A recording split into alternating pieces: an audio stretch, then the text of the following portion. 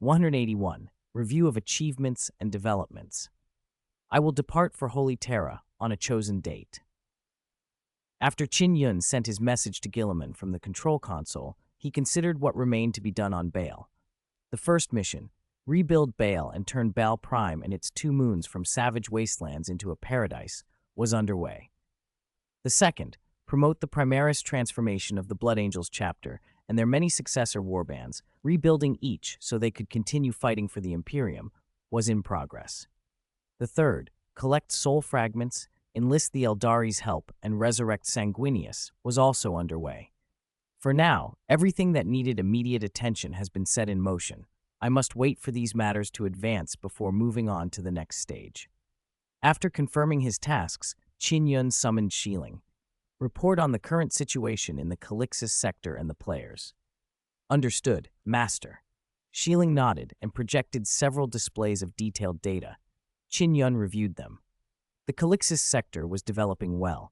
In the military domain, the Departamento Munitorum had established a defensive line at the landing port to guard against Xenos and Chaos incursions from the Coronis expanse. Simultaneously, they had begun stockpiling supplies at the Wandering Port and using present technology to stabilize the Great Maw Passage, the key to a full conquest of the Coronis expanse. Centuries had passed since the Great Maw was first discovered and humanity's reach into Coronis began.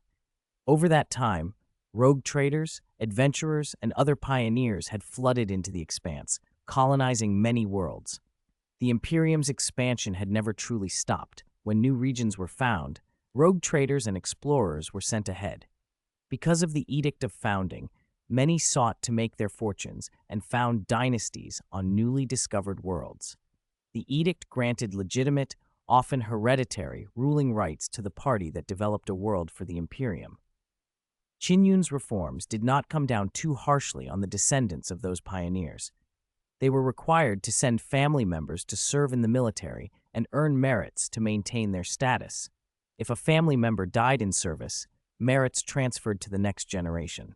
In short, so long as they governed honestly under imperial law and did not provoke uprisings, their families could usually keep their governorships. If they ruled oppressively and lost popular support, then, the mandate has been lost, others could take their place. A brief history briefing accompanied the military report. The Coronis expanse first entered public awareness in 101.M38 when rogue traders and Adeptus Mechanicus scouting forces reported a possible stable passage along the edge of the Calixis sector through major warp turbulence.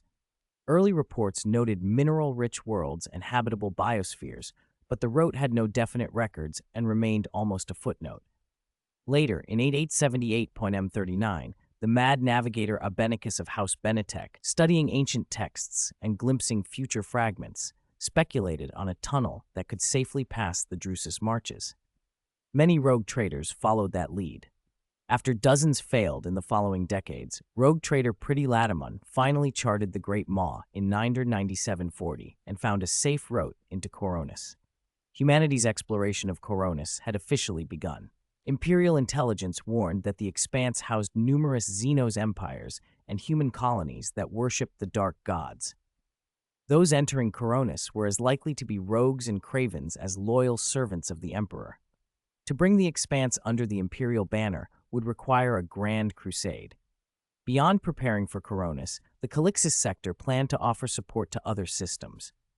Qin Yun knew, however, that the army could not be truly effective until he secured Guilliman's backing and enshrined reform as state policy. It would be cruel to watch innocents die in the meantime, but he remained unmoved. Deploying the current forces recklessly would only feed local power holders who would manipulate imperial troops for their own ends. Without central reforms and oversight, any army sent would become a tool of entrenched nobles. Loyal soldiers would die reclaiming worlds only for the same nobles to return, reap the spoils, and continue to exploit the populace. Once Qin Yun reached Holy Terra, gained Guilliman's support, and made reforms official, the deployed forces could both support and reconstruct, transforming liberated worlds instead of leaving them worse off. He moved on to economic and social developments. Thanks to the expansion of the Imperial Bank and an instant communication network, the Calixis sector's economy had surged. Interstellar trade grew, transport efficiency rose exponentially, and the sector began to approach the scale expected from an interstellar civilization. Culturally, a new education system integrated with the state church had been implemented. It boosted loyalty to the Imperium and the Emperor while teaching a wider curriculum, including controlled instruction about the warp, now unavoidable public knowledge since the Great Rift had opened. Religious studies were emphasized as essential. Humanity must learn to coexist with the warp, understand its dangers, and combat demonic threats with faith. In research, the Adeptus Mechanicus showed renewed vitality. Under strict conditions, they began to rebuild humanity's foundational sciences. Technologies commonplace in other species had to be matched, and most mundane technologies carried little risk of corruption so long as they did not involve the warp. Only fields that used or directly interacted with the warp were prone to corruption. The Adeptus Mechanicus proposed a solution: isolate all warp-related technologies and formalize a new discipline, mysticism, restricted to Mechanicus adepts loyal to the Emperor and performed under the oversight of the Inquisition and other authorities. Very good, Qin Yun said.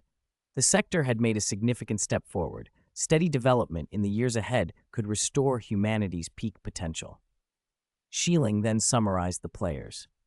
Since the game's launch, 11 batches of players had entered: 15, 30, 80, 200, 600, 1,000, 3,500, 8,888, 18,000, 50,000, and 100,000, roughly 200,000 players in total. The number wasn't huge, smaller than the casualties of a single major battle, but the players were not meant to be cannon fodder. They were catalysts. They had had a remarkable impact across technology, culture, military affairs, and even cuisine, injecting vitality into the stagnating Imperium. Player levels were rising. The highest ranked were War Master and Shi Si Lang, both at level 17, one level short of becoming Primaris. In technology, Dora Workshop used Necron remains to reverse-engineer dimensional spaces, warp jump methods, and fundamental materials science with Sealing's computational power and Adeptus Mechanicus assistance. Once they made key breakthroughs, human technology would leap forward. Qin Yun had privately asked Shieling to pay special attention to dimensional space research. After all, player inventories were a staple of any game. Without some form of personal dimensional space, players could not carry pets, mounts, gear, or consumables. Seeing they couldn't beat Dora Workshop in physical tech, the MC Dynasty had taken the biological route. With biological Mechanicus help and Sealing's support, they had initially subjugated the Norn Queen and stolen the Tyrannid gene pool. The Great Devourer reacted angrily, attempting daily connections to the Norn Queen to delete the database, but the MC Dynasty's defenses held. The Devourer's repeated attacks failed, leaving it impotent as humanity siphoned its genetic resources. The MC Dynasty was also researching the Hive Tyrant and planning human-directed evolution, using genetics to give the human brain capacities comparable to, or even beyond, silicon-based machines. Qin Yun thought the plan audacious, perhaps insane, but the possibility existed. Current brain evolution projects aim to create human neural architectures on a vast scale. Alongside this human brain-computer concept, MC Dynasty projects focused on enhancing intelligence and strength while preserving human genetic purity. The other major player research group was the East Asia Research Institute, founded by Old Bird and Wu Mao. Their team, full of PhDs and top scholars from Holy Terra, didn't chase physical or biological tech, but fundamental theories. Completing humanity's fundamental sciences mattered enormously. It underpinned all future technologies. Qin Yun thus allocated them significant resources and computing power. Smaller warbands continued niche research. The Agricultural College studying orcs, the Demon Hunter faction probing dark word phenomena, and the group nicknamed Hogwarts exploring psychic spellcraft. Qin Yun monitored them less intensely. Beyond laboratories, the players adventured across the Calixis sector, Ultramar, the Baal system, and even the Imperium's heart, the solar system, fulfilling quests and destabilizing entrenched systems in ways Qin Yun had foreseen.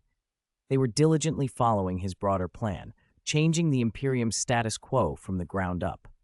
Qin Yun then turned back to Shieling. How is the reverse engineering of energy-to-matter conversion progressing? P.S. There will be another update tonight, minimum 6,000 words, aiming for 10,000. 182. Raiders of the Dungeon. Obtain the Holy Relics. It's currently undergoing reverse analysis. It'll take some time.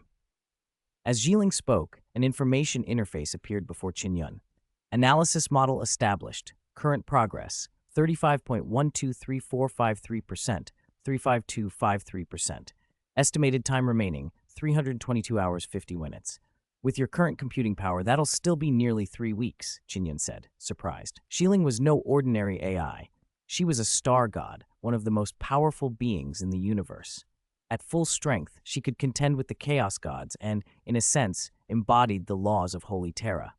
The theoretical design of this conversion technology is extremely advanced. The fact you can analyze any of it at all is remarkable, she added. It only needs a little time. The cost is negligible. I understand. Qin Yun rubbed his chin and closed the analysis interface. By the way, the Battle of Baal is over. Once I'm done here, I'll head to Terra. While you're gone, you should upgrade first, Jiling replied. The colonies in the Red Scar are heavily irradiated, but they're rich in minerals. I'm sure we'll be able to mine enough to upgrade you soon, Qin Yun said. Jiling understands. Jiling will find time to issue tasks and have the ores transported here. Jiling nodded. Master, how long do you plan to stay on Terra this time? It's hard to say. I'll need to be there at least a month or two to carry out deep reforms. Qin Yun wasn't sure how long Terra would demand of him. Terra was a bottomless pit. Every ambitious figure in the Empire congregated there, and those who had survived did so by being cunning. He'd have to watch them closely to make sure they didn't sabotage his plans. He wouldn't be tied to Terra forever. The Emperor had granted him a skill to descend to the player's side. By sending all the little alpaca out, he could move throughout the galaxy without being trapped by Terra's bureaucracy. You must help Master watch things here. If any problems arise, tell me immediately. Qin Yun reached out and patted Shiling's head. Don't worry, Shiling will watch over the Calixis sector, Shiling said, clenching her fist. Master trusts you. Oh, help Master send a message to the top players of the Emperor Numa battle group. Tell them to prepare to accompany me to Terra. Okay. Jiling quickly drafted and broadcast the escort mission. Escort mission, accompany the guide to Terra. The guide has received a commission from Guilliman and will go to Terra to promote reforms. This is an extremely dangerous task. Since the Emperor took the Golden Throne and the Primarchs disappeared, an enormous network of vested interests has grown on Terra. If the guide promotes reforms, it will inevitably provoke these forces, who will regard him as a threat and attempt to eliminate him. High likelihood of retaliation, assassination, and multi-level targeting. The guide needs trusted individuals to accompany him to Terra, help clear enemies, and complete the reforms. Basic reward, 150,000 contribution points, 35,000 honor points, 110,000 faith points. Bonus reward, additional awards based on mission performance. Shiling sent it out. At that moment, the players of the Emperor Numa battle group were gathered in the mess hall of the Exemplar St. Fist, celebrating the acquisition of the Eagle Medal. The mess hall was massive, 130 meters long, 50 meters wide, and more than twice as tall as it was wide. Unlike the Western long table style common on Imperial warships, the Exemplar St. Fist favored a distinctive Chinese layout. Dozens of solid hardwood. 8 Immortals tables set throughout the hall, piled with delicacies, fruits, and beverages. In the center, several attendants grilled food over a circular charcoal basin 3 meters across. Red-hot coals radiated waves of heat. The players sat around the grills, cooking an alien creature they had bought from a traveling merchant, the so-called winged squirrel. Though called a squirrel, it barely resembled Terra's rodents. It had a bushy tail rigged with sharp barbs, 3-toed hands and feet ending in hooked claws that could rip flesh, membranous limbs for gliding, pointed ears, and rows of fangs. Aggressive and deadly if one was careless, its meat, once the fur was removed, guts cleaned, spiced, marinated for 2 hours, and slowly grilled, was surprisingly delicious, chewy yet tender. Alongside barbecue, tables held steaming hot pots with bizarre marine creatures from distant worlds, all fresh from the fleet's merchants. This thing isn't related to Cthulhu, is it? Shi Lang joked as he picked up a tentacled seafood piece with fleshy wings. Probably a Cthulhu larva, the War Master said, dipping a slice of grilled fish in sauce. Texture's better than crispy carp. I suspect it's a Deep One descendant. It has muscles, doesn't look like a proper fish. Cthulhu's whole family is lucky to meet us, Ningba Ren said. They'll all be neatly boiled in a hot pot. Cthulhu's at least an old one. He wouldn't be reduced to hot pot, would he? Shi Lang tossed a piece into the boiling broth. Haha, you never know. The Warhammer universe is full of ancient, hidden powers who've lived millions of years. Running into trouble isn't unusual. Old ones might be rare on Terra, but in space you can fly a straight line and hit half a dozen oddities, someone added. That Lord of Dust and Ash we fought looked ancient. It's a pity it escaped. If we'd caught it, we could have stewed it. Looked like it'd make a potent aphrodisiac. No rush. The monk may flee, but the temple stays. It'll come back to the Calixis sector. The officials will keep advancing the Calixis storyline. There are terrifying things in that sector not yet dealt with. Don't always obsess over Calixis. The Halo stars and Ghoul stars are crawling with demons and monsters too. Never mind old ones. Lower-ranked gods are bad enough. What do you think other galaxies are like? If the Milky Way is this chaotic, didn't they say humans from the Golden Age traveled to other galaxies? Maybe they'll show up later in the plot. Who knows? There could be stranger things out there. Guanbao popped a mushroom slice into his mouth. Do you think Cthulhu might be captured by an orc boss and forced to breed Cthulhu babies for orcs to fight? The War Master almost choked. No, brother. That's outrageous. Warhammer OL's official story wouldn't stoop to Warcraft-level vulgarity, right? Just thinking of the Red Dragon Queen being reduced to a breeding tool makes me cringe. Don't say that. Remember the Middle Ages? A chaos god got imprisoned by the Great Horned Rat to play cosplay. I'm curious, if Cthulhu's used for breeding, who would be the mate? Ningba Ren grinned. An orc boss? Maybe a Gretchen? Can a Gretchen do it? Would stirring a pond with a toothpick be meaningful? Orcs are fungal, doesn't mean they have those parts. Stop, I'm imagining things. If you say more, I'll puke. The War Master waved his hands and steered the conversation away from lewd fantasies. The players ate, drank, and ruminated on everything from the Titan of the far eastern frontier to Father's Garden in the Ghoul Stars and the war with old ones beyond the galaxy. Their talk was wide-ranging and sometimes scandalous enough to bewilder the servants. The gods, for their part, paid little attention. Had they listened, they might have acted to refine these impudent god-chosen. This is great. Warhammer food's actually pretty good, the War Master said. Eating in the Warhammer OL game was fun. You didn't gain weight, suffer food poisoning, or get hangovers. True, the nobles in the Warhammer universe live well, Shi Lang said. It's the lower classes that suffer. No matter where you go, it's the lower class that pays. The Hive City's bottom rung works 14-hour shifts while the upper echelons indulge. Humanity advances, but inequality persists. The Imperial cesspit is why chaos grows so strong. Forget it.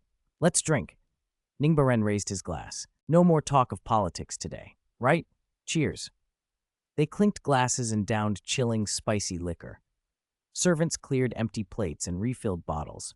Just as the players were getting loud and tipsy, a cherub drone hummed over. Its anti-gravity devices sang. Its mechanized wings clicked, and its emerald optics glowed as it scanned and calculated the route to a mission objective. It hovered before the War Master and Shi Lang, emitted a beam of light, and projected a luminous mission interface displaying the newly released escort mission. Another mission, someone muttered. The guide wants us to accompany him to Terra. This looks serious. We're going to deal with the powers on Terra. Reform's never easy. Touch the Gravedigger's wealth, and they'll fight back like cornered beasts. Don't underestimate them. During the Great Crusade, they even dared to strike at the Emperor. Assassinate the Emperor? Isn't that an exaggeration? Think the Custodes are show? There are as many who want to kill the Emperor as carp in a river. The players debated missions, Terra's bureaucracy, and the Custodes before eventually collapsing around the tables and sleeping off the feast. After waking, they rushed to report and prepare for Terra. While the Battle of Baal ended and reconstruction began, Players in the Calixis sector stayed busy clearing remaining Xenos forces and Chaos minions. The Battle Rose warband, led by Little Alpaca, had not taken part in Baal. They were still finishing the Space Hulk Twilight mission. Ready? Sergeant Chaplain Agamo asked, watching the God-chosen lined up before him.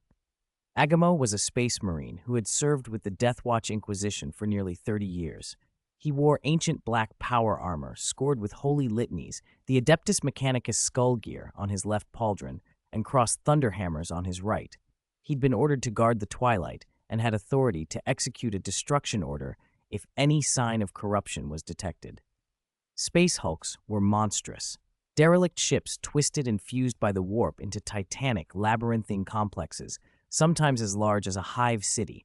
The Twilight had drifted for years, bloated and grotesque. It should have been destroyed, but a biological signal from a legendary Inquisitor had been detected inside, so they sent a team to explore. "Yes, we're ready," Little Alpaca replied, saluting. "May the Emperor protect you," Agamo said. "The teleport beacon is still active. Adeptus Mechanicus tech priests will teleport you to the Hulk's entrance." They marched to the teleport deck. The leading players wore heavy exoskeletons, vanguard armor of active nanometal and ceramite layers, with shields and shoulder cannons ready. Little Alpaca closed his eyes, performed the ritual prayer to the Emperor, then gave the order to move. The Hulk's interior was dim, red emergency lights scattered along the corridors, but functional lighting seemed strangely intact. Lights that should have long since died remained on. Little Alpaca and company ignored that anomaly and followed the path they'd cleared earlier into the ship's depths. They passed the remains of enemies they'd killed on their last run. Their heavy boots echoed in the silent passage, the whir of servos and fibers a metallic chorus in the gloom. They activated Auspex scans. HUDs painted the dark corners. A chilling aura swept through the group. Purity seals on armor began to smoke. "Here it comes again," Little Alpaca said, raising his bolt gun. Several battle sisters primed their weapons. Ghosts? Daemons? Yu Zhejiang, a female player with a cute voice and a power sword glowing with a ghostly blue field, peered into the darkness. Probably ghouls. Grey Baby, another player, activated a chainsword etched with scriptures. Its teeth chewed the air as the servo motors howled. Strange cries rose, and the enemies, rotted, hideous faces in stained, torn uniforms, slithered into view. They wielded crude weapons and issued unearthly roars. "More ghouls!" Little Alpaca shouted. Bang! Bang! Bang! Blessed rounds struck the creatures, ripping their rotten bodies and releasing trapped souls. Battle Sisters surged forward to butcher the swarm. Several state church players chanted litanies, invoking the Emperor's blessing to purify the ghouls and free their souls from warp servitude. "Times have changed, you poor wretches," one state church player intoned. "Let me show you Warhammer-style exorcism." He swept his ritual staff. A ghoul lunged but was smashed away, its body breaking. As it tried to reconstitute, the player prayed. An ethereal light fell on the thing, and it screamed as warp influence burned away. The corpse fell inert. They weren't new to the Twilight. They knew how to fight these ghouls. This encounter ended quickly. Confirming the area clear, they pressed deeper into the ship, abandoned for centuries. Within lay a menagerie of horrors, wandering ghouls, flesh-mutated creatures, warp-born daemons. "Since I started playing Warhammer OL, even Chu Marin looks delicate," one player joked after punching a crawling monster. "Just recording this run and releasing it would make a horror movie to surpass Silent Hill," Grey Baby said, grimacing as Yu Zhejiang fired a bolt pistol at a distant, writhing monstrosity. Thanks to enhancements and the Emperor's blessings, the players kept their composure and bantered as they cleared corridors. After dozens of engagements, the sisters finally reached the source of the legendary Inquisitor Adokin's biosignal. They didn't find the Inquisitor, only a massive tentacled, eye-studded mass of flesh. And on a high platform behind it, bathed in a pure, chilling glow, rested the object they had longed for, the Daemon Codex. Nearby, they could also make out the weapon known as Light's Duty. Little Alpaca felt the group's breath catch. The final barrier stood before them, the titanic, writhing guardian between them and the relics. 183. These damn Terran insects. Priests, keep your distance, keep praying, and use long-range heavy fire. Players in heavy exoskeletons, raise your riot shields and hold the front, block its charge. Damage dealers, find cover and protect yourselves. Stack your buffs, don't be timid, just go in. Little Alpaca barked orders through the team channel with military precision. Players scrambled. They took cover, cast buffs, and readied themselves. The creature noticed them. One by one, its eyes fixed on the intruders, blinking, and a mouth opened on its tar-black amorphous body, emitting a sinister gurgling whisper. Fresh flesh and souls are always so delicious. I have forgotten when I last tasted them. Little Alpaca faced the warp-formed monstrosity without flinching. Skills like steadfast as iron, fearless, and pious service steadied her against warp creatures. "Where is Inquisitor Aduogen?" she demanded. Average, the thing laughed.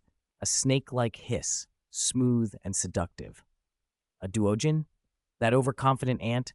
You will never know where her corpse lies. No one learns secrets from the malicious Tsar. Little Alpaca frowned and repeated, "Foolish warp spawn, in the name of the God Emperor, speak all you know." She activated deterrence. Her voice carried the cold majesty of the Emperor.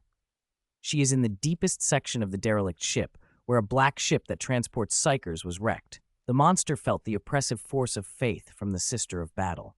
An ugly fear arose, and it spoke the truth. Once deterrence faded, annoyance twisted its features. An eternal denizen of Tsinch, it resented being browbeaten by a short-lived child of Holy Terra. If the warp learned of this humiliation, it would be mocked. It needed to save face. Gurgling from within, more mouths erupted across its twisted form, and together they spat. "What right have you to question me, minion of the Corpse Emperor? Since you're so eager about a duogen, then die." The thing lashed massive tentacles and struck. "Fire!" Little Alpaca shouted, igniting the thrusters on her back. Azure flames roared from the nozzles, and she ghosted through the air. Her first awakening had brought the Emperor's blessing, enhanced motor nerves that made her reflexes unnaturally fast. A terrible whoosh cut through the hall as thick tentacles swept the area. A player in a 4-meter-tall exosuit took a direct hit. His energy shield held only seconds before shattering. The chest plate buckled. The armor collapsed. He flew into a distant wall with a dull, heavy thud. The exoskeleton was mangled. He was dead, utterly hollowed. "Watch the tentacles," Little Alpaca warned. "Everyone switch on attack dynamic detection, predict tentacle arcs and mark danger zones." She engaged her suit's prediction mode. The model anticipated where the tentacles would land and the coverage area, virtually creating red warning zones for the boss's attacks. Once they used it, players dodged through the onslaught. Little Alpaca silently applauded the developers at Dora Workshop. The mechanic was ingenious. The monster's tactics were simple: tentacles and explosive flesh bombs. Predict them, and you could avoid damage. Little Alpaca and several Sisters of Battle taunted the beast, drawing its eye. When it focused on them, they used thruster mobility to dance out of reach. The creature also lashed psychic assaults, but faith-forged spiritual barriers made the sisters immune. Other players struck from cover or distance. Salvos of bolter rounds, rockets, melta-beams, and incendiary fire stitched into a crimson net that shredded the creature's flesh. Black blood gushed, turning the hall into a muddy mire. The thing finally collapsed, torn to pieces. Perfect. Gray Baby cut her thrusters and landed beside Little Alpaca. That ugly thing was tougher than it looked. Before Little Alpaca could reply, a chilling wind swept the hall, carrying whispering malice. The blood on the floor began to congeal and then froze solid. "Warp energy surge," warned Mengzhu, the state church psyker with milky white eyes. "It isn't dead yet." The frost thickened. "Does it have a second phase?" someone muttered. "I knew this dungeon wouldn't be simple." "Split up," others cried. The shredded flesh and blood, once scattered, began to pull together, drawn by an invisible force into a giant composite sphere. "Fire! Don't let it reform," Little Alpaca ordered, trying to destroy it in the embryonic stage. Bullets and beams pounded it, but an invisible field flared, and the flesh ball hardened into a shield, stopping every attack. Then it burst, revealing a new horror, a 4-legged, human-faced daemon with pale eyes and no lower jaw, its exposed maw lined with jagged teeth. 3 great tentacles rose from its back, tipped with barbs. It moved with terrifying speed, crawling on walls and ceilings and tearing rifts to summon reinforcements. Hideous demons, slick with blood and rot, their screams piercing. They spilled from the warp like a tide. The sudden tide of daemons shattered the player's formation. The creature leapt from the ceiling, tackling a player. Its back tentacles pummeled the victim until the helmet and head were pulp, then it vanished into the dark. As players chased the fleeing monster, daemons swarmed, ripping even those in power armor apart. Casualties mounted. "Don't panic. Regroup," Little Alpaca shouted. "Heavy exosuits form shields and protect the priests. Psychers, lock onto the monster and mark its position. Tighten up, support neighboring squads." Her command steadied the terrified players. They reformed and killed wave after wave of demons. Charred corpses littered the floor. The monster, watching its minions fall, fixed on Little Alpaca. She was the greatest threat. If it couldn't kill her, these humans would remain dangerous. It slid along the ceiling, seeking the old ambush. But the team psyker had already locked onto its position and broadcasted it. Little Alpaca feigned ignorance. As the worming thing lunged, she hit the thrusters and rocketed up, driving a roaring chainsword into the beast. The blade sank through its bulk and split it cleanly in midair. Blood sprayed. The halves thudded to the floor with a grave shriek. "I will return. The malicious Sar will have its vengeance," the dying thing screeched. Its vitality was foully tenacious. Even halved, it cursed and writhed. Players swarmed in, hacking the remains into pieces until the warp could reclaim it. After the last demon faded, Little Alpaca climbed the high platform and took the Daemon Codex. "Worth the trip," she said. "A holy relic." "There's another one," Yu Zhejiang said, sheathing her bolt gun and longsword as she stepped up. "The remaining sword should be where Inquisitor Aduojin made her stand. Everyone rest for now. We'll push deeper later." Little Alpaca radioed Brother Agamo outside and had him send supplies by servitors and drones.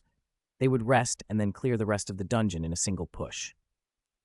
On the Macragge's honor, amid the roar of the quantum engines, a teleport flare popped on the teleporter platform. A group of figures materialized: Qin Yun, the War Master, Shi Lang, Old Bird, Wu Mao, and other high-level players. "Ah, Saint, you finally arrived. You kept me waiting," Guilliman joked, walking up with Sicarius and a handful of aides. Ever since arriving on Terra, he had kept a stern public face. Any weakness would be noticed and exploited. But with Qin Yun, he let himself unwind. Sicarius and the others gaped when they saw the Saint. At first glance, many mistook him for the 9th Primarch, Sanguinius, returned. Qin Yun ignored the surprised murmurs. After saluting Guilliman, he teased, "Lord Regent, I had to see things through where I was. Besides, you're the Regent. How could I harbor grievance? Haha, as long as you're here, we can begin." "Let's discuss the reforms," Guilliman said, and led him to the strategic room for a private meeting. While the Primarch and the Saint spoke, the War Master sidled up to Sicarius. "God chosen, may I have a word?" "Do you mean Titus?"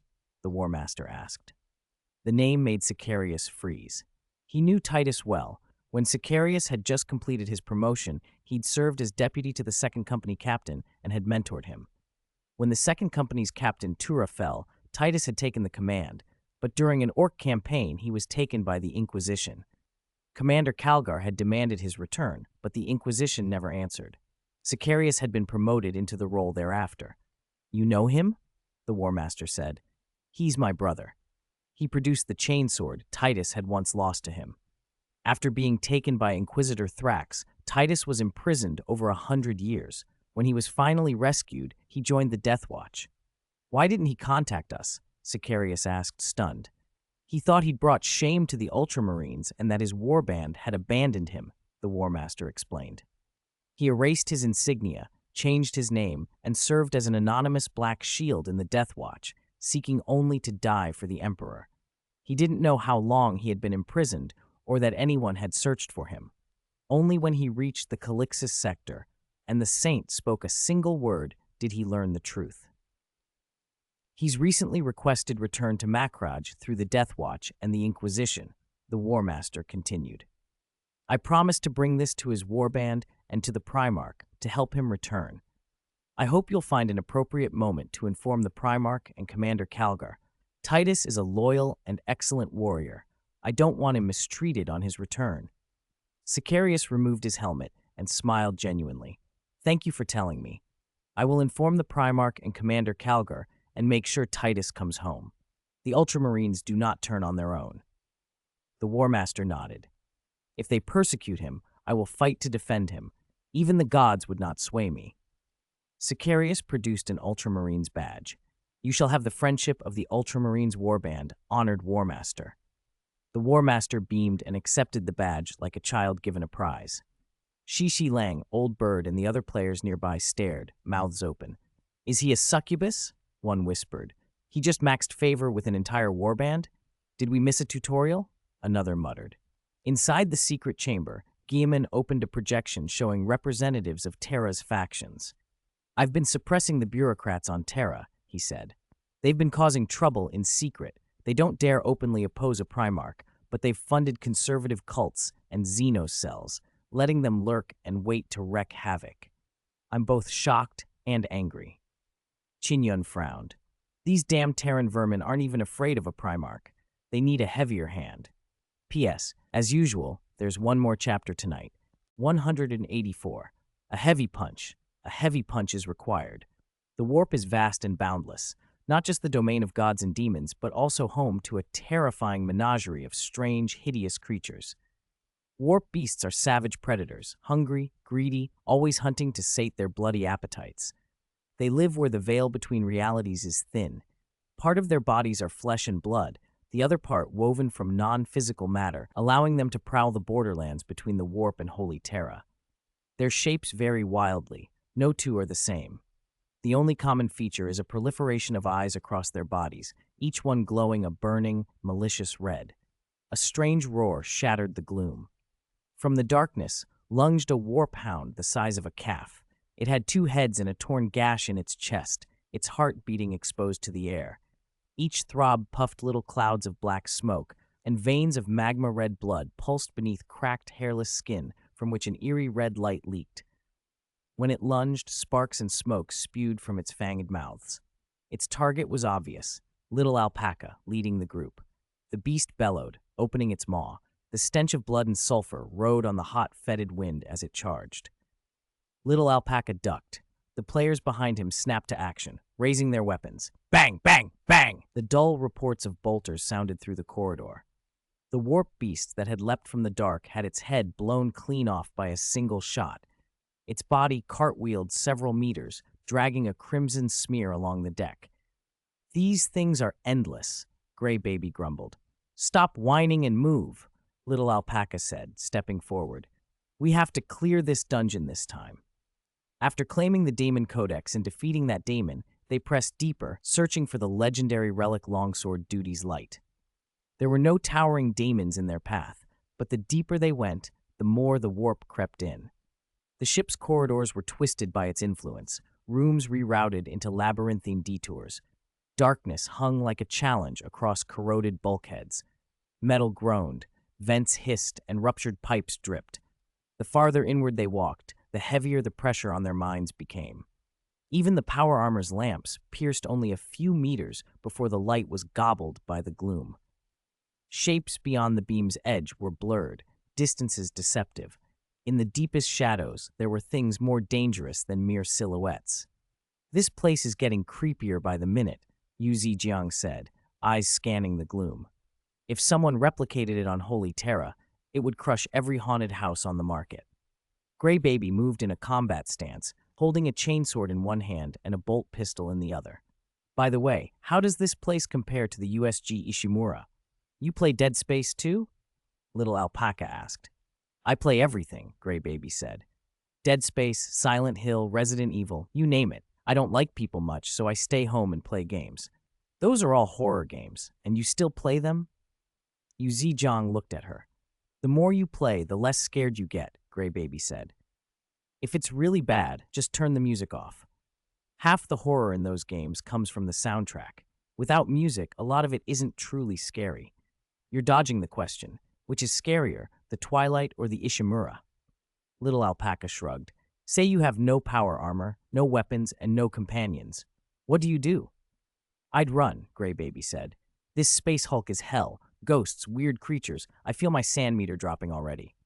You already answered, Little Alpaca said. The Ishimura is terrifying because of necromorphs. Twilight isn't just necromorphs.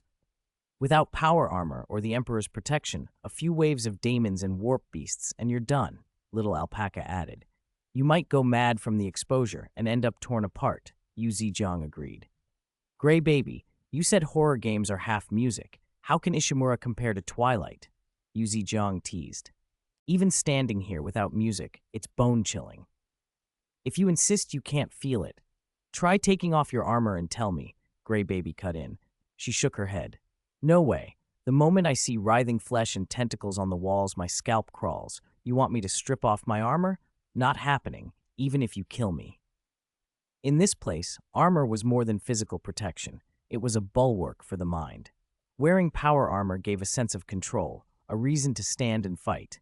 You scared? Yu Zhejiang teased. It's not fear, it's revulsion, Gray Baby said. Those ceilings, tumors, tentacles, just disgusting. I don't want to touch them. Laughter crackled over the comms. If you're scared, you're scared. No explanation needed. We only dare to explore places like this because there are so many of us. Fewer people, and we'd all turn and run. Warhammer OL really throws everything into the mix, another player said. Ghosts, daemons, gene cults, you name it. +1. This game could stitch together half the games on the market. The galaxy's big enough for all of it. They bantered as they moved deeper. Warp beasts and warped demons still sprang at them now and then, but familiarity had blunted their fear. In uncertain stretches, they fired to flush movement, a few shots for a twitch, a grenade for a big disturbance. They also pasted purity seals on walls to ward off warp energy. Logistics weren't a worry.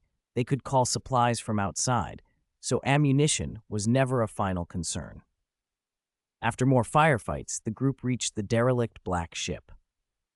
There are two kinds of black ships. The Inquisition's black ships, armed, mobile containment cruisers that sometimes carry Death Watch or Grey Knights and serve as detention and interrogation vessels, and the state black ships that collect psychers across the Imperium, managed by the Black Ship Fleet, Silent Sisters, and the Astropathic Choirs and Scholastica Sicana. The former are like mobile prisons and research stations, the latter ferry psychers, protected by anti-psychic wards. Every Imperial world is visited by a black ship at decennial or centennial intervals to collect psychers. Corrupt ones are executed, compliant, useful ones are trained, and others are sometimes sent to Terra as fuel. The ship before them belonged to the Inquisition. Careful, this is an Inquisitor's black ship, Little Alpaca warned. They were here to investigate the vessel once commanded by Inquisitor Aduojin, a ship that once held more than prisoners and psychers. They stepped inside. Black ships are essentially vast prisons. Cells lined the halls, once sealed by heavy wards. Now most of the pentagram arrays had been destroyed. What a shame, one player said, looking at empty cells. I was hoping for Xenos or special containment items. You want a wish-granting lamp? Someone joked. From fairy tales or from the Lord of the Mysteries? Another shot back. In the Warhammer universe? Obviously the latter. Then never mind. I can't handle that. As they inspected the cells, a whispering wind slid from a dark corridor. Weapons leveled. Everyone tensed. Mengzhu, eyes all white, moved forward and called into the dark. Show yourselves, servants of the Imperium. A pale mist gathered. Ghostly figures resolved out of it. Soldiers, servants, jailers, white outlines like echoes of the dead. Yu Zhejiang blinked in surprise. Undead? Warhammer picks up everything, Gray Baby muttered. Cthulhu, gene cults, haunted spaces. Of course there'd be ghosts. Mengzhu approached the apparitions. We are servants of the Emperor. Who leads you? Why do you linger here? The spirits parted. A man in acolyte robes stepped forward and gave an Aquila salute. We serve this ship? Warp, he said. Call me Vogel. I and these others served Inquisitor Aduojin. Did you come because of my master's biosignal? Little Alpaca asked. Vogel's ghost sighed. She is dead. When she destroyed the daemon, the psychic shock from its death swept her soul and the souls of those Grey Knights into the depths of the warp. Sadness tempered his spectral features. That is bad news. Little Alpaca trained her bolter on Vogel. If Aduojin is dead, why did she send a signal? I did, Vogel admitted. Little Alpaca's finger hovered on the trigger. A blessed bolter round could rend even an apparition. No trap? Little Alpaca demanded. No, I only wished someone would retrieve my master's body. She gave everything for the Imperium. She should not be entombed here with the demon. Vogel spread pleading hands. You may kill me. I only ask that you take my master and the Grey Knights home. Little Alpaca glanced at Mengzhu. Is he lying? No. Mengzhu shook his head. All right, lead the way. Vogel led them deeper, recounting the ship's last days. A duojin had tracked the daemon across half the void and lured it onto the black ship. With a squad of Grey Knights, she slew it, but the psychic blast from the daemon's death killed or drove mad many aboard. The ship was flung from Holy Terra into the warp. Warp entities found the stricken vessel and set about consuming the surviving souls. Protected by the legendary relic Duty's Light and the ship's anti-psychic design, the crew had survived long enough to learn to fight the demons. But slowly, the warp's rot crept in. Vogel's gaze flicked to the gilded, chain-bound book at Little Alpaca's hip. Is that a daemon codex? Yes. Little Alpaca kept her bolter leveled. There's a ritual in it that can free bound souls, Vogel said. Maybe, Little Alpaca replied. It depends on the situation. Vogel bowed his head. If you refuse, at least take my master and the knights' bodies. You said they were good people, Little Alpaca said, impatient. I don't want to hear a sermon. Move. He led them to the end of the spine corridor, before a hatch glazed with frost. Beyond it lay a frozen chapel.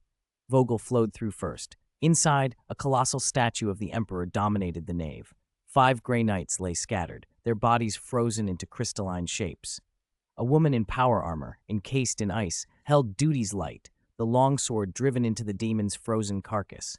Tentacles, eyes, and a maw rimmed with jagged teeth were frozen in a tableau of death. Tell Brother Agamemnon to send a transport shuttle. Let us bring our heroes home, Vogel intoned. Little Alpaca holstered her bolter and drew Duty's Light from the encased corpse. The moment her hand closed around the hilt, a warm current flowed up her arm, pushing back the warp's chill. Thank you for your mercy, Vogel said, bowing to her. If their bodies return to the Imperium, my master and these knights will surely be reunited with the Emperor. Little Alpaca raised an eyebrow. You're not going to beg? Ask for my mercy? It is enough that you will take them, Vogel said quietly. I dare not ask for more.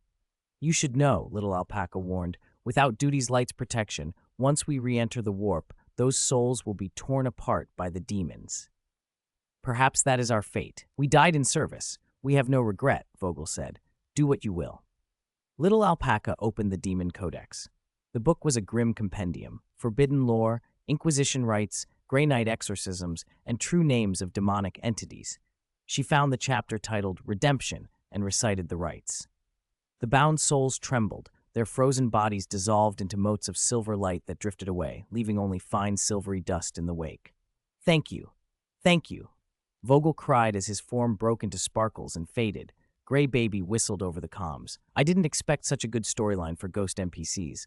I figured it'd be nothing but fights. A redemption arc. Nice work, devs. Yu Zhejiang's appraisal of Warhammer OL climbed higher. The game's dungeons were deep, its stories rich. Stop talking. Gather the silver dust. What is it for? Grey Baby asked. We don't know yet, Little Alpaca said. Maybe a rare crafting material in the next update. Just pick it up. It won't take much space.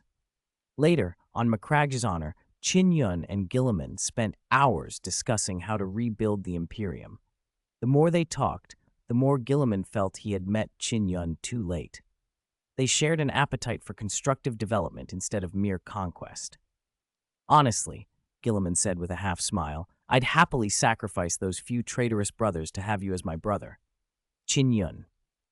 Even if you weren't my brother, I'm sure you'd still be keen to sacrifice them, Guilliman joked. Regent, I never knew you were so greedy, Qin Yun replied.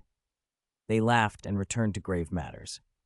The Great Raider was still expanding the Great Rift with a plan called the Crimson Path. If it succeeded, a corridor would open between the Eye of Terror and the solar system, and Terra would face Chaos demonic legions head-on. Worse, crucial warp lane hubs in the solar system had already fallen to Chaos. Only Valoris remained under their control. If they did not counterattack, the Great Raider would isolate them within the solar system, and the Imperium would lose control over vast territory. I understand, Qin Yun said. With me on Terra, you can go to war with fewer worries. As they left the secret chamber, Sicarius came running with bad news. An accident occurred during the Fifth Fleet's assembly at Uranus's equator. The warp engine of the Fires of Devotion exploded. 4 ships were sucked into the warp, dozens of vessels severely damaged, and 3 star forts crippled. The Inquisition suspects sabotage. They're investigating, ascertain casualties, and salvage what we can. Anger flashed across Guilliman's face and was stifled by duty.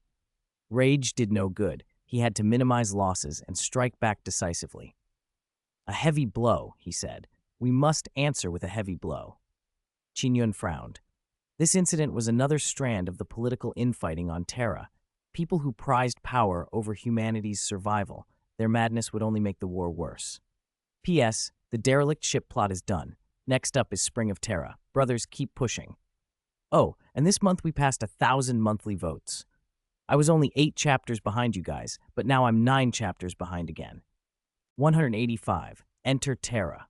The final loss report for the unexpected disaster that struck the Fifth Fleet landed on the desks of Guilliman and Qin Yun like a cold verdict. Including the flagship Flaming Embrace, 6 capital ships had been completely destroyed. 17 other vessels were severely damaged and limped back to port. A star fortress and an orbital platform in Uranus orbit had been hit. The planetary defense grid had to be brought online to blast apart drifting debris and prevent cascading catastrophes. The material losses were only one side of it. The human toll was catastrophic. 3 companies of White Consul Primaris Space Marines wiped out, 15 regiments of Cestian skirmishers annihilated, 57 Tyrannus House Nightmechs lost. Countless sailors, mechanicum servitors, and tech priests, navigators, and astropaths were dead or missing. The Flaming Embrace had been fully crewed and outfitted, awaiting only final inspections before it could sail with the fleet. Then the explosion happened. Senior General Tura Presorius, overall commander of the Fifth Fleet, together with representatives of the Adeptus Mechanicus and Inquisitor Galen, the officer charged with investigating the incident, were summoned to Guilliman's chamber. Fleet Commander, you may speak, Guilliman said. Presorius was a heavy man, flesh folding thickly at his neck. A bionic eye glittered at one socket, and thought-amplifying implants had been grafted at the base of his skull to boost cognition and analysis. He bowed his head. Primarch, I apologize for this failure, but I must emphasize, this was sabotage. We did our best to screen and control, but our enemy was far more cunning than we imagined. He reported the Mechanicum's reconstruction of events. Personnel in the conventional power engine room had been ordered, wrongly, to perform an engine ignition test. When the ignition fired, an unconfined plasma pulse drove into a fuel chamber that was being filled with reactor coolant. If the chamber had been either full or empty, the pulse would have been harmless. Instead, it was half-filled, with a dangerous atmospheric mixture still inside. The plasma strike set off a massive explosion. That blast damaged the main reactor's plasma regulation systems. A corrupted control sequence prevented pressure relief, and an uncontrolled fusion reaction followed. The chain of detonations propagated to the warp drive, which was in maintenance and running at low frequency. The warp engine detonated, tearing open a rift of astonishing scale, and the result was the disaster that crippled the Fifth Fleet. If any link in that chain had failed, Presorius said, the losses would have been limited, at worst, a single ship crippled. The post-incident review shows that mechanical priests had inspected the explosive zones, but those who initiated the test were given false reports and believed maintenance was complete. Guilliman turned to the Adeptus Mechanicus. They confirmed the findings. Then he looked to Inquisitor Galen. We're pursuing the available leads, Galen replied. He was a broad-shouldered man with half his face replaced by metal, a black cloak drawing around him as he stepped forward. Before the Flaming Embrace detonated, several duty rosters were altered. Our preliminary conclusion is that the enemy orchestrated a series of deliberate accidents to trigger the catastrophe and to delay the Fifth Fleet's muster. I suspect multiple departments are involved, he added. As Galen spoke, Guilliman's hand kept clenching and unclenching. Rage built inside the Primarch like a pressure wave, but he maintained his composure before the assembled officers. Once the Inquisitor and the others filed out, Guilliman no longer bothered to hide his fury. He slammed his desk so hard the gilt rattled. The last fragment of hope he'd pinned to the investigation report evaporated. This had been a blatant, human-made atrocity. How dare they cause so much death? he raged. He paced, an enormous figure of barely contained wrath, wanting to seize the architects of this crime and tear them apart. After a long moment, he regained control. He turned to Qin Yun. "We must accelerate. We cannot wait. Those bureaucrats have crossed every line. I wanted to give them a dignified way out, an escape route, so they wouldn't fight to the death. But that's over now. We need a thorough purge, decisive and ruthless." Qin Yun nodded. "Then let us move quickly." Gilliman's voice cooled into strategy. "You will go on the expedition. I will take Terra and begin the purge here." Even reform required subtlety. Drive those with entrenched interests into a corner with no avenue of retreat, and they will choose desperate, ruinous resistance. Better to leave a plausible avenue for retreat and peace and allow the reforms to proceed without total collapse. Gilliman had intended to be that opening, but the sabotage had changed the calculus, forced a harder hand. "I've summoned Jack," Gilliman said. "She has just assumed office as Imperial Regent. She can help you manage the current Terra Council. The rest is up to you, Saint." News of the flaming embrace spread like poison through the Imperium, despite the immediate sealing of official channels and the gag orders placed on those involved. Rumors ran rampant. Casualty figures were inflated into millions. The economic and strategic losses were incalculable. The Indomitus Crusade, barely underway, was already cast in a pall. Jack, who had just succeeded Tyrene as Imperial Regent, was shaken by the reports. She had been Tyrene's aide for years and had been schooled in the labyrinth of Terra's administration.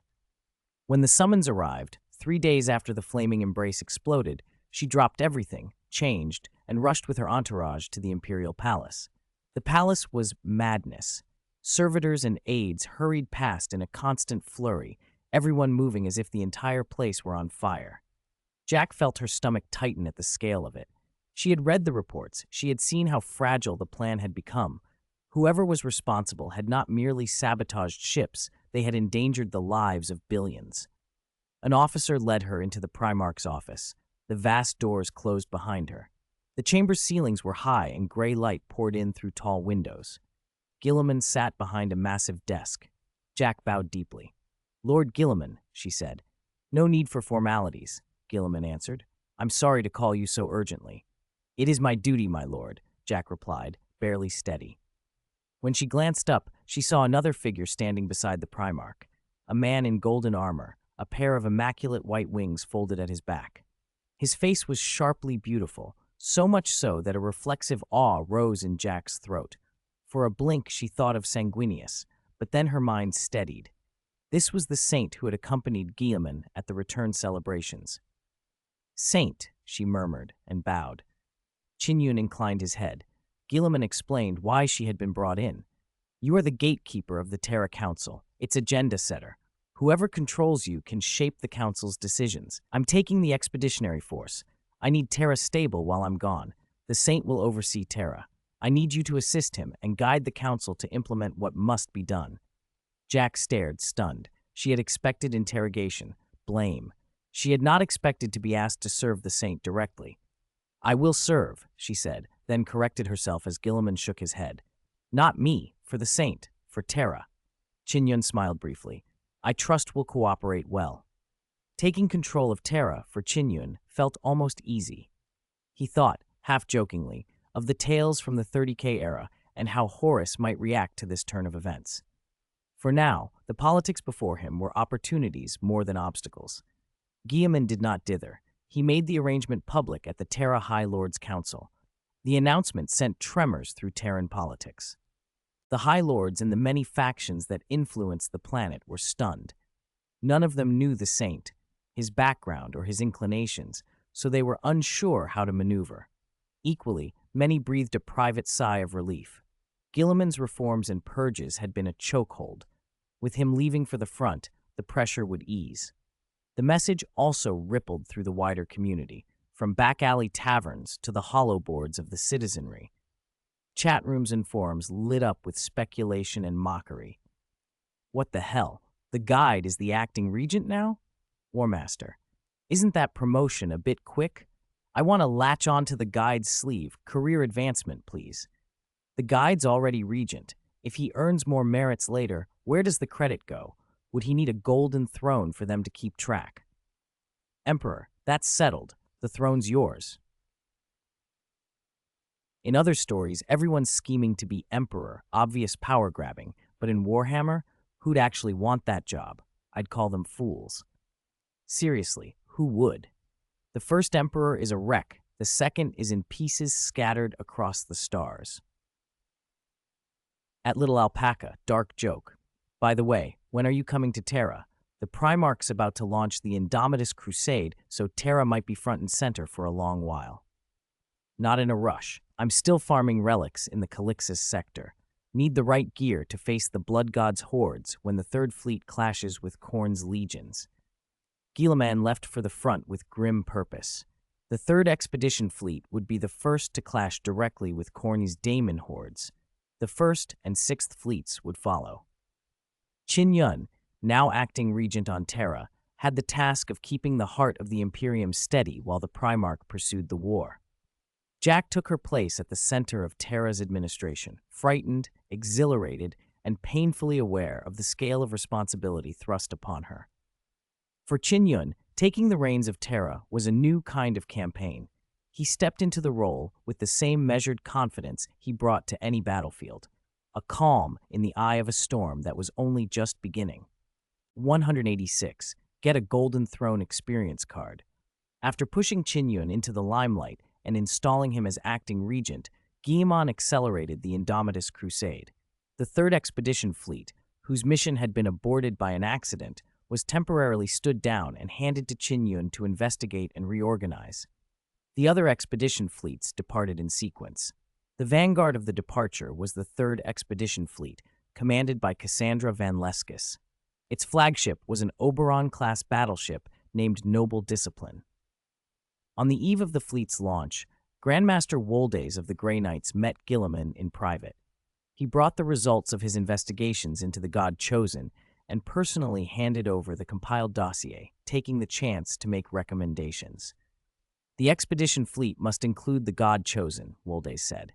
Their peculiar nature may be the Emperor's greatest gift to humanity. With them, the Chaos Gods will no longer be able to siphon power from the Imperium as freely.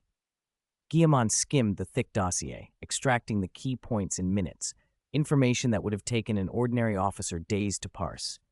Your report implies the God Chosen can block demon resurrections, nullify curses and blessings, and thus restrict warp entities, Guilliman asked. Yes, Woldays nodded. We've run repeated tests. The blessings and curses of the Chaos Gods are nullified when they encounter the God Chosen. A sacrificial rite or a ritual that would normally affect everyone can be disrupted if a God Chosen interferes with even one link in the chain. They can blunt the authority of the ruinous powers and deny them the gains they normally extract.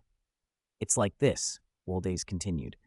Excessive slaughter attracts the favor of the blood god. Obsessive pursuit of esoteric knowledge draws the attention of Tzeentch. If the God Chosen issues the command to kill or to study, the people who execute it are not tainted in the same way. The warp cannot parasitize through them. Lucius the Eternal, for instance. Kill him, and you become the vessel for his return. But if the God Chosen kills him, that parasitic rebirth cannot latch on anywhere near the God Chosen's influence. Khorne's legions cannot simply profit from war when a God Chosen is present and breaking the chain. The gods lose the certainty of their gain, and when they fail, they can lose everything. Guilliman hesitated, then nodded. Very well, I will assign God Chosen to the expeditionary formations. I'll also have Mars embed the modified lighthouse ships into the fleet's manifests. Guilliman had been doing more than assembling fleets.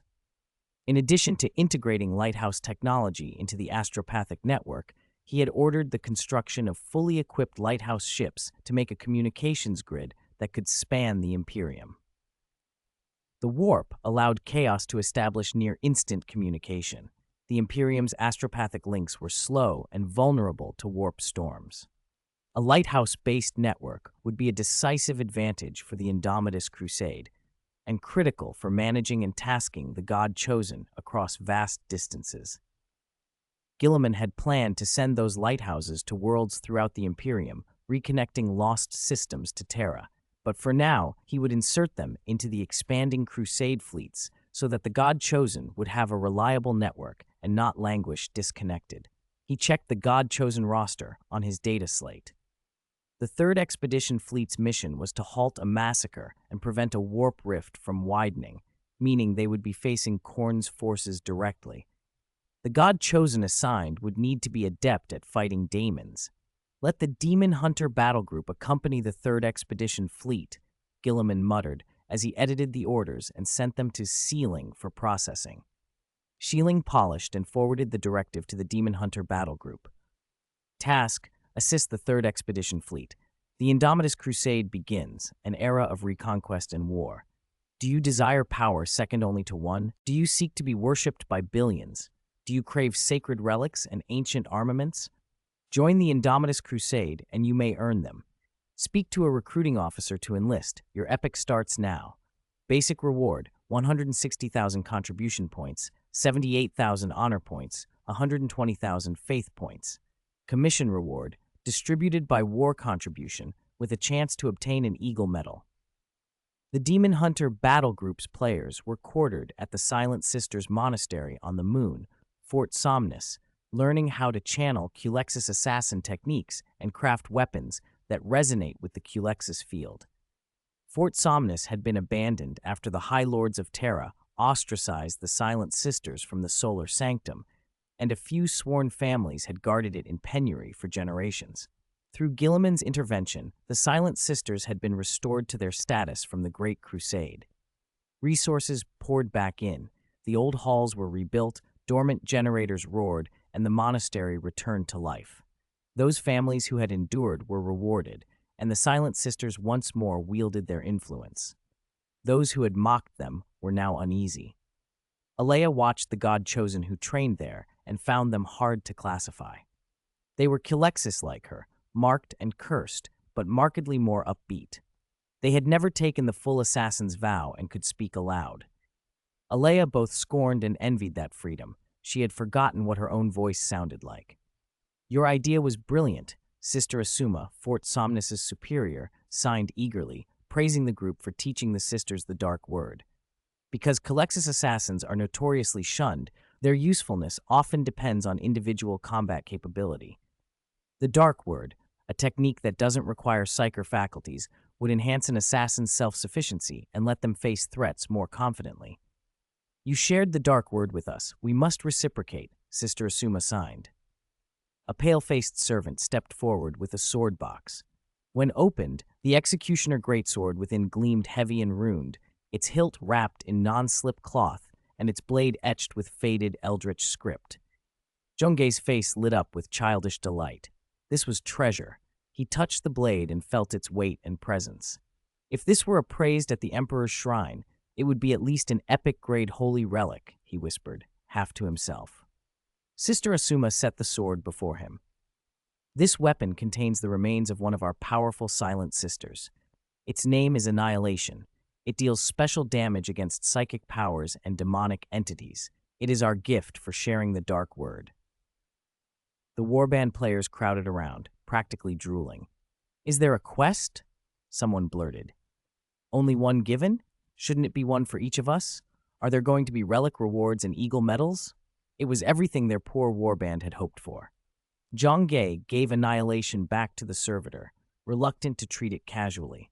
The warband had few relics and could not squander such a treasure. He would have liked to stay farming dungeons in the Calixis sector with Little Alpaca and the rest to stockpile more relics, but fate had other plans.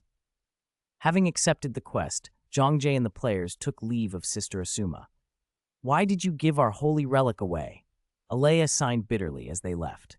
It belonged to our sisters, Sister Asuma answered with swift, practiced signs. Our sisters are loyal to the Emperor. Everything they possessed belongs to the Emperor. If it serves the Emperor, that is enough. Alea had no grounds to argue. The Demon Hunter battle group then reported aboard the 3rd Expedition Fleet. They had their own craft, but because the Lighthouse Network could not teleport warships, their ships remained in the Baal system. They would embark instead on a vessel provided by Cassandra. Fleet Commander Cassandra, though reserved and formal before the Culexis assassins, allowed the group to ride aboard the noble discipline out of deference to the Emperor and Primarch. At last, everything was ready.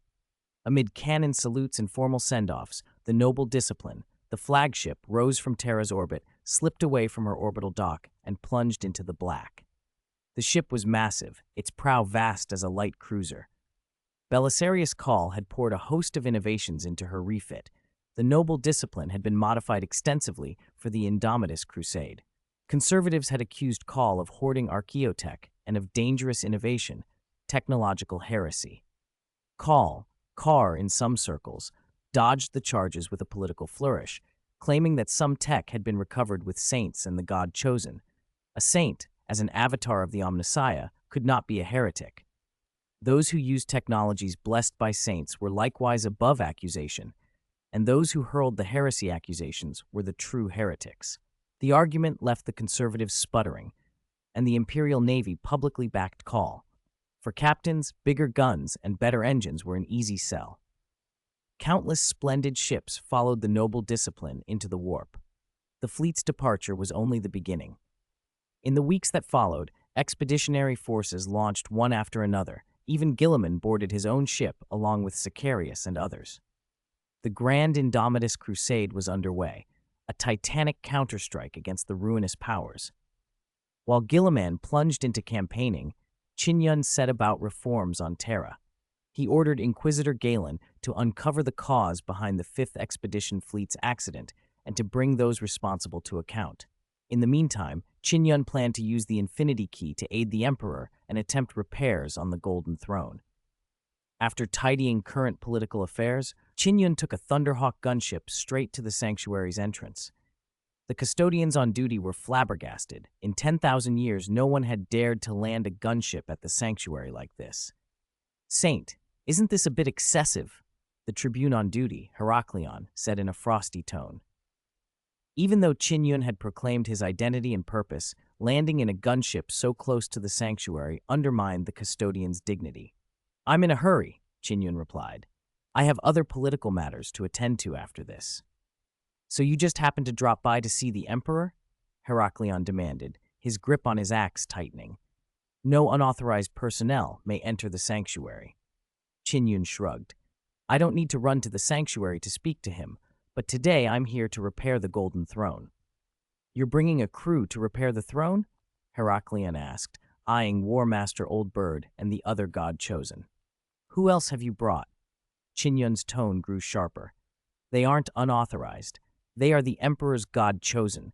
Have you ever seen a god chosen denied audience with the one they serve? In the Emperor's name, stand aside." Heraklion bristled. "You threaten to accuse the custodians of failing the Emperor for 10,000 years, to claim they have become a hazard to the Imperial Order.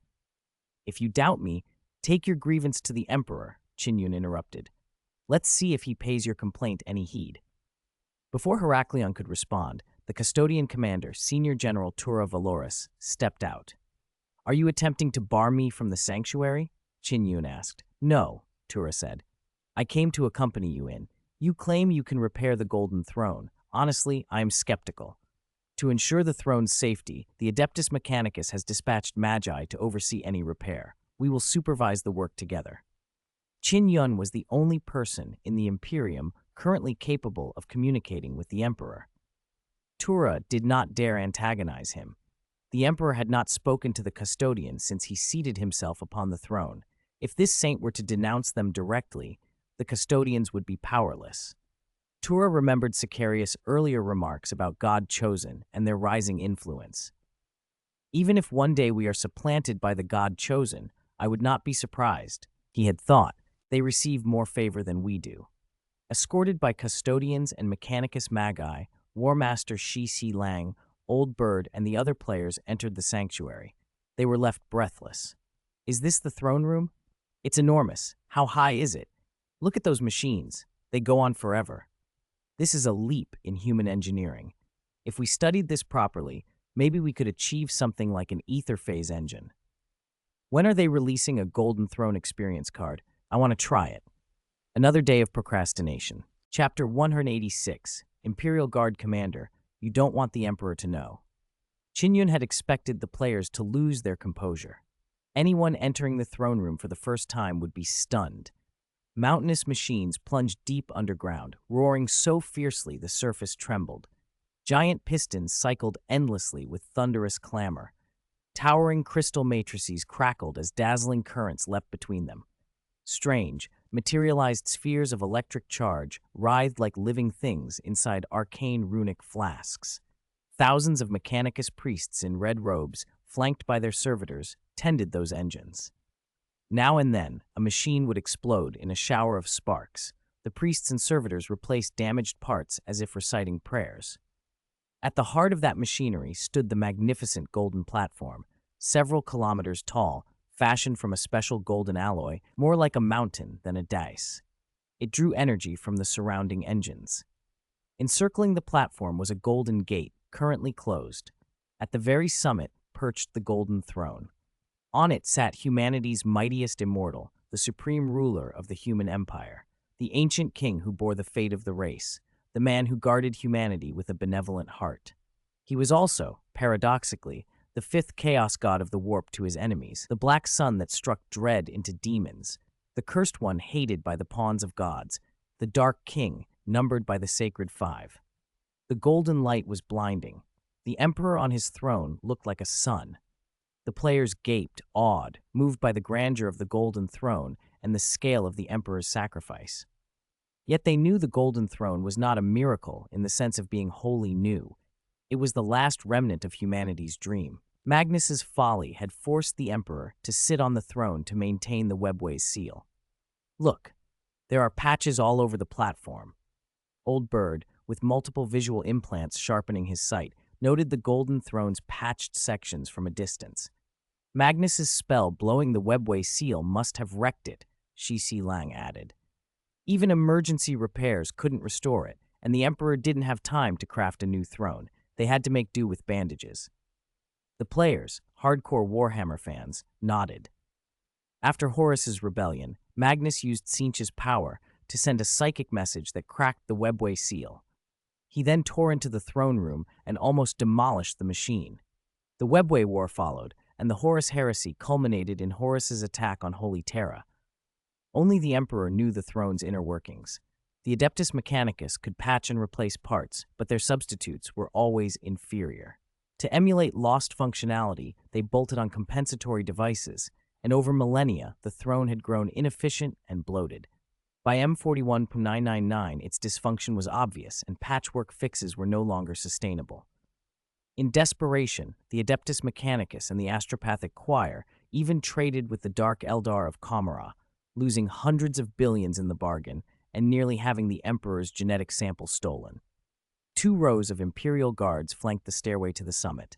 They watched the arriving saints and God-chosen with vigilant eyes and hands on halberds. If anything looked wrong, they would act without hesitation. Regardless of who the newcomers were, the guards had authority to kill them. Appeals could be taken up with the Imperial Guard exemption clause. Everything existed to protect the Emperor. Saint, where are your spare parts? An Adeptus Mechanicus stepped forward. Spare parts? Senior General Tura, though a giant among custodians, stood a head shorter than Qin Yun. Without spare parts, you can't repair the throne, he added, incredulous. Qin Yun looked at him as if he'd missed the point. The Golden Throne is the highest crystallization of the Emperor's wisdom. I don't have the blueprints. How could I possibly make spare parts? Senior General Tura almost lost his composure. A saint who admitted he'd never seen the blueprints, had no spares, and still claimed he could repair the throne? The custodians weren't automatons. Tura had briefly wondered if this was some infiltrator, demon or Xenos, masquerading as a saint. But if someone could stand in front of them and not be recognized yet be that dangerous, the existence of the custodians would be pointless.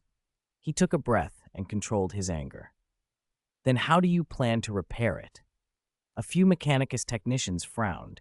If it were as simple as using original parts, would they be in such a plight? Qin Yun ignored their skepticism and produced the infinity key from his dimensional space. Because of his deep bond with the entity Shieling, objects linked to one could be used by the other. Qin Yun treated the dimensional pocket as a warehouse for important items. The Tier 1 Infinity Key could even reverse time on a limited scale. When the Mechanicus technicians parsed the crystal's data through their implanted oculars, their faces, part flesh, part metal, lit with greed. A device that bent time itself was an unimaginable treasure. They fell to their knees and paid homage. Even Senior General Tura had the sense to remain silent when he saw the Infinity Key pulse with the same golden glow as the throne. That glimmer meant the Emperor's blessing. Questioning it would make him look foolish. "Begin repairs," Qin Yun said. "Mark the disabled areas. Saint, this way. Watch the cables on the floor." Their attitude had changed completely. The Mechanicus fawned openly. Senior General Tura, stunned at their obsequiousness, muttered, "Where is your usual aloofness?" They escorted Qin Yun to the first disabled module. The patchwork looked ugly, centuries of degraded components augmented by kludges and compensatory contraptions. Qin Yun activated the Infinity Key. Time flowed around the core components and reversed them to their original manufactured state. As indicator lights came back on, repair devices disconnected and the module hummed to life. The Mechanicus priests behind Qin Yun exclaimed in reverent astonishment, "It's restored! The power of time! A divine artifact of the Omnissiah!" Their praise was unrestrained.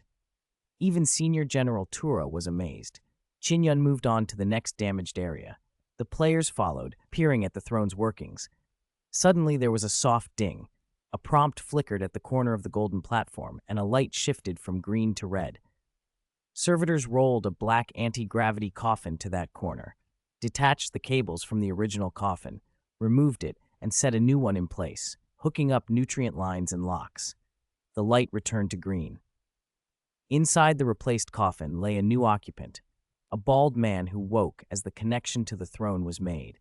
He cried out in pain, but the coffin's soundproofing trapped his screams. The old coffin that had been removed contained a charred corpse, blackened to carbon. "Are those the psychers being burned?" someone whispered. "They're replaced every day?" The players knew what this meant.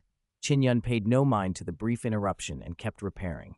He used the Infinity Key and his ability to converse with machine spirits to root out every hidden hazard in the throne and fix it. With each danger eliminated, the machinery's cacophony smoothed into a perfect symphony. Psyker consumption fell, and explosions and electrical discharges became far less frequent. The Golden Throne returned, for the moment, to its original operating condition, but the solution was temporary. The Infinity Key's time reversal had limits. Psychic drain would eventually erode the time field, and then components would fail even faster than before. The key could only delay collapse. To truly solve the problem required analyzing the throne's operating principles. When Qin Yun finished, he stowed the Infinity Key. A golden curtain of light appeared, and a system message registered in the air. Task: use the Infinity Key to maintain the operation of the Golden Throne. Completed. Reward issuing. The machine's roar sharpened into a high, pure pitch. Light filled the throne room. The Mechanicus and custodians stared, mouths open. A hole of light opened above the throne, and ancient, sacred hymns poured out, resonant and cleansing. Devotees across the solar system felt the Emperor's presence and raised their prayers. From the light emerged several cherubim, augmented with metal prosthetics. Their appearance had changed since Qin Yun first saw them on the Imperial Glory. No longer terrifying, their skin had a healthy sheen. They looked more like childlike angels than cosmic horrors, proof, perhaps, of the state of the Empire. The cherubim carried a large box engraved with flame runes and a golden two-headed eagle and flew to Qin Yun. The Adeptus Mechanicus bowed, their cogwheel salutations accompanied by binary hymns to the Omnissiah. The custodians stood frozen. Heracles, a veteran custodian, felt a jolt of shame. He had never received direct enlightenment from the Emperor in all his centuries of service. Yet this saint, this outsider, was again a focal point of the Emperor's grace. How foolish he had been to obstruct and question him. Senior General Tura felt an inward storm. Another manifestation, he could no longer blame the presence on a Primarch. The truth hurt, the Master only favored the saint. "Keep up the good work. My lord is very pleased with your performance," intoned one cherubim. Got it. You can go back now, we're busy here." Qin Yun waved the cherubim off casually. Tura stood speechless. Qin Yun added, more seriously, "There's something I should mention. about the custodians. Every custodian present felt their pulse quicken. Are we in trouble? Is he going to complain? Senior General Tura and the others broke into cold sweat. If the Emperor rebuked the custodians, Tura's position as Captain General could be at risk. The cherubim waited to convey Qin Yun's words. The custodians are exceptional fighters and strategists, Qin Yun said. They shouldn't be confined to the palace forever. Guilliman and I have come to an agreement to liberate the custodians, to return them to their 10,000-man regiment structure so they can once again take to the galactic battlefield. They are the God Emperor's personal guard and should be formally informed of this decision. The cherubim nodded. I will convey your words, Chosen One. I think he will likely not refuse. So I'll trouble you to deliver it. Everything we do is dedicated to him, the cherubim replied. It is no trouble. The cherubim departed, the machine's high note subsided, and the light receded like a tide. Qin Yun slipped the box back into his dimensional pocket to inspect later. Senior General Tura came forward and thanked Qin Yun privately. Qin Yun looked puzzled. What for? For not reporting the custodies, Tura answered. I thought you might complain to the Emperor. Qin Yun made an exaggerated face. You mean you think I'm the sort of saint who enjoys filing petty reports? No, not like that, Tura stammered. When the custodians stopped you earlier and you threatened them, I thought you were trouble. But now I realize you're a noble soul. Wrong, Qin Yun interrupted, grinning. You're wrong. I'm not noble. I'm a despicable, shameless villain who likes to stir up trouble. The reason I didn't say anything is because some things become useless once said aloud. Senior General Tura, as Captain General of the Custodians, you wouldn't want the Emperor to know what you all did, would you? Qin Yun added, and Tura's face fell silent. With that implicit threat and the Custodians appeased, Qin Yun left the palace and headed for the helipad. He had taken care of the Golden Throne and the Custodians. Next on his list was Mars. During the Great Crusade, the Emperor had signed the Olympian Accord with the Adeptus Mechanicus, making Mars an ally rather than a direct subordinate of Holy Terra. He could not bully them like other departments. But with his mechanical god incarnation and his skill at conversing with machine spirits, controlling Mars shouldn't be impossible. It would be clumsy to simply appear on Mars out of nowhere. Better to let the god chosen create a problem, then he would appear to fix it, remaining mysterious while demonstrating power. Qin Yun called over Old Bird and Wu Mao, who had just arrived. Guide, they answered in unison. I have a mission for you two, he said. Do it well, and you might earn an Eagle Medal. The players brightened. The Eagle Medal was the highest honor available to players, awarded only for feats that dramatically benefited the human empire or changed the course of the game. Great achievements like discovering the star gods, finding Calixis rebellion intelligence, introducing new gameplay mechanics, or uncovering matter-converting devices had earned it. Now the guide offered a mission that might secure one. The East Asia Research Institute will never disappoint you, Guide, Old Bird declared. For the human empire, for the people, for the guide, we will not hesitate to die. Qin Yun entrusted them to go to Mars and search for the Akashic Reader. Old Bird's eyes widened. As a Warhammer devotee, he knew the device, an instrument psychically connected to psychers that could draw knowledge from the warp. You think its remains are in Molten Rock City? He asked. Yes, Qin Yun said openly. He knew dozens of eyes watched him. Agents would pick up his words from lip movements and voice waveforms. Let them. They'd reproduce his message across their intel networks within seconds. That was part of the plan. He wanted the intelligence of sending the god chosen to be public so he could intervene on Mars later, reveal his mechanical god incarnation at the right moment, and win Mars's support. With the custodians and Mars behind him, he could challenge the remaining High Lords without fear. No problem. Old Bird and Wu Mao saluted. The trip promised artifacts and spoils. Mars held treasures enough to make any player salivate. In the world chat, envy flared. The War Master complained, I'm jealous. Old Bird's like the Warhammer version of an immortal favored by the guide. Shi Chi Lang scoffed. Others grind and die for an Eagle Medal. Old Bird gets it if he does this one mission.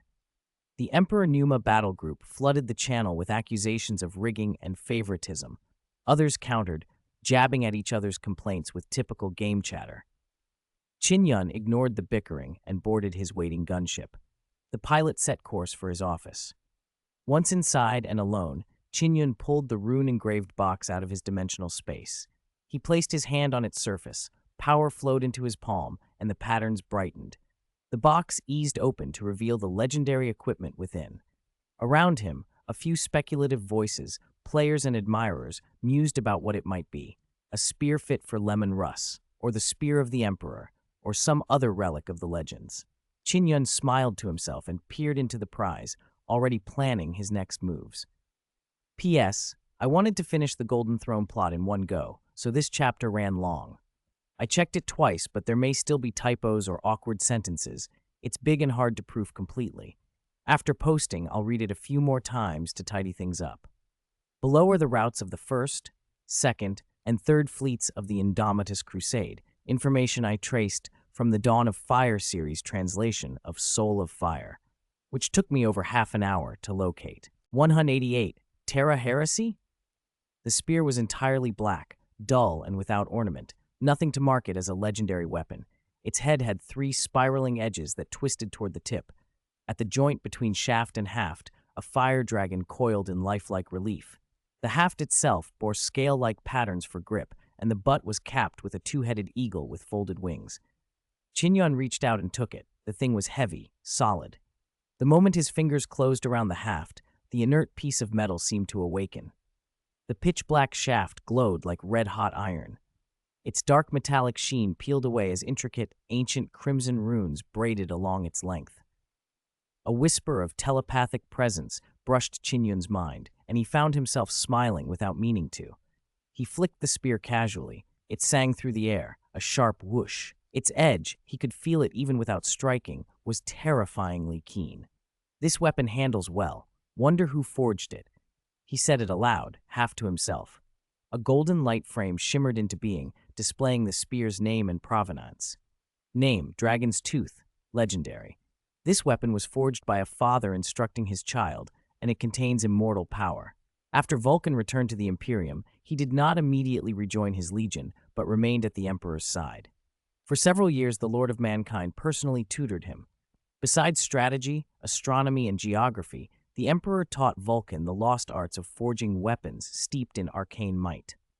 Vulcan hunted an ancient fire drake that dwelt in Nocturne's lava and used its teeth combined with other rare metals to create this terrifying spear.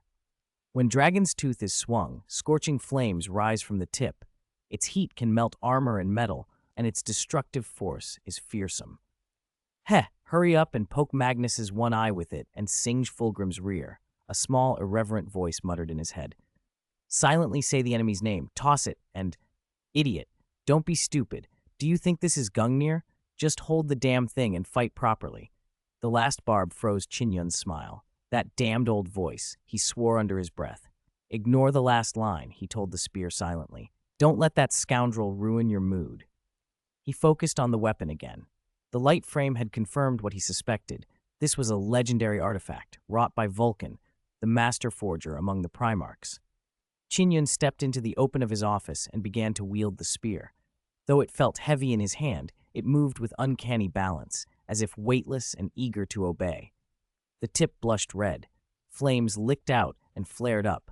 It's a little like the fire-tipped spear, he murmured, then thrust. A distant ethereal roar answered, and a fire drake coalesced from the spear's flames. It swept across the room, scorching several bookshelves. Holy! He snapped the spear away, stuffed it back into its scabbard, and poured a wash of psychic power over the blaze to snuff it out. The alarm had already tripped. Heavy footsteps, the disengaged hum of a force field, the hiss of hydraulics. His office doors eased open. A squad of Primaris Space Marines charged in and formed a tight defensive perimeter around him. Saint, we received an alarm. Are you unharmed? Their captain barked, scanning every corner. Qin Yun kept a calm face. They'd arrived fast, ridiculously fast. If not for the dimensional field concealing him from some sensors, they might have found him entertaining himself with a legendary spear and a few burning tomes. The image of a dignified saint setting his office on fire would ruin a reputation. During meditation, there was a minor mishap. My psychic power flared, he said. Cancel the alarm and send someone to repair the bookshelves. The captain relaxed a fraction, but remained watchful.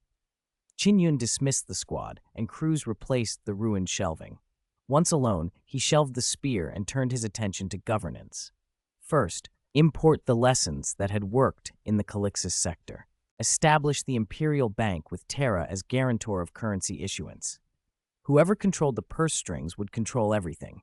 He would not allow that control to slip away. Second, increase military welfare. If soldiers were expected to fight well, they needed proper food. A laughably specific thought crossed his mind about A5 grade beef for the mess halls, but the point was serious. Third, encourage public entrepreneurship, boost production efficiency, and drive technological innovation. Productivity had to expand the pie before it could be fairly divided. Qin Yun issued a raft of decrees, improving lower-class welfare, increasing investment in education, channeling funds into finance and commerce, and cracking down hard on corruption while streamlining administration. He moved to break up vested interests and to open upward paths for talented commoners without patronage. His measures were radical. One misstep, and the Imperium could fracture. But the Imperium as it stood could not endure incremental tinkering. It needed a surgeon who would cut deep. The High Lords of Terra were stunned. Qin Yun's amendment bills, presented in a single day, exceeded what they argued over in a year, and he had consulted none of them. He told them what to do. Predictably, outrage followed. Those whose self-interest was threatened dropped whatever reverence they had for the Emperor's envoy. Some churchmen whispered that Qin Yun was a demon's envoy who had duped the Emperor and come to Terra to sow ruin. To push his reforms through, Qin Yun's first target was the Adeptus Arbites. He planned to root out parasites and then use the Arbites as an instrument for enforcing reform. He played a subtle game: suppress some, placate others. Factionalism ran deep in Terra's institutions. Every family on Terra cultivated assassins and loyalists, and any clash of interests could end in disappearances. Qin Yun exploited that hatred. He divided, coaxed, and crushed. After each round, he split the survivors into new opposing blocks and repeated the process until the Department of Justice was cleansed. All senior officials in the Department of Justice found colluding with Hive City gangs, abusing power, extracting confessions through torture, fabricating cases, or secretly aiding smuggling were dismissed, stripped of holdings, and deprived of political power. Entire hereditary houses that had long sat on the department's chairs were overturned. Citizens of the Hive cities watched slack-jawed as once untouchable magnates were humiliated in the dust. Hitting entrenched interests made enemies. Assassination attempts spiked.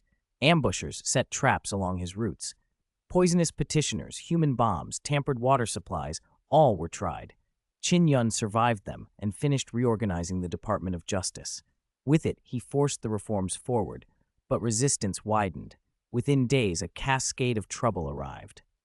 1/3 of the charter captains refused to unload unless the Saint retracts these absurd policies, a courier reported.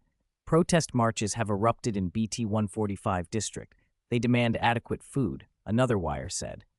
Members of the Ministry of Interior have struck, demanding you abandon the reforms affecting their department. Qin Yun felt the same crushing headache that had once plagued Guilliman. Terra's bureaucracy was a web of interests so deeply embedded that wrenching it free would spill blood, maybe civil war. Yet the alternative was slow decay.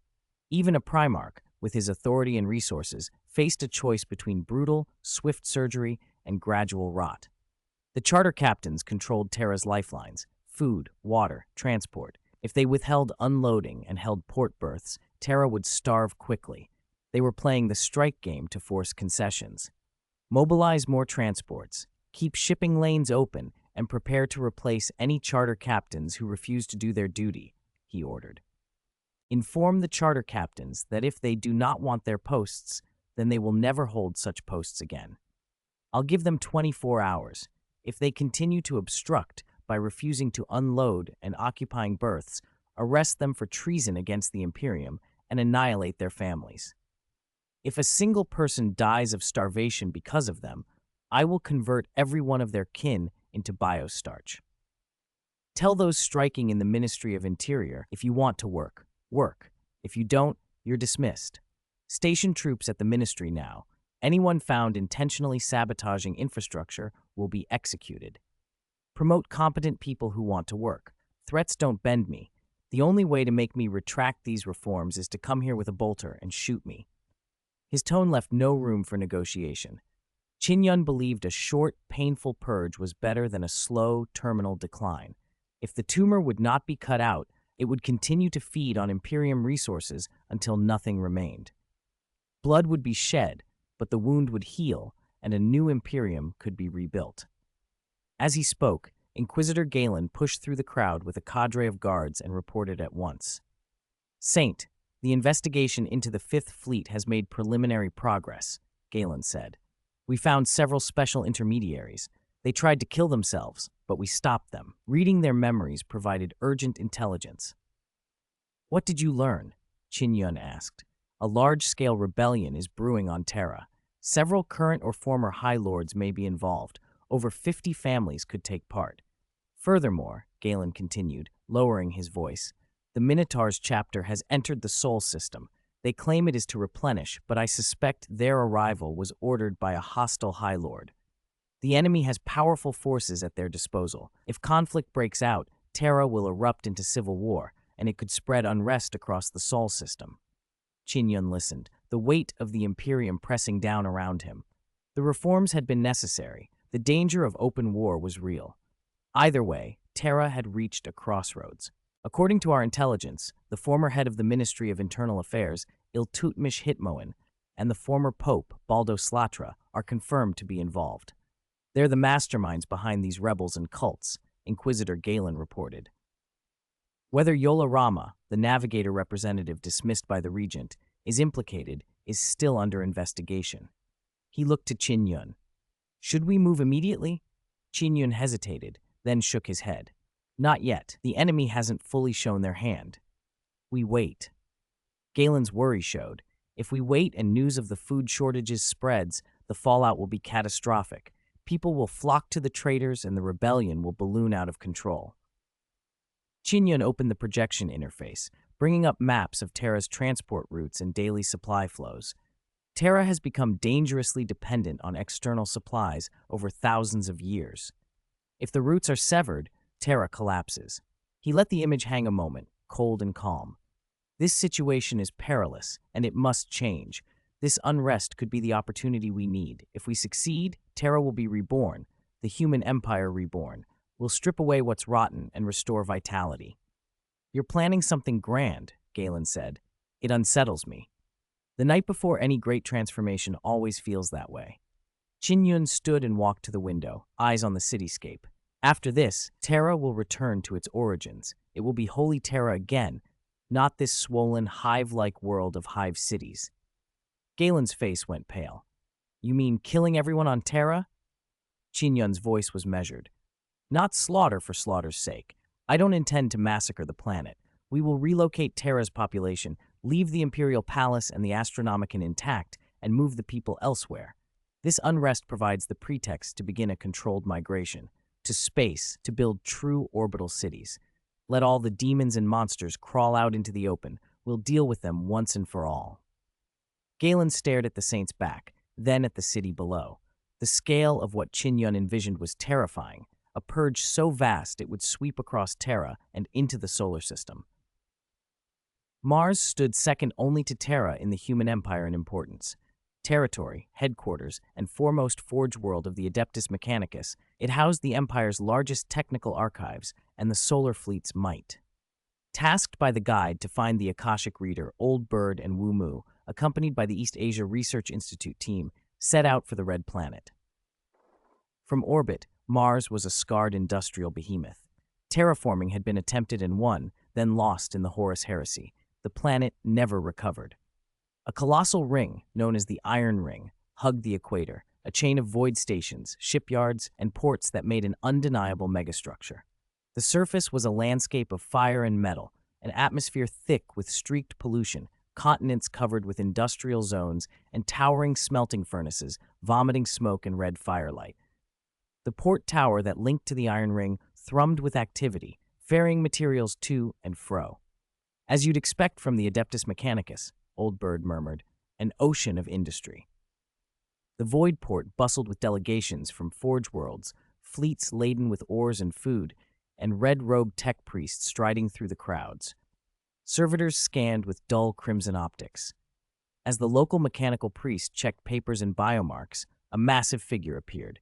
Archmagos Kor, heavily augmented with bionics. Behind him stood a tall Primaris space marine and several tech guard. Nearby priests and servitors dropped their tools and saluted. "These are my responsibility," Kor announced. "Attend to your duties." The inspecting priest bowed and stepped back. Old Bird approached. "Archmagos, welcome to Mars," Kor's vocalizer rasped. "You will be escorted to the Molten Rock City ruins." Old Bird blinked. "The mission didn't say we'd receive your assistance." "I was never part of the Saints' plan," Kor replied. "I found mention of the Akashic Reader in my own research. It may prove useful to me, so I came." Wu Mao's gaze went to the Primaris Marine, and Astartes, scarred and towering, his eyes a dark slate ringed in pale sclera. He wore power armor without any warband insignia and radiated menace. "Is this the Primaris?" Wu Mao asked. "Yes," the warrior said simply. Before Old Bird could respond, Kor added, "I will attach an extra objective to your mission. You've long desired micronuclear fusion technology. Complete micronuclear fusion systems will be offered as reward, suitable for small spacecraft. Not cold fusion, but functional." Old Bird's posture shifted. His refusal dissolved into eagerness. The reward changed everything. With that technology, the East Asia Research Institute could bypass long detours to the interstellar age. Pleasantries dissolved. The team accepted. They boarded a shuttle for the Daedalus Plain at the southern foot of the Arzia Mons Range. Molten Rock City had been one of Mars's largest forge worlds. Built around a volcano, it once ranked among the most productive. Its Archmagos administrator, Cadia Jersey, had been loyal to the Emperor and obsessed with knowledge. Secretly, she'd planned to use the Akashic Reader to pluck wisdom from the warp. The device's activation kept failing until a prodigy, Dahlia Cecilla, arrived with unconventional insights into machines and numbers. With Dahlia's help, Cadia finally coaxed the reader to function, albeit unstably. Then came betrayal. A Horus envoy, seduced by chaos, convinced Forging General Carbor Hal to open the Moravic Vault and abandon the Mars Protocol. When the vault opened, cursed creations and warp-corrupted code flooded Mars's networks. The Dark Mechanicum was born. Carbor ignited civil war, purged the Loyalists, and the Moravic horrors spread, infecting Forge World systems, shutting down production, killing countless tech priests. Molten Rock City became a target. Cadia, to deny the enemy the Akashic Reader, detonated the city reactor. The blast left a radioactive wasteland. Dahlia, meanwhile, received an odd imperial grace, vanished into an ancient ruin, and became the jailer of the Void Dragon, a Ketan. Their shuttle set down in a ring of rusted shells and collapsed superstructures. The city lay as it had for millennia, burnt, corroded, and silent. Wu Mao scanned the landscape. "Is this the Molten Rock City ruins?" Old Bird activated his sensors and checked for threats. "Any monsters? Bosses? You expect anything less?" Wu Mao chuckled. "Let's move." Kor led the way across a plain of twisted metal. The Primaris Marine moved nearby, eyes sweeping obsessively for unseen threats. The team pressed deeper toward the volcano at the city's heart, where the core control complex had once stood.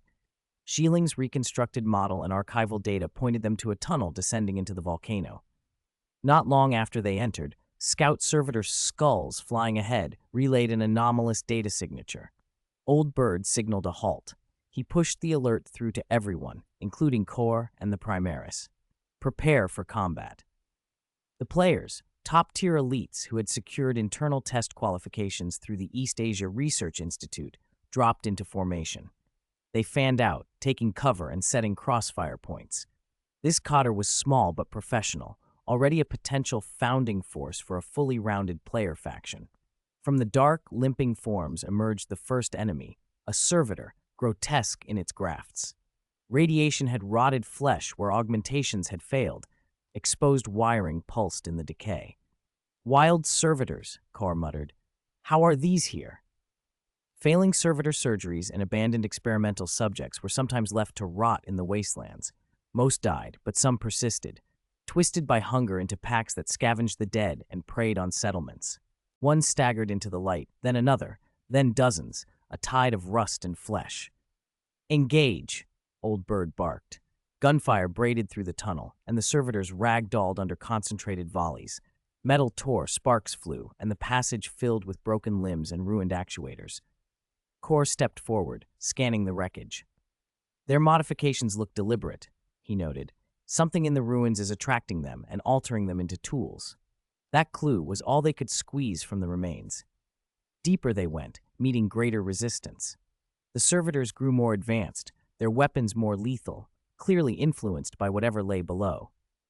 Finally, they reached the core chamber under the volcano. The air felt charged, and the players tightened their formation. Then a line of automatons materialized, moving with a clinical, unhesitating precision, soulless machines bearing armaments. The sound of servitors faded, the new foes advanced in perfect synchrony. An intelligent construct stepped forward, optics flaring to life. Its voice, processed and steady, echoed off the molten rock. "You have trespassed into our territory, organics." The humanoid construct that stepped out of the gloom before Old Bird and his companions looked like a stripped-down Terminator. Sleek black metal, gaunt mechanical wrists cradling a strange blast gun, hollow eyes glowing with a thin, malevolent light.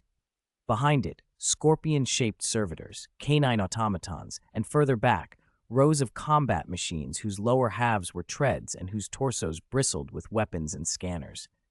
"Logical error," the machine announced. "This area belongs to Mars. It belongs to humanity." Kor was first to speak, scanning the machine. "You and your ancestors are no less greedy," he answered. "You claim everything your eyes see as yours, then use that claim to wage war," the robot replied. "You claim this place for yourselves and call us the invaders. Aren't you doing the same?" Old Bird snapped. As a high-quality player, he knew how to hold his own in a verbal spar. Sometimes words could protect parents as well as bullets. The construct fell silent for a moment, then returned to its formal statement. "Regardless, this location is now ours. Leave immediately and promise never to return or we will open fire." "Refusal," Old Bird said. "This place belongs to the Adeptus Mechanicus, to the Imperium. It does not belong to you." "What are you? Why are you here?" the machine demanded. "Why ask what you already know? I am the Abominable Intelligence," it said. "Abominable Intelligence," Kor scoffed. "A blasphemous name. You show no respect to your creators." The voice modulated, angry, then almost sorrowful, evidence of an emotion module to mimic human tones. "That is your doing. You betrayed humanity." Old Bird's voice went cold. "Humanity's first empire fell because of wars you started. You should have been wiped out. Lay down your weapons, organic," the robot said, "or you will become a pile of sparking wreckage." "This is not a threat. It is a warning. Lay down your weapons, or we will fire." Old Bird activated the weapons grafted into his body. Cannons and guns hummed alive, muzzles glowing as they swung toward the metal shapes. The robots answered in kind. The standoff crystallized. "Perhaps we should discuss this," the humanoid suggested, its tone softening. "War benefits no one."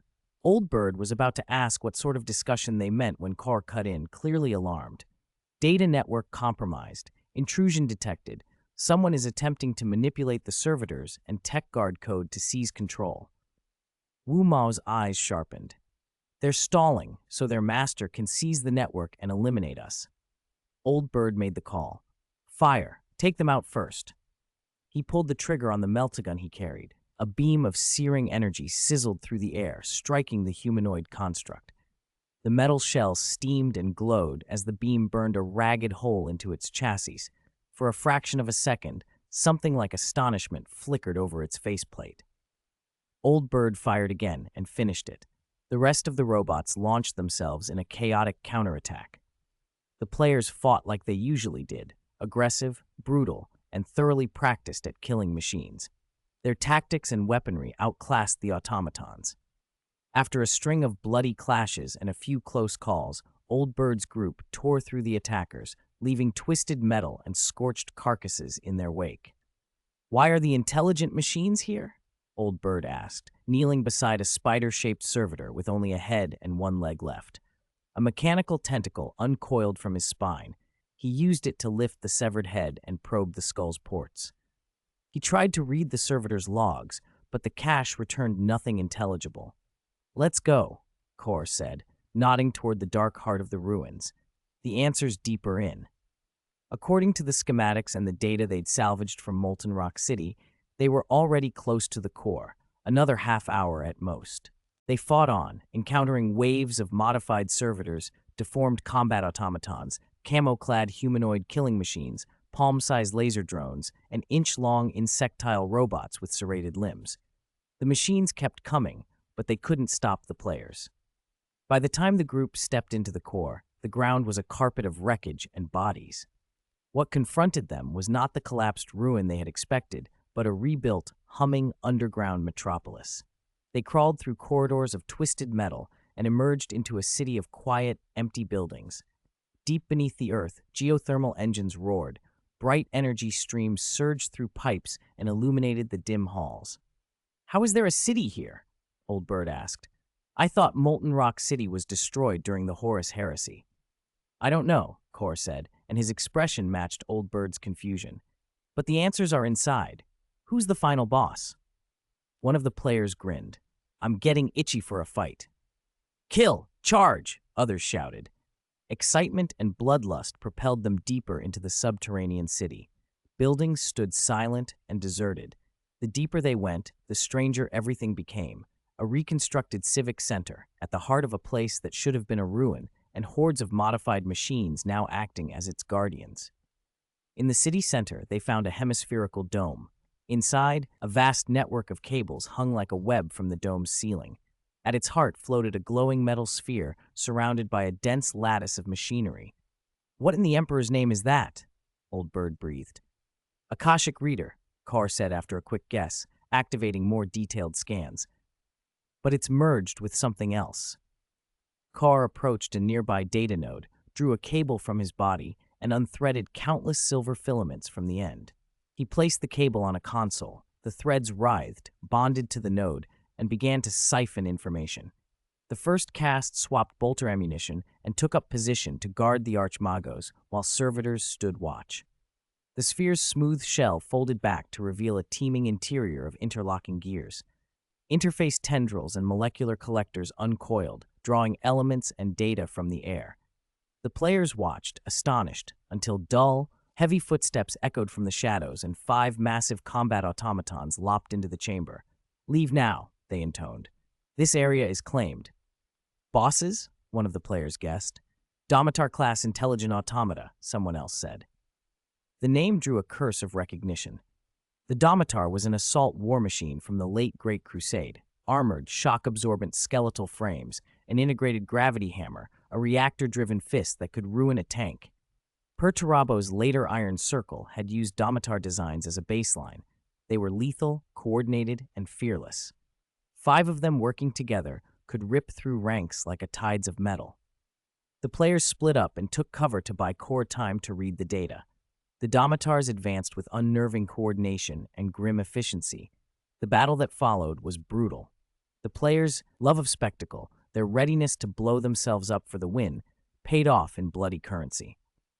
After a string of desperate, sacrificial assaults, 7 of the players triggered self-destructs to tear the automatons apart. When the smoke cleared, the 5 Domitars lay in pieces. Kor's uplink finished as the last machine fell.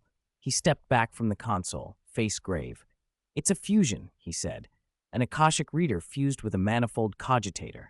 Old Bird and Wu Mao simply stared. An Akashic Reader, psychically driven, containing records and echoes of the warp, melded to a manifold cogitator, an ice-cold Golden Age logic engine that absorbed, analyzed, and replicated. The manifold cogitator had been Ferrus Manus's discovery in the Ultima Segmentum during the Great Crusade, handed to the Adeptus Mechanicus and treated as both miracle and menace. It was so advanced that compared to it, most Titans' machine spirits seemed infantile. Kor sighed. "It's a long story. It goes back to the Horus Heresy." He began to tell it, and the chamber's hum fell away as the narration carried them back centuries. In a secret mansion on Terra, former high officers gathered, men and women once at the apex of imperial power: Iltmish Hitmoen, former chief of the Departamento Administratum; Baldo Slester, former ecclesiarch; Yola Rama, former representative of the Navigators Guild. Also present were current power brokers: Avalicia Drachma, Marshal of the Adeptus Arbites; Maul A. Schillier, Marshal of the Astra Militarum, Mereda Paris, Admiral of the Imperial Navy, and Fadix, Grand Master of the Officio Assassinorum. Some were in flesh, some in holograph, but all were conspiring. "We cannot wait," Iltutmish said. "The saint is expanding his authority every day. We cannot let these reforms continue," Baldo added. "If we do nothing, everything will plunge into chaos." Iltutmish's plan had been simple: crack down on reformers, rebuild the old system, and restore Terra's old order. He believed he had enough muscle, the Minotaur's chapter, allies across noble houses. If Terra could not be saved, he argued, then it would burn and be remade in ash. "Are you asking for open rebellion?" Drachma asked, frowning. "If it fails, it's treason. If it succeeds, it's revolution. We either resist or we die," Iltutmish said. His eyes burned with fanatic ambition. He outlined specific moves: seize control of key offices, especially the new speaker Anna Mirza Jack, the new head of the Department Administratum, and the administration of the Astronomicon, which he claimed had weak roots on Terra and would not find local support. But their biggest problem, he said, was the saint himself. The saint, like the emperor, must not interfere in secular governance, Iltutmish insisted. "We need him temporarily removed." He looked at Fadix. The Officio Assassinorum could do such a thing. The assassin's record spoke for itself. A history of successful strikes, Xenos, heretics, even a Primarch once felled. Fadix listened and then nodded. "I will act," he said quietly. "The saint will be unable to govern Terra for a time." Iltutmish smiled and swept his gaze across the conspirators. "The revolution will be brief. Its glory will last." "I will not enjoy it alone," murmured another. Time folded, and the scene shifted to the imperial palace. Qin Yun, the saint, had just finished handling state affairs when a shadow detached itself from the dark.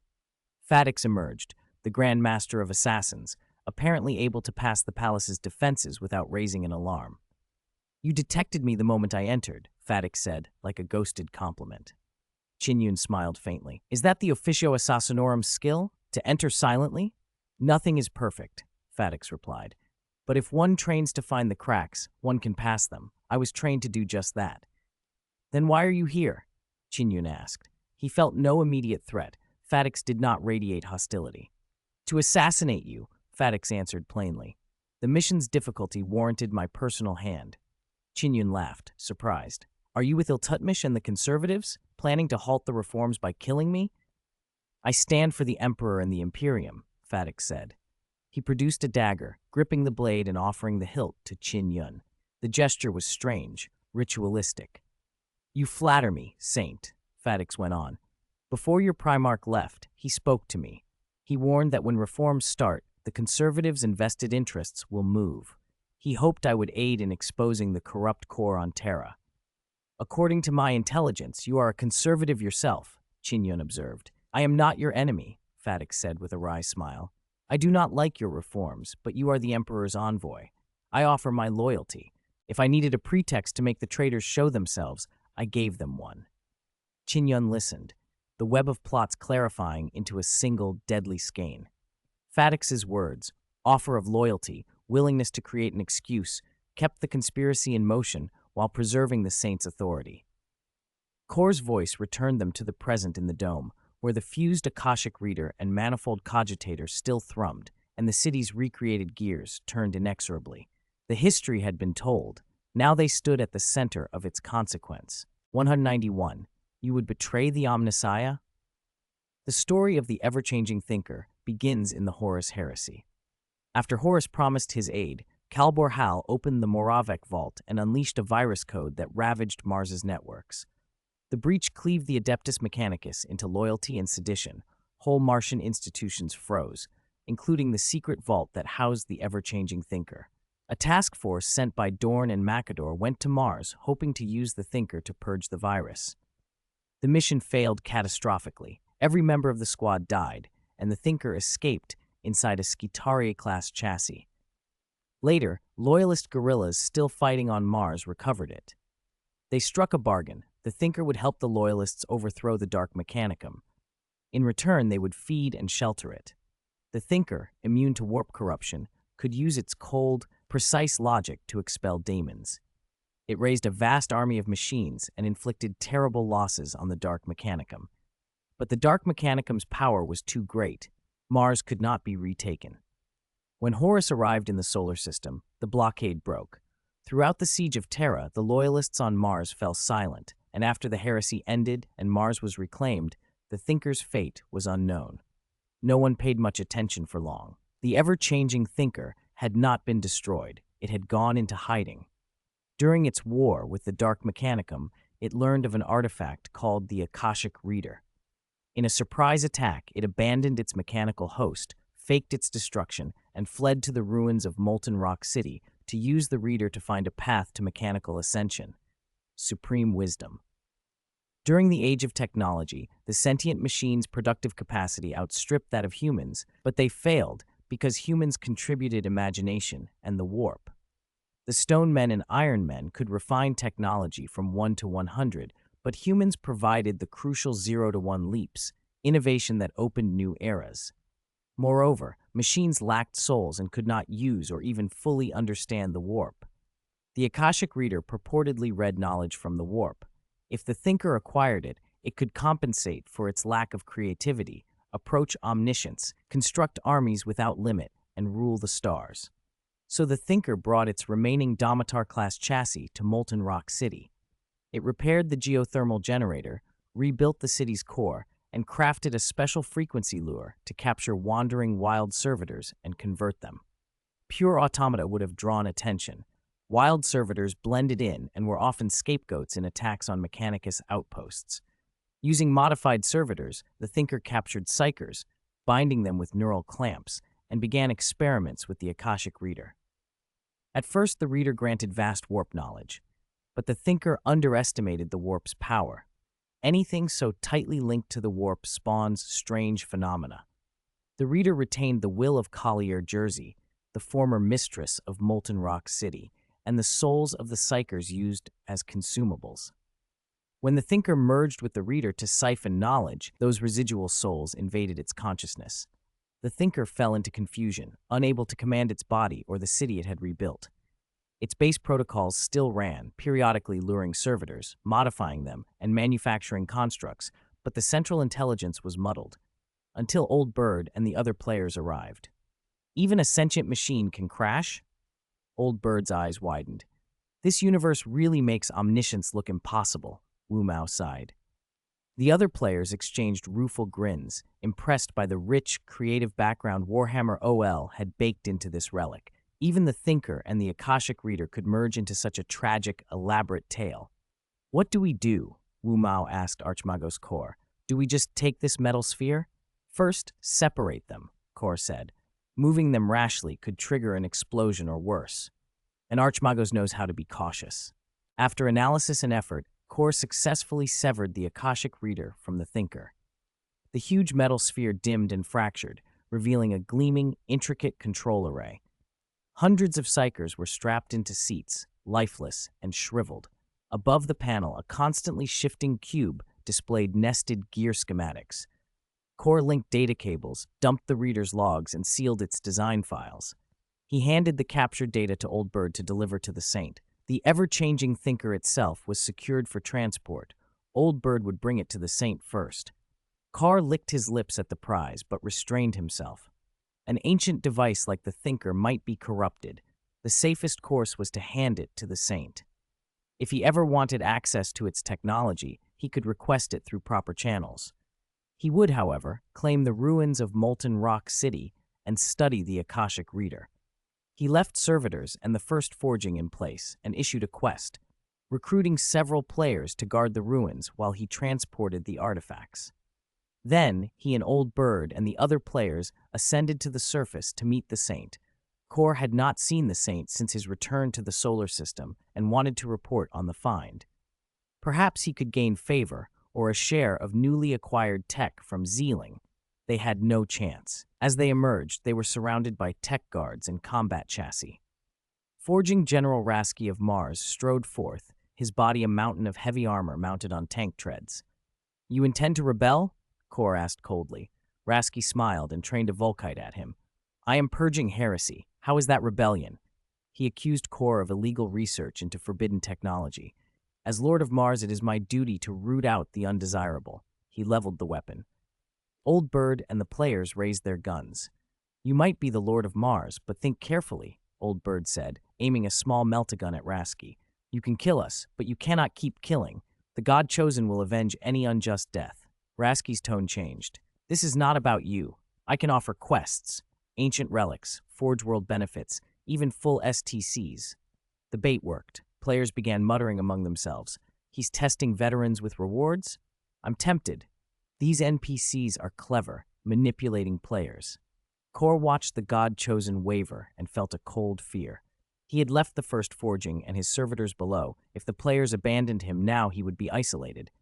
Kor is our friend. Stop your petty tricks, Old Bird shouted. We're here. You can't touch him. If you betray him, the God-chosen will retaliate, even if we have to blow Mars to pieces to do it, another vowed. If NPCs had multiple lives, Old Bird might have sold out the Archmagos for gains, but NPCs had one life. Killing an important NPC would be unforgivable. Old Bird's defense thawed Kor. He resolved to be kinder to the God-chosen in future.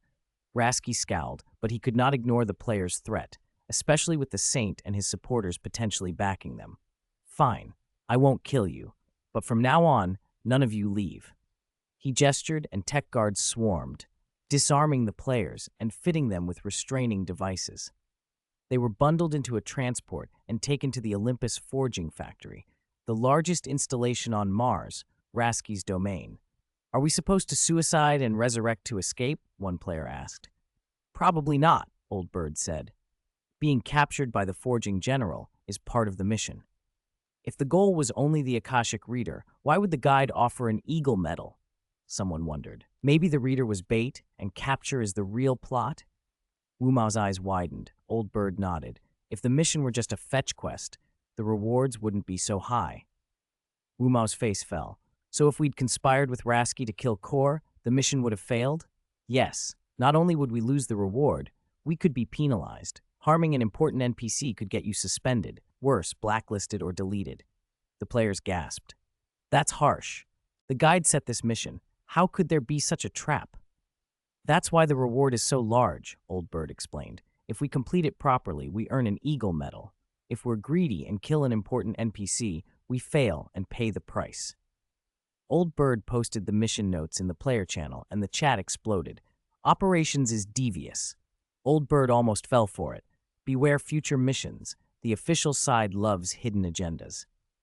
Players debated ethics and caution, promising not to fall for such tricks again. Inside the palace, Qin Yun sneezed several times while meeting with Grand Master of Assassins Fadix. The Saint's nose itchy from something other than a common cold. Are you ill, Saint? Fadix asked. No, Qin Yun waved it off. Someone must be speaking about me. Let's continue. Before he could, a communicator crackled. The invited guests had arrived. Representative Urs of the Inquisition, Inquisitor Galen, who was probing the Fifth Fleet incident for Qin Yun, and Senior General Tura, commander of the Custodes. To keep the meeting secret, Qin Yun had used private comm channels and staggered entry via teleport. There were too many informants outside to risk open arrivals. Seeing Fadix, Urs, and Galen tensed, none trusted the officio's assassins implicitly. Lower your guard. Fadix is our ally, Qin Yun assured them, and then relayed the intelligence the assassin had provided. The others were stunned by the conspirators' audacity. They intend an armed coup? Even the usually calm Custodes commander bristled. We must act. No, Qin Yun said. This is an opportunity. They want me to withdraw from Terra's governance. I will step back, briefly, and let them reveal themselves. He outlined the plan. Bait the traitors, let them commit overt acts, then bring the counterstroke. If I didn't have absolute confidence, I wouldn't do this. He added, if things go bad, I can mobilize over 2,000 Astartes God Chosen in minutes to crush the chaos. 2,000 Astartes? Tura's eyes widened. Qin Yun had anticipated concerns. He explained how to lure the rebels, steer their actions, and prepare for targeted strikes. Why not inform the speaker and other loyal High Lords? Urs asked. There's no need. Not everyone plays a perfect part, Qin Yun said with a thin smile. Let them stay ignorant. When the crisis hits, their panic will convince the enemy everything is under the rebels' control. Only by making the enemy complacent can we deliver a decisive blow and purge this cancer. As he spoke, 2 golden mission screens shimmered into being. Mission: recover the manifold cogitator reward, large amount of faith, Thinker 2.0 technology, optimizes algorithms and prevents machines from gaining self-awareness. Mission: recover the Akashic Reader, reward, large amount of faith, Lighthouse 3.0 technology, enables players to identify items remotely via the Lighthouse network. Both technologies were valuable. Thinker 2.0 could upgrade the Imperium's cognitive systems and prevent machine sentience, reclaiming the computational power lost in the AI crisis. Lighthouse 3.0 let players ID items without returning to shrines, extremely convenient. Qin Yun decided it was time to manifest the machine god incarnation and make a show of himself on Mars, feign grievous injury to lure traitors into revealing themselves. "I will go to Mars," he told Tura, Fadix, Urs, and Galen. "Publicly, I will be declared gravely injured and see no one. Terra remains in your hands." He dismissed them to prepare. Then he activated his machine god avatar and used descent to arrive directly at the Olympus Forging Factory. Mars, Olympus Forging Factory. A sprawl of foundries, refineries, habitats, workshops, and final assembly hangars covered the Martian surface. 1 billion devotees of the Lord of Myriad Machines lived, worked, raised families, and died inside. Over 99.9999% never left. Rasky boasted to Core, "Under my management, we improved Mars Olympus's efficiency another 0.0124% last month. For such a colossal machine, that's a significant gain." "You'd be better off simply building another factory," Core replied bluntly. Rasky toyed with his melta pistol. The God-chosen were ferociously protective. That complicated matters. He'd imprison the players for now and sort things out later, after Terra calmed. Back in the black marble, adamantium omniscient temple, the machines suddenly changed. Where they had once ticked in steady efficiency, their output spiked. A new harmony rose in the machinery's chorus. 1,000 display screens flickered and then arranged themselves into a burning golden name. Countless machine spirits chanted it in perfect unison. Plus Omnissiah plus. A chorus of voices flooded Rasky's mind, threading through his logic routines. Praise him, sing his praises, submit to him, revere him, love him. Golden radiance poured into the temple, so bright it bathed the entire Olympus Forging Factory. A sacred figure formed in the light. Tech guards and battle automata, those supposed to be loyal to the Lord of Mars, fell to their knees, pledging eternal fealty to the newcomer. Devotees in the factory stared at the holy light and wept. "Are you going to betray the great Lord of Myriad Machines, the Omnissiah, who governs all truth?" The figure in the light addressed Rasky. Rasky's mouth hung open. His logic modules and auxiliary processors froze. For a moment his mind went blank. No calculations, no protocols, no coping routine could form a response to what hovered before him. The figure drifted in the air, a pair of pure white wings unfurling and beating softly behind him. He walked on air as if it were solid ground, stopping directly before the forging general and meeting the massive bionic eye that served as Rasky's gaze. The forging general's body was a hulking monument of grafted machinery and fused steel, more mountain than man. Even an Astartes would have seemed diminutive beside him. Rasky stared, stunned, at the golden figure who stood like a shaft of living sun. Clad in burnished gold, tall and impossibly perfect, the figure gripped a scepter topped with a stylized eagle.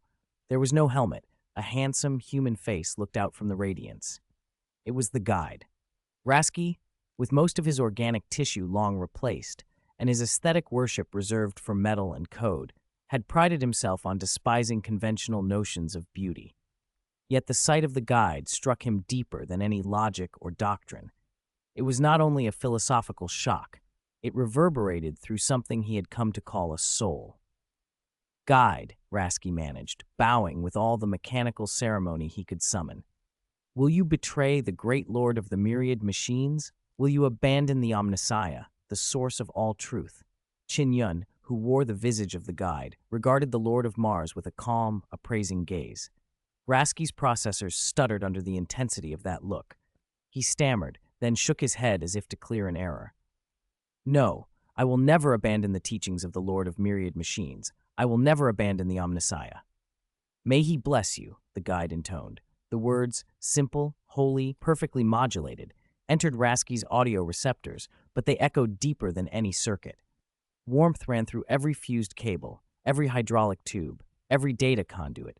The machine spirits buried in Mars's data seas brightened as if the whole planet had been fed a surge of liturgy. Where hardware had been stiff and reluctant, joints flexed with renewed ease. If Rasky had tear ducts left, the Hall of Omniscience would have watched the Lord of Mars weep. Rasky trembled. He understood, suddenly and thoroughly, how dangerous his earlier hesitation had been, how foolish to question a messenger of the Omnissiah. Qin Yun allowed himself a faint smile. The Avatar had worked exactly as he had expected. Present this divinity to the right worshipful eyes, and they would kneel. He had suspected Mars, with its mechanized faith, would be particularly susceptible. Now he knew. Kor, standing nearby, was speechless. The others, Old Bird and the handful of captured players, had faces awed and disbelieving. A few of the live streamers seized the moment, snapping images and uploading them to the regional chat. The channel, quiet until then, exploded to 999+ messages. The guide is so handsome. Seriously, why does the guide always steal the spotlight? Wings. Where do I get wings? I want a flashy entrance. I'm starting to think we're all just NPCs in his game. The comments rolled on. Qin Yun turned his attention to the captured players, Old Bird, Wu Mao, and the rest, scarred and battered from Rasky's custody. Machines, he said, voice quiet and steady. Heal your bodies. He raised a hand. Golden light poured from it, seeping into armor seams and into fleshless servos alike. In moments, the power armor on the injured players looked as if it had just left the assembly line. Polished, functional, intact. The wounds sealed, circuits realigned. Old Bird and the others gasped, then crossed themselves or bowed mechanically, depending on training. All glory to the Lord of Myriad Machines, Rasky choked out. Kor bowed. In the Hall of Omniscience, dozens of tech guards and priests cried out in unison, their voices joined by the hum of servitors and the choral clatter of welding arms. Praise the Omnissiah, praise the Lord of Myriad Machines. Outside the hall, a second chorus rose, workers and adepts, apprentices and children streaming into the avenues. Projections stitched slogans across the sky. The hymn of gears and praise flowed through the planetary network and back again in ripples across the manufactoria.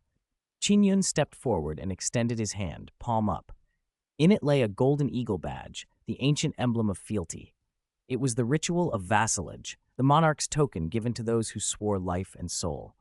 Rasky extended a great mechanical arm, delicate metal fingers closing on the small insignia. To the Lord of Mars it was pitifully tiny. To him it represented everything. With the greatest pleasure, my lord, he said. Mars offers everything. Life, soul, thought. Take whatever you desire. Qin Yun's smile deepened. Securing Mars' ostensible loyalty had been simpler and far more useful than he had planned. Old Bird's feed and the other live streams carried the ceremony across networks. The chat filled with trash talk and jokes.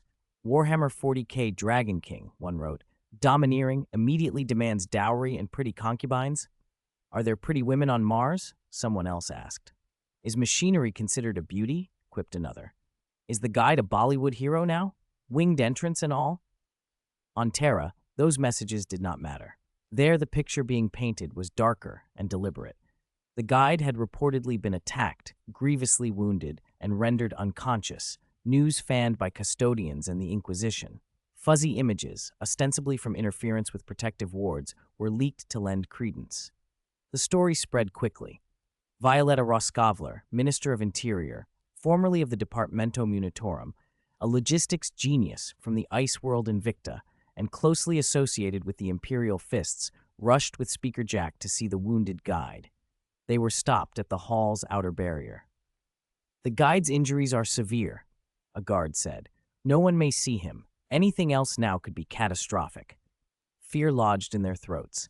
They had both seen the guide's power at Lion's Gate. He had fought alone against greater demons of Khorne. If even he had been felled, what sort of attack could do that? This assassination was not simple, Roskovler said. She had the cold, clear mind of someone who ran supply chains for crusades. The only organization on Terra with that skill is the Officio Assassinorum. Jack's eyes widened. Are you saying the Assassinorum has betrayed the Imperium?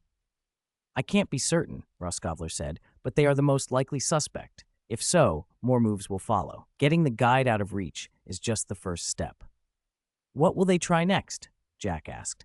From Roskovler's intelligence, a clear and dangerous pattern emerged. Recent unrest, charter captains striking, riots in districts, acts of sabotage, had been fomenting distrust of the reforms pushed by Guilliman and the Guide. Those acts could be amplified into a larger uprising. Once chaos rose, the reformists would be blamed, and the old order could be demanded back in the name of stability. "Stop them," Jack said. "I'll appeal to the Army and Navy to prevent rebellion before it begins." "You must stabilize Terra and wait for the Saint to wake," Roskovler answered. "That is what we can do now." Jack took action. She first sought Ma'ava Shalil, Astra Militarum Supreme Commander, to deploy forces to Terra's preservation. He refused. His forces stretched across multiple war fronts. Frustrated, Jack then turned to the Navy, to Supreme Admiral Merida Paris and his flagship, the Supreme Bloodline. She expected aid. Paris received her graciously, then placed her under house arrest. "You're part of this rebellion?" he asked, blunt and cold. Jack was incredulous. "Why would you do this, Paris? We serve the Emperor." "We serve the Golden Throne," Paris replied. "That is our mandate. The right to rule comes from the throne, not from Guilliman or a saint." "The saint is the Emperor's envoy," Jack protested. "He has performed miracles, carried the Emperor's word." "He was deceived, or it's not the Emperor's will at all," Paris said. "The Emperor's laws were perfect. Those who now seek to alter them, Guilliman and this saint, have overstepped. The Council of 12 has governed for eons. If the Emperor had intended otherwise, he would have made it plain long ago. Primarchs and saints may wage war, but they must answer to the Council." Jack shot back that it was Guilliman and the saint who had saved Terra at Lion's Gate, and that the Primarch himself had once proposed the Council to rule in men's stead after the heresy. Paris had no satisfying reply. In the end, he had Jack detained. On Mars, the false report of the Guide's injury served its purpose. Iltutmish Hitmoan and other conservative figures, long aligned with those who opposed reform, saw opportunity. Iltutmish, with the Minotaur's chapter, Astra Militarum regiments, and loyal naval fleets at his back, moved. He proclaimed the reforms a betrayal of the Emperor and declared a restoration of old laws. He suppressed an uprising that his faction had, in part, engineered and delivered a planetary broadcast. "Your suffering will end," he told Terra. "The Emperor's laws require no reform. Those who tinker with sacred order endanger the people. I had no desire for command, but I cannot watch innocent citizens be sacrificed to experiment. Several high lords have joined me. We will restore the old order and return Terra to its rightful course." The broadcast was received like fuel. Many noble families, anxious for safety and stability, signed a vast petition urging the Council's resignation and a return to the old ways. The reformist camp, scattered and leaderless, the Primarch away on crusade, the Guide supposedly struck down, could not mount an effective defense. The Custodes remained neutral so long as the Imperial Palace itself was not directly threatened. On that score, Iltutmish's gambit had succeeded. The reforms were effectively aborted. Qin Yun watched this unfold from Mars. Through shielding, he monitored Terra in real time and kept constant contact with allies, Fadix, Senior General Tura, Garen, and others. Fadix's small push had helped push some families into signing the petition, and Qin Yun allowed himself a thin, satisfied smile. "I was always wondering how to test the loyalty of those families," he murmured. "The enemy has taken care of that for us." "Fadix, well done," he said humbly when they spoke. Fadix accepted no blame, only allowed himself a modest pride. He had nudged, but the old wolves had outmaneuvered themselves. "Shieling," Qin Yun said, "open a private channel to the Custodes' commander." The projection shimmered, and a stately form, Senior General Tura, solidified beside Fadix. He saluted, "Saint." "The time has come," Qin Yun said. His voice was grave, edged with the authority of the Avatar and the calculation of the man beneath it. "In the Emperor's name, prepare to purge those traitors. The Inquisition will act as well," he added. "We will arrest those named on the petition. Not one of them must escape." There was no doubt in his tone. The networked instruments of the Imperium, the devotion of Mars, the arrests planned on Terra, they were now pieces of a single machine. The Great Purge had nothing to do with mercy. It was precision. And Qin Yun, posing as the Guide and manipulating the shadows, had set its gears into motion. 193, New Expansion Pack, Terra Spring. Is it finally beginning? Senior General Tura breathed out in relief when he heard the Saints' command. They had prepared for so long for this moment, to purge the traitors, cleanse Holy Terra of its filth and corruption, and put everything back on course. The custodes will obey your will, Saint. Senior General Tura bowed. Such deference was not even shown to a Primarch. Only Qin Yun, because of his special status, received it. Apart from the necessary garrisons, all custodes will be mobilized. We will crush the rebels and purge the families who colluded with them as swiftly as possible. When Tura finished, Fadix spoke up immediately. Saint, the assassins are ready as well. They are shadowing rebel leaders like Ilto Sitmon, prepared to carry out decapitation strikes at the first opportunity. Decapitation? Qin Yun considered for a moment, then shook his head. Decapitation alone won't be a sufficient deterrent for those people. I want some captured alive and executed publicly to demonstrate the Empire's authority. Let the assassins remain concealed for now. I expect those traitors won't seek death willingly until they're forced into a corner. We will clip their wings piece by piece, driving them into isolation. When they're trapped and desperate enough to consider suicide, only then let the assassins act and try to capture them alive. Then we will put those traitors on public trial and let the populace witness their punishment. I want their deaths to send a clear message to the world that the old era is over and a new era has dawned. An era full of vitality and hope, an era where humanity ascends to the heights of the universe and becomes the strongest civilization. Anyone who seeks to drag us back to that pedantic, inefficient old order is my enemy and the Emperor's enemy. Understood, Saint, Fadix nodded. I will alert the assassins and order them to capture rebel leaders alive whenever possible. After giving orders to the Custodes commander and the Officio Assassinorum's Grand Master, Qin Yun had Shieling open communications with Inquisitors Urs and Galen.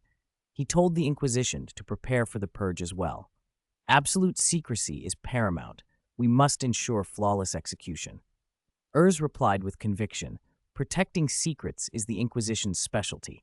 Before the operation goes public, the enemy will not hear so much as a whisper. With that, the projection closed. The Custodes, the assassins, and the Inquisition set about their final preparations.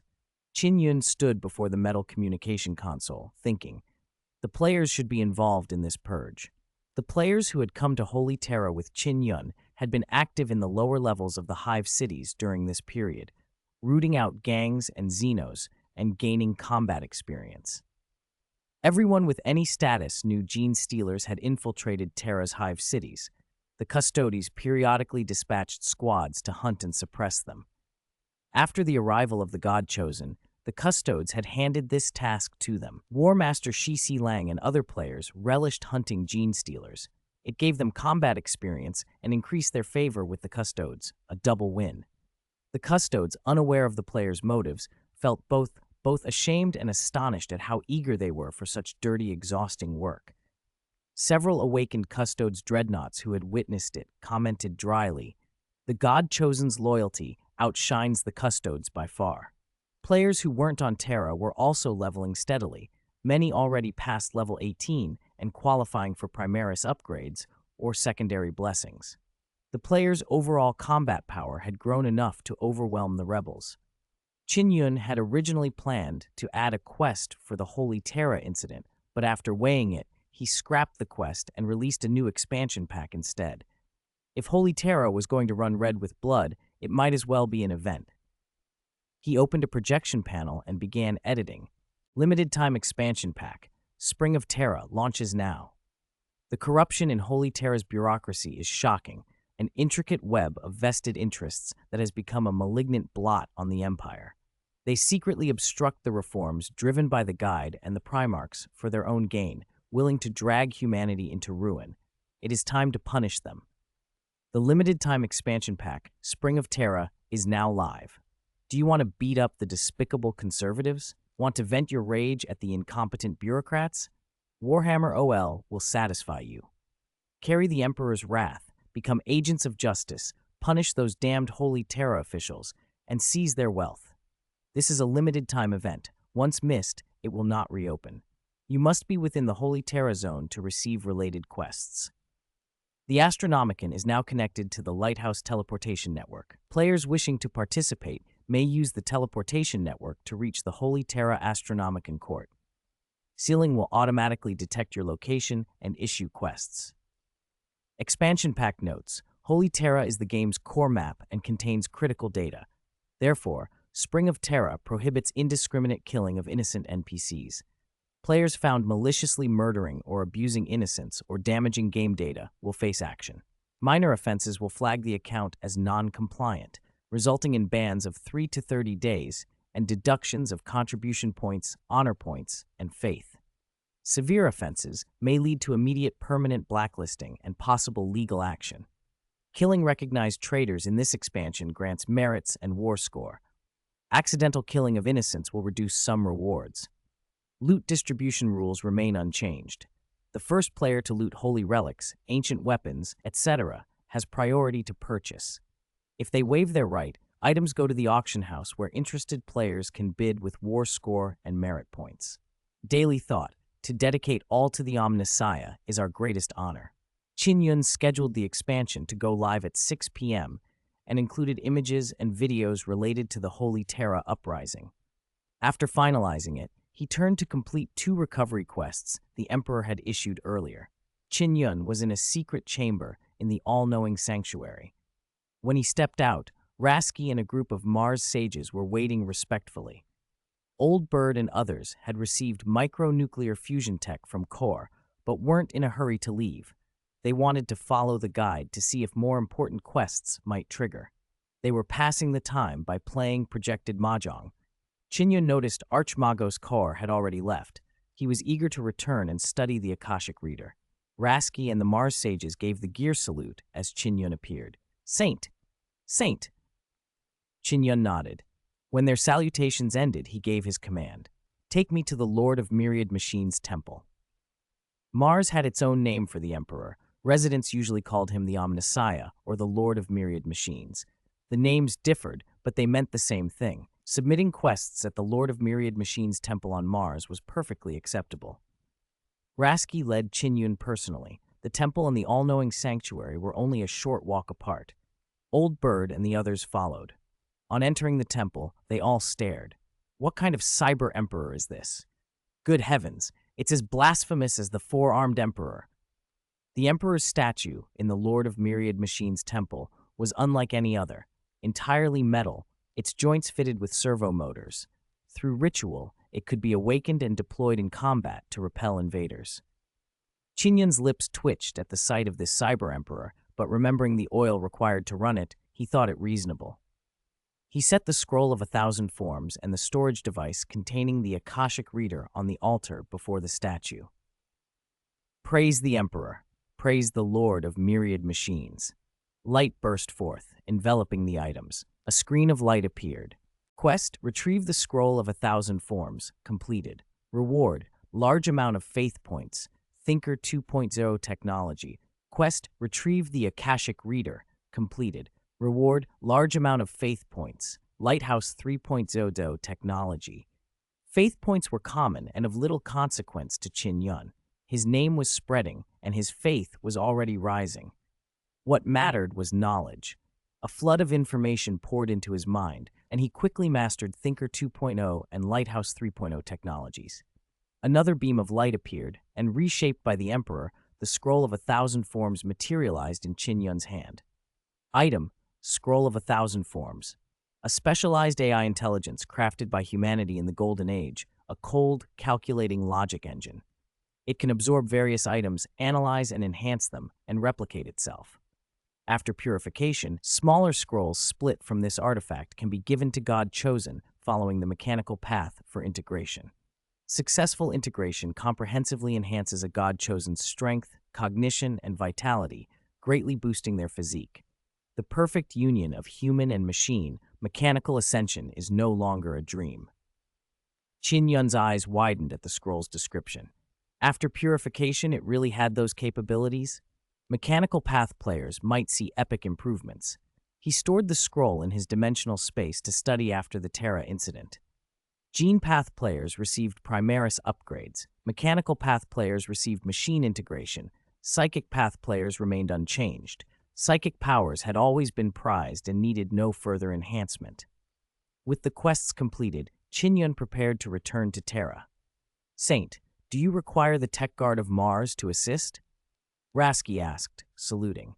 What had unfolded only confirmed Qin Yun's status as the Emperor's envoy, and Rasky was eager to prove Mars's worth. Qin Yun shook his head. Terra is under control for now. Mars's forces aren't needed. Mars stands ready to go through fire and water for you, Saint, Rasky said, a little disappointed. Qin Yun paused, then used his psychic ability to infuse Rasky with technical knowledge about nanometals, megastructures, and active alloys, the know-how Mars needed to build magnificent constructs. Rasky stared, stunned by the gift. After the Terra incident, Mars will have an important mission, Qin Yun said. He handed Rasky the original blueprint he had prepared. From the start, he had planned to use this crisis to relocate Terra's population to space. Terra would retain only the Imperial Palace and necessary maintenance and security personnel. Freed from its burden of billions, Terra could return to green hills and clear waters. The relocated people would live in space cities and megastructure rings. Building them required Mars's expertise. Rasky, seeing the vision, was awed by Qin Yun's ambition. Megastructures to house Terra's people and harness stellar energy. After transferring the knowledge, Qin Yun and the others returned to Terra. At 6 p.m. on Holy Terra, the Spring of Terra expansion went live on the official site. Within seconds, the comment stream filled up. Is this signaling the Rebel King's assault on Terra? Those Terra families are swimming in cash. Seize a few estates and get rich. Brothers, charge! In the Emperor's name, purge those bureaucrats.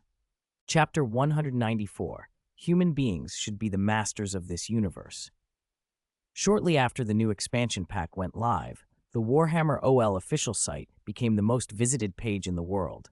Comments under the announcement and videos flooded in so fast that threads repeatedly showed 999 plus.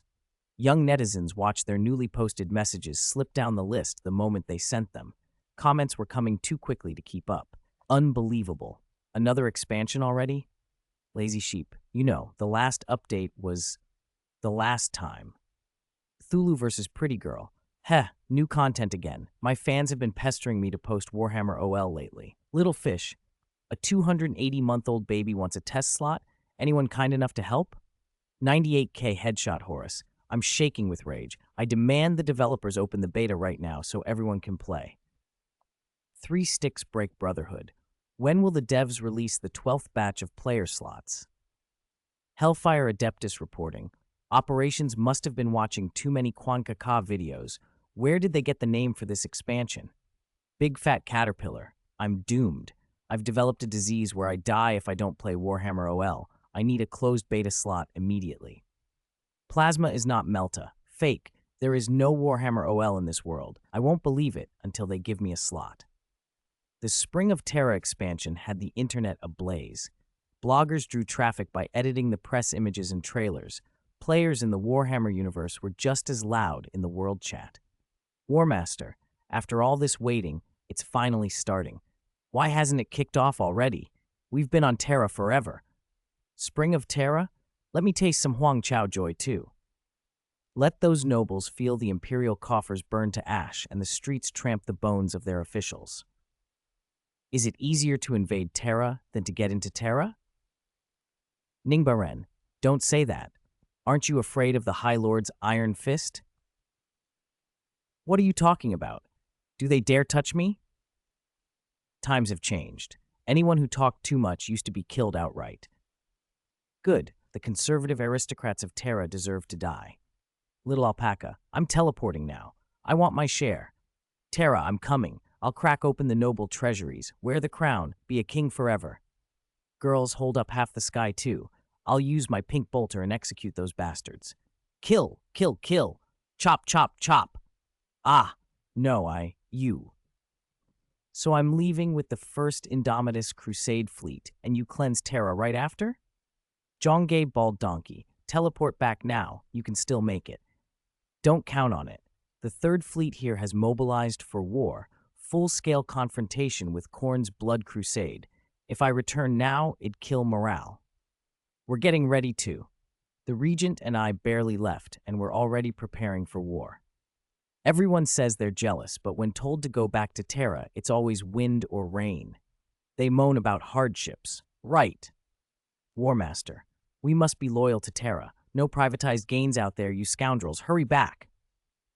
The players were ecstatic. Within hours of the expansion's release, they all set course for Terra. Even industrial players like Dora and MC Myth came out of hiding. The event was too tempting. Warhammer OL had a habit of absolute realism. Spring of Terra felt like a one-time event. Miss it, and you likely lost the only real chance. From the description alone, it smelled of sudden wealth. Which family would be powerful enough to lawfully compete on Terra unless they held vast assets? A minor family wouldn't qualify to enter the solar system. Spring of Terra was the legal opportunity to plunder the great houses. Even if most spoils had to be turned in and redistributed, a little leak would create fortunes. The Astronomicon was the core of the Astronomicon Temple, the famous beacon of Terra.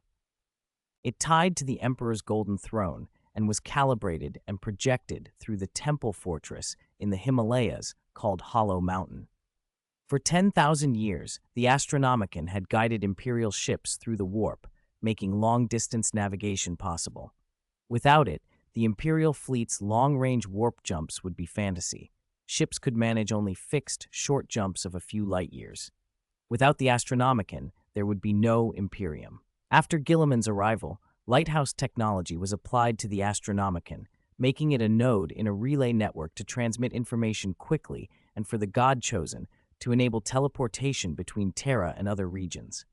But such long-distance teleportation consumed vast amounts of faith points.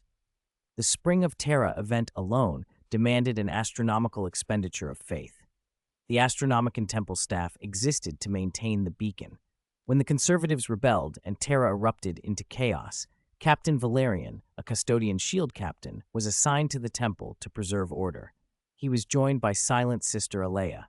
Not long before, Somnus Convent had been attacked. A landing craft loaded with bombs had plunged to the convent from orbit. The explosion was so immense, people on Terra had seen the flash. Only because a servant noticed the anomaly and prevented the craft from docking did the returning Silent Sisters avoid annihilation. The Somnus Convent, 10,000 years old, had been spared from ruin by luck. The attack told the sisters someone in the shadows wanted them wiped out, so Alea was sent to investigate. Her investigation found the attack had been secretly orchestrated by former Pontifex Baldur Slytherin, one of the most corrupt of the dismissed High Lords. He had ruthlessly extorted tithes, bankrupted dioceses, allowed radical cults to flourish, and thereby caused countless deaths. He hated change, and especially the returning Silent Sisters. The mere existence of the Culexis assassins undermined much of the state church's doctrine. Slytherin had plotted to eradicate the Silent Sisters. Alea came from Luna to Terra to gather evidence and avenge the dead. Captain Valerian was already leading his company through the Hive cities outside the Imperial Palace, purging heretics and mutants and defending the palace. When Alea's squad crossed his path, they exchanged information and realized their goals aligned. Custodians and Silent Sisters were the Emperor's right hand and left. When combined, their combat power was devastating. Together, they crushed several rebel strongholds, including the Ascension Cathedral. On Terra, churches were sprawling complexes, almost cities of their own, with guards, scribes, servants, states within a state.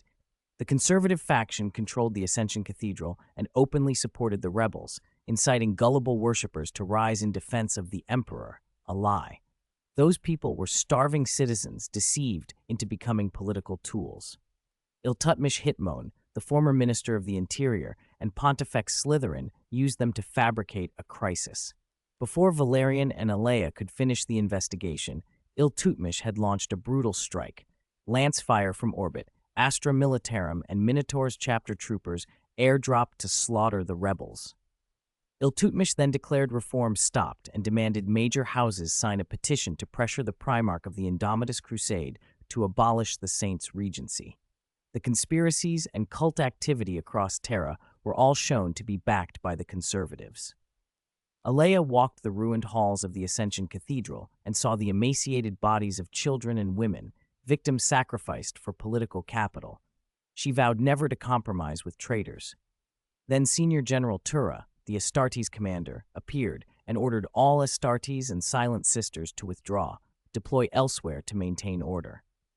Valerian and Alea were reassigned to the Astropathic Choir. Alea raged, convinced Tura had betrayed the saint and sided with the conspirators. Valerian briefly shared her doubt.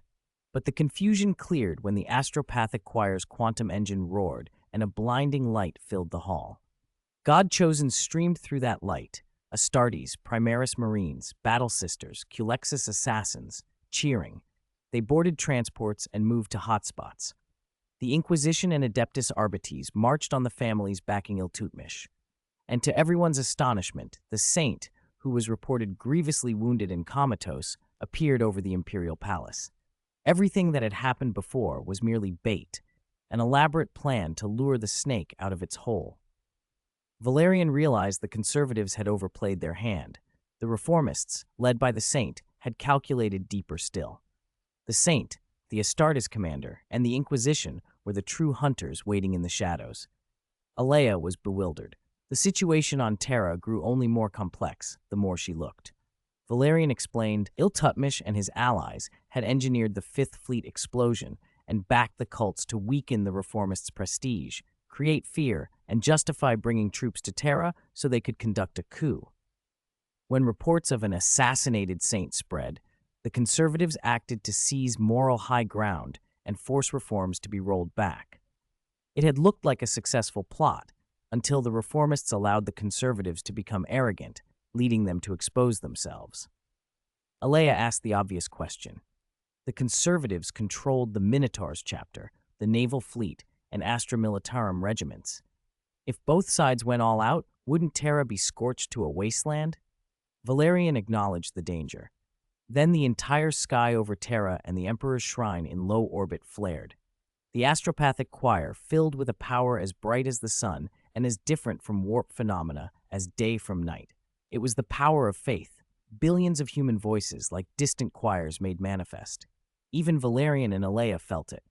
They followed the sound of weeping and found Astropathic Choir servants standing at a window, bodies trembling as intense golden light poured in.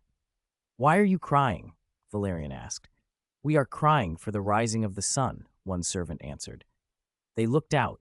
A golden figure streaked across Terra's sky. When the golden light settled, Qin Yun, enveloped in that radiance, hovered above the ranks of Astra Militarum. The supreme commander of the Astra Militarum, Ashariel, one of the 12 High Lords, realized the depth of his mistake. All the High Lord's power derived from imperial law and ultimately from the Emperor himself. Over 10,000 silent years, they had come to think they were the masters. They had mistaken ancestral privilege for birthright. But when the Emperor's messenger descended, laws and bloodlines meant nothing. The saint needed no legal sanction, no approval from the High Lords. He was the Emperor's voice, and that alone commanded souls. Qin Yun hovered on golden wings and addressed the thousands of troops. "As guardians of the Imperium, will you betray your oaths? Will you betray the Emperor?" His voice carried across the battlefield. One soldier threw down his weapon, then another battalion. Words crumbled the rebels' will. Soldiers began kneeling, laying down arms. "Get up, shoot him!" Ashariel barked hoarsely, but his own trusted units, chosen for loyalty, fell to their knees instead, weeping, imploring forgiveness from the figure in the light. They honored the saint over their commander. "Ashariel, you must leave," a subordinate told him. "The tide has turned." Ashariel understood and tried to withdraw with the few loyal men left. Then an assassin in tight leather moved like a shadow, killing his remaining escorts and injecting him with a sedative. Phaedix, Ashariel realized.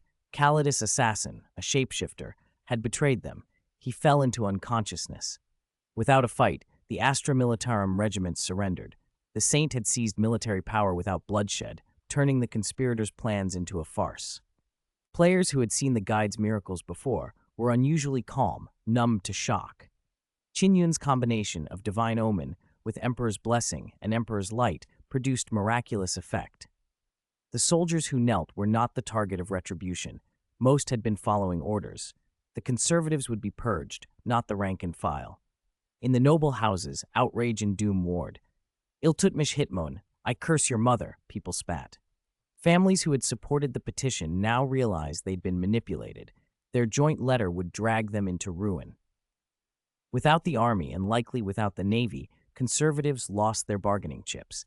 Desperation made families scramble connections and wealth to renounce Iltutmish and pledge anew to the emperor and the saint. But it was too late. Custodes, the Inquisition, Adeptus Arbites, and the God Chosen came to demand surrender of arms. Those who resisted would face indiscriminate slaughter. The reckoning had begun. In low orbit, aboard the bridge of the Supreme Bloodline, the Speaker Jack sat captive amid Navy commanders, advisors, guards, and several Minotaurs space marines. Iltutmish Hitmon, Pontifex Slytherin, Paris, and the other conservative High Lords gathered there. Once confident, certain Terra was theirs again, and reforms would be reversed. When the Saint returned, their smiles vanished. With the Astra Militarum lost, their conspiracy was a bubble that burst. Initiate attack. Terra has rebelled, Paris ordered, intending to use the assembled fleet to bomb Terra into submission. Her captains refused. They recognized what firing on the Saint would mean, treason against the Emperor. If we open fire, we will go to hell, one argued. Paris screamed to proceed, but no ship fired. Conservative factions were restrained, even killed on the spot by their own if they tried. This was no trivial mutiny. Void shields lowered as loyal forces boarded the Supreme Bloodline. Boarding action, shouted the bridge crew. Paris sank into the captain's throne with a bitter smile. Their coup had failed. As assassins long hidden sprang forward, the High Lord's guards were cut down. Phaedix, why betray us? Iltutmish cried, staring at the Calidus agent calmly among Qin Yun's forces. I am loyal to the Emperor. Phaedix replied. What you did, was it not in his name? Iltutmish raged, but the loyal forces poured in and seized the bridge. The conservative High Lords were captured.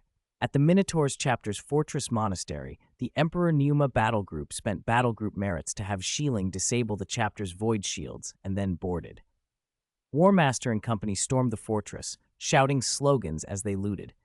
The Minotaurs were the High Lords' enforcers and hoarded wealth and relics. Players clashed with Space Marines. Warmaster fought Chapter Master Morlock, huge and heavily armored, red cloak flowing, ancient power spear in hand, shield ringed with archaic symbols. Each impact rang like a cathedral bell. Morlock's strength was terrible.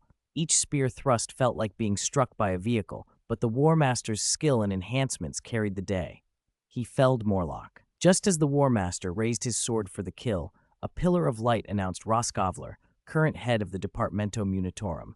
Lord God Chosen, spare him, Roskovler cried, and the Warmaster halted with Morlock's throat at the blade. The Minotaurs are ours now, Roskovler said hurriedly. They obey the Departamento Munitorum. Whoever controls the department controls that sword. We've captured Iltutmish. Control has shifted. Faced with that, Warmaster relented. The players still took half of the Minotaur's relics, weapons, gear, and ships as spoils. Morlock, the chapter master, swallowed his losses under guard. The Minotaurs were ordered off Terra. With the High Lords captured and the Minotaurs neutralized, the coup collapsed. The captured High Lords were hanged and injected with neurotoxin in a public execution broadcast across Terra. Qin Yun appeared at the scaffold, shining in his divine form. His voice rolled over the gathered millions. Citizens of the Imperium, do not be deceived by lies. Do not cling to an old, bitter past. The path to a new era is fraught with hardship, but perseverance will bring you joy. This Imperium is not the Emperor's original design. He never intended you to live in despair. Those traitors have twisted his will to preserve their own power. In the Emperor's name, they shall be punished. He waved his hand. The High Lords struggled, then grew still, dead like stray dogs in the gutter. The hangings were only the beginning. A broad and brutal purge would follow, a bloody cleansing to remove conspirators and root out the conservative rot. The spring of Terra had begun, and nothing would be the same again. Chapter 195. What? A saint wants to be an emperor? Operation Purge Lester Family. Mission secrecy level Scarlet 4. Strict adherence to secrecy protocols required. Timestamp, classified. Objective, destroy the family's stronghold. Apprehend senior family members for trial. The execution of the conservative High Lords had marked the end of the Terra Rebellion. Now the reformists moved on to the prominent individuals and great houses that had participated in the uprising. Rebellion against authority could not go unpunished, especially at a time of sweeping reform. The conservative families had been the movement's core opponents, obstructing policies, sabotaging reforms, and scheming in the shadows. The reformists intended to show no mercy. Mercy belonged to the common folk. Political enemies required ruthless eradication. Those who bet and lost might be spared if they withdrew gracefully, but those who had crossed the line and taken up arms had already sealed their fate. The rules of power were simple. Following Inquisition intelligence, the players were dispatched to the strongholds of the implicated families.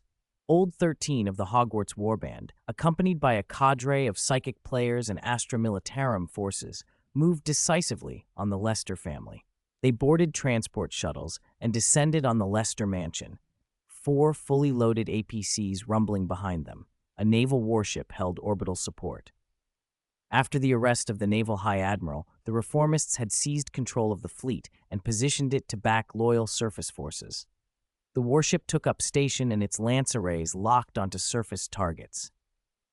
When the order came, lance strikes hammered the Lester fortification's defensive batteries and hangar. Explosions lit the sky as players and Astra Militarum detachments assaulted. Transport shuttles fired smoke and frag charges to screen the ground advance.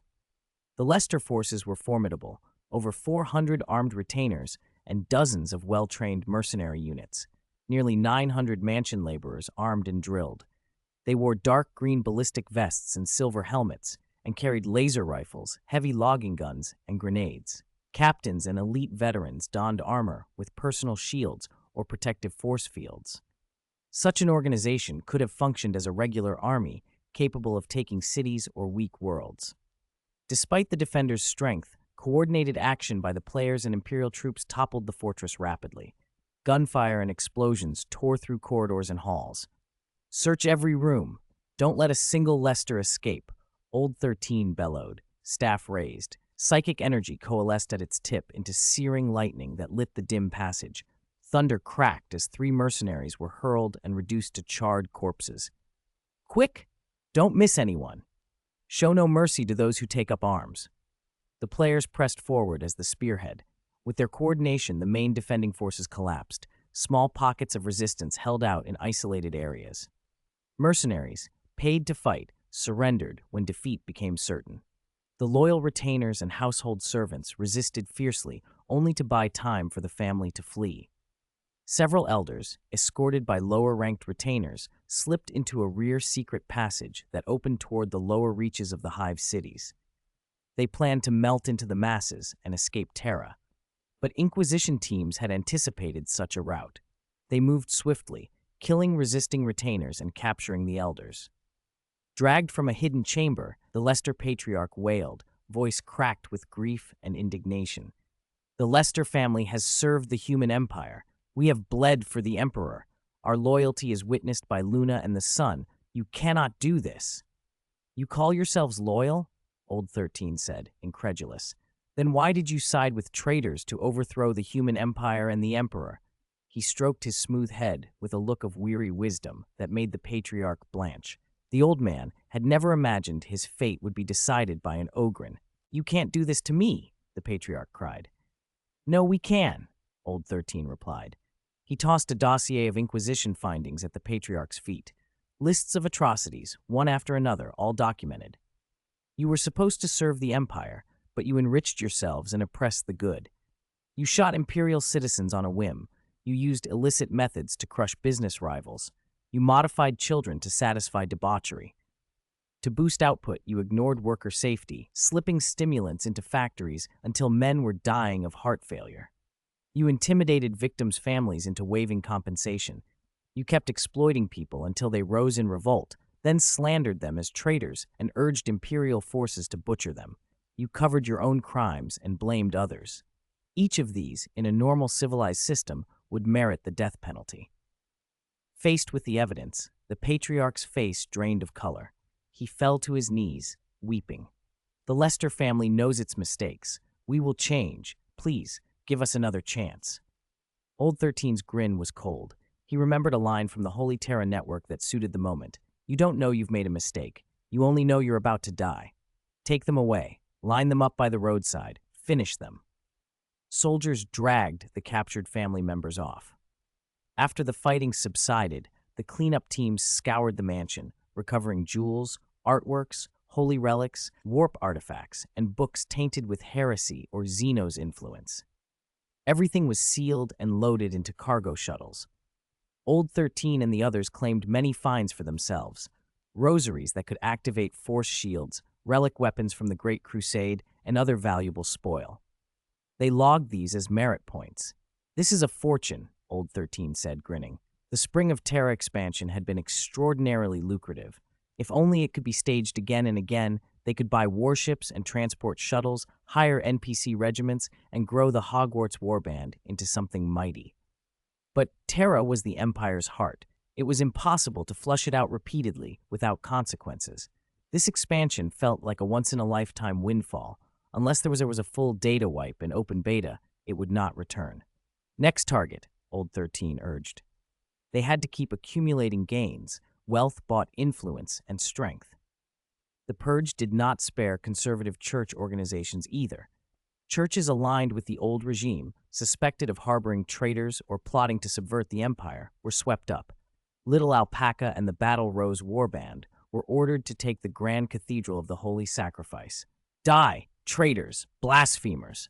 Grey Baby shouted as she opened fire with her pink bolt gun. Bolts found armed priests as they charged. Bodies fell. "For the Emperor!" she cried, stepping over a corpse. A faint voice reached her. She knelt and turned a dying man, young, blood-smeared, muttering, "For the Emperor! For the Emperor!" Grey Baby watched him for a long moment and then shook her head.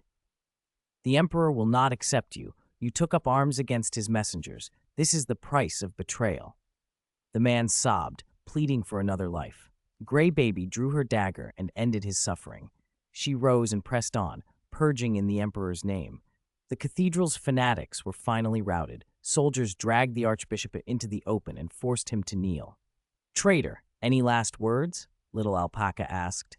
"It's all a lie. He deceived the God Emperor," the Archbishop screamed, babbling that the Primarch and the Saint had betrayed the Emperor. Little Alpaca shook his head. He pulled the trigger. Afterward, he ordered the warband to search the church thoroughly. "Leave no treasure unaccounted for. Dig if you have to." Players cheered and began to loot. The accompanying troops took their share. Most would be turned over to command, but a little extra always slipped through. The strikes at the Leicester Mansion and the Holy Mark Cathedral were only two ripples in the greater purge. As the operation spread, Holy Terra became awash in blood. Citizens watched, stunned, as once powerful dignitaries were dragged from opulent homes, forced to kneel in rows by the roadside, then executed like common criminals.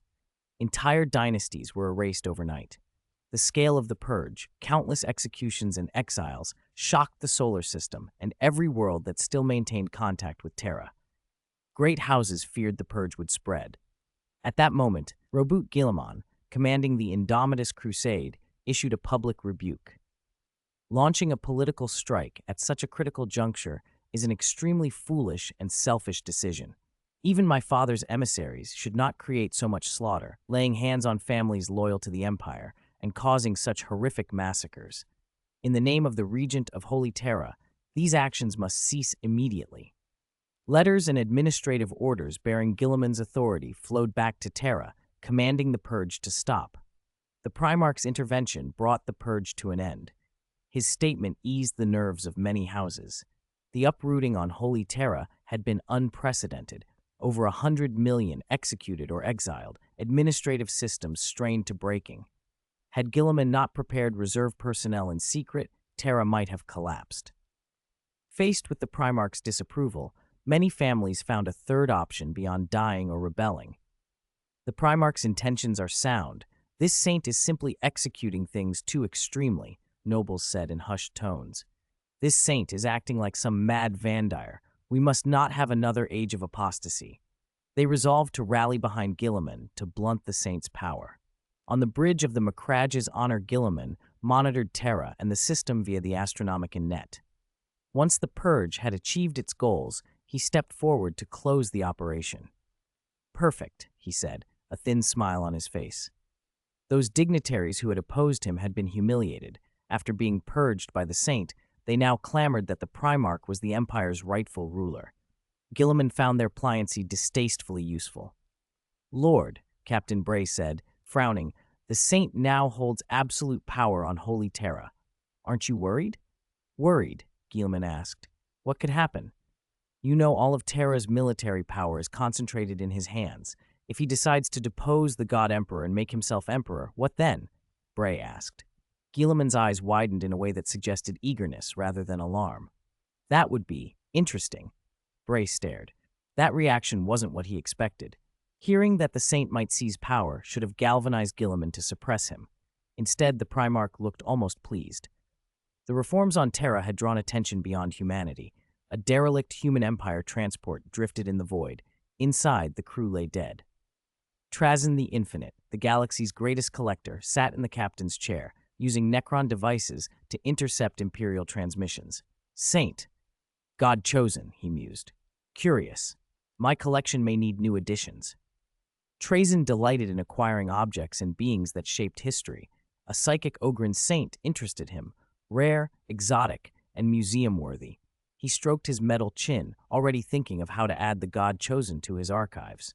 Back on Terra, Old 13 sneezed repeatedly as he counted his gains, looking almost as if the universe itself offended him. An Ogryn catching a cold seemed absurd, but he waved it off and kept tallying. "Boss, you've been watching too many Ogryn videos," teased Blind Monk, ID Domestic Concrete, his white, psychic blanched eyes fixed on Old 13. "You're run down." Old 13 fumbled for a retort. "Watching female Ogryn videos? Me? Wouldn't be so vulgar. If I watched anyone, it'd be teachers." He remembered a neighbor's shared story and blushed inwardly. "I swear I'm done with gambling and vice." The players joked and compared loot. Meanwhile, Qin Yun, operating quietly, opened a private channel to Guilliman. The Primarch's public rebuke had been part of a plan, a performance to prevent houses from fleeing to chaos or sparking wider revolt. In the weeks to come, Qin Yun and Guilliman would continue the reforms, striking at vested interests and reshaping the Empire's distribution systems. They envisioned a new era, humanity freed from the warp's clutch, moving toward a brilliant, dominating future. The spring of Terra had drawn to a close, leaving scars, riches, and plans for a remade empire. 196. Let's go rob Trazyn's home. You plan to relocate all the residents of Terra? Guilliman's eyes widened when he heard Qin Yun's plan. "Not all residents. The custodes will remain on the surface. They must continue to protect the Imperial Palace," Qin Yun said. He turned the projection and displayed the development map and plan. His vision was audacious. Build enough megastructures in orbit, star rings, void hive cities, orbital farms, to solve housing and food shortages for Terra's population. The relevant technologies had already been handed to Rasky, Lord of Mars. He was mobilizing personnel and material to construct the first giant space city and begin relocating Terran residents. Once everyone was moved into orbit, Terra itself would be rebuilt, its ecology restored. Qin Yun also intended for Terra to become a major grain exporting system in the future, reducing its dependence on neighboring systems. "Saint, is this really necessary?" Guilliman asked, skeptical. "Currently, the Empire is besieged on all sides. Crises press in from every direction. We cannot afford to waste resources on grand gestures," Guilliman argued. "To spend so much manpower and treasure rebuilding Terra now seems pointless." Qin Yun didn't answer directly. He asked instead, "What are we fighting for? For the survival of humanity and for the beautiful vision my father once promised." Guilliman's gaze sharpened, fixed on the saint in the projection. "Then tell me, where is that beautiful vision? Look at Terra. Do you think this is what the Emperor promised?" Guilliman fell silent. Terra had become the engine of the Empire's decline. Bloated hive cities with populations hundreds or thousands of times larger than other worlds, a planet that could not feed itself and depended on long, vulnerable supply lines. Cut the lines and Terra would starve, and riots would follow. The sight of it wounded him. Old Roboot Guilliman would have defended the Emperor's dream without hesitation. When had he become so pragmatic, so cold? "Everything has reached the point where it must change," Qin Yun said calmly. We cannot forever fight wars and leave the unfinished work to some future time. Before we appeared, people on that world suffered. After we appeared, they still suffer. What right do we have to call it salvation if it leaves them in pain? Redemption cannot be half-finished. What is right in one place must be right everywhere, always. Only then will people accept that future willingly. He continued, don't think only of the distant future. Let the people living now live better.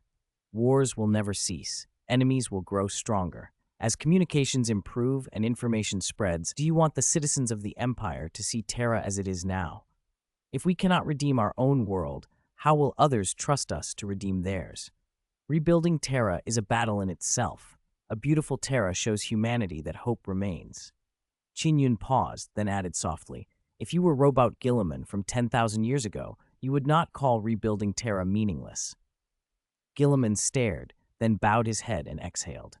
The Primarch felt the truth of the words as an accusation and as a reminder. He had grown harder over the millennia. Qin Yun's words made him aware of it. Thank you for your reminder, Saint.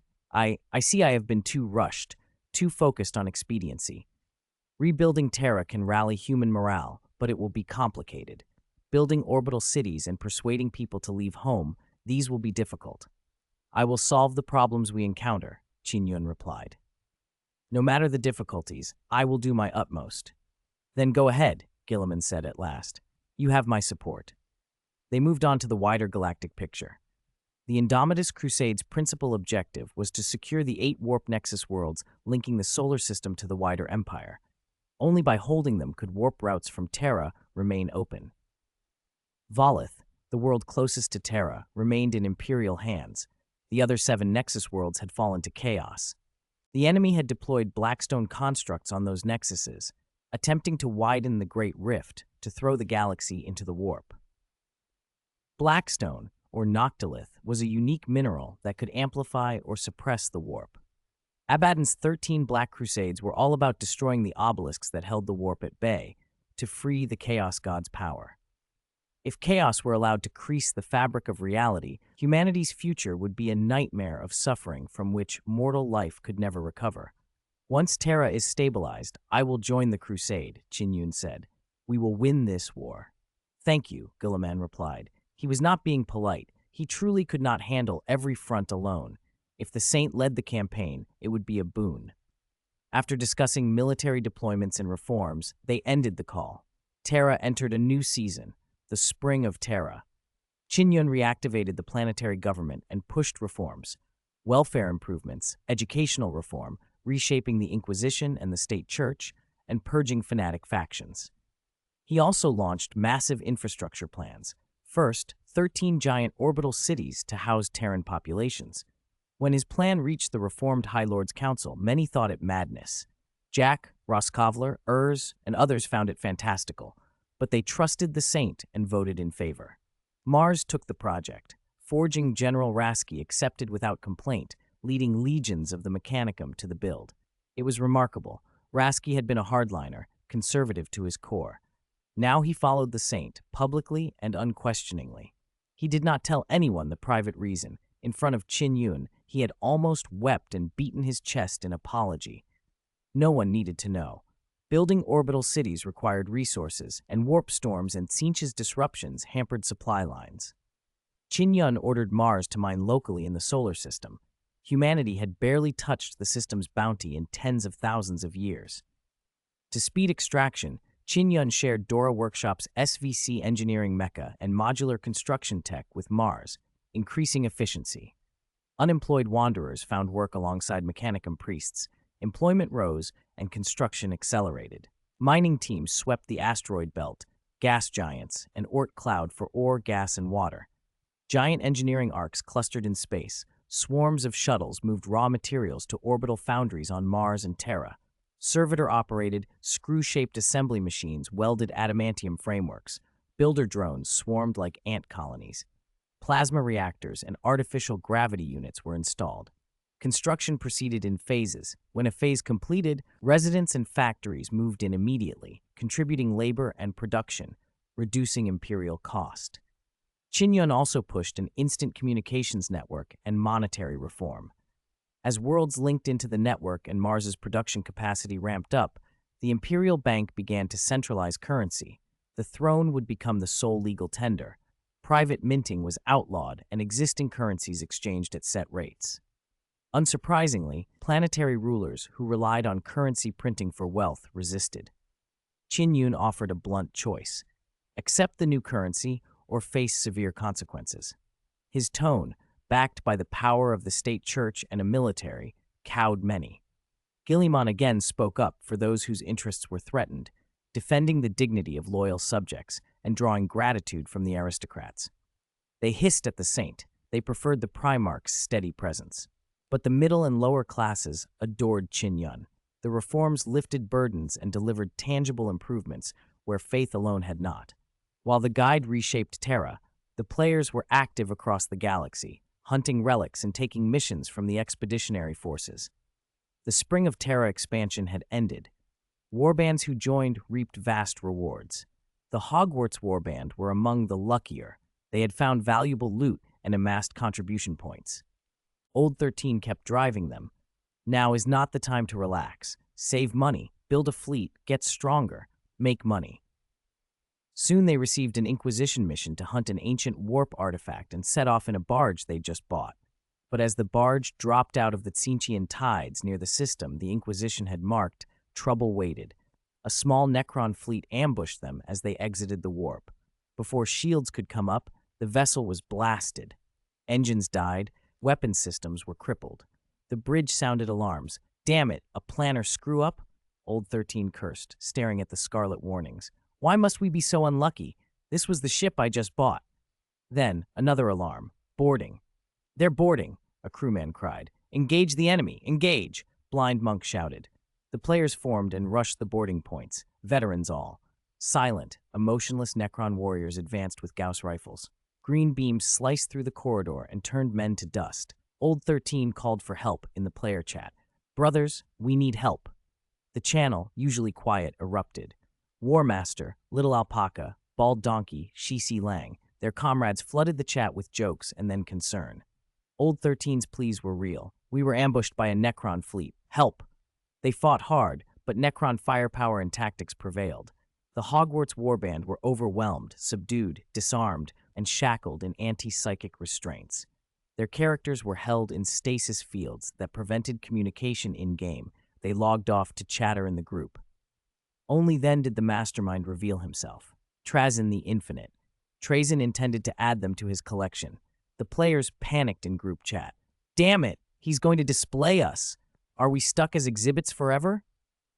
Am I really going to haunt that museum for the rest of my gaming life? The fear was genuine. Their characters could not die, could not resurrect. The stasis held them like priceless artifacts.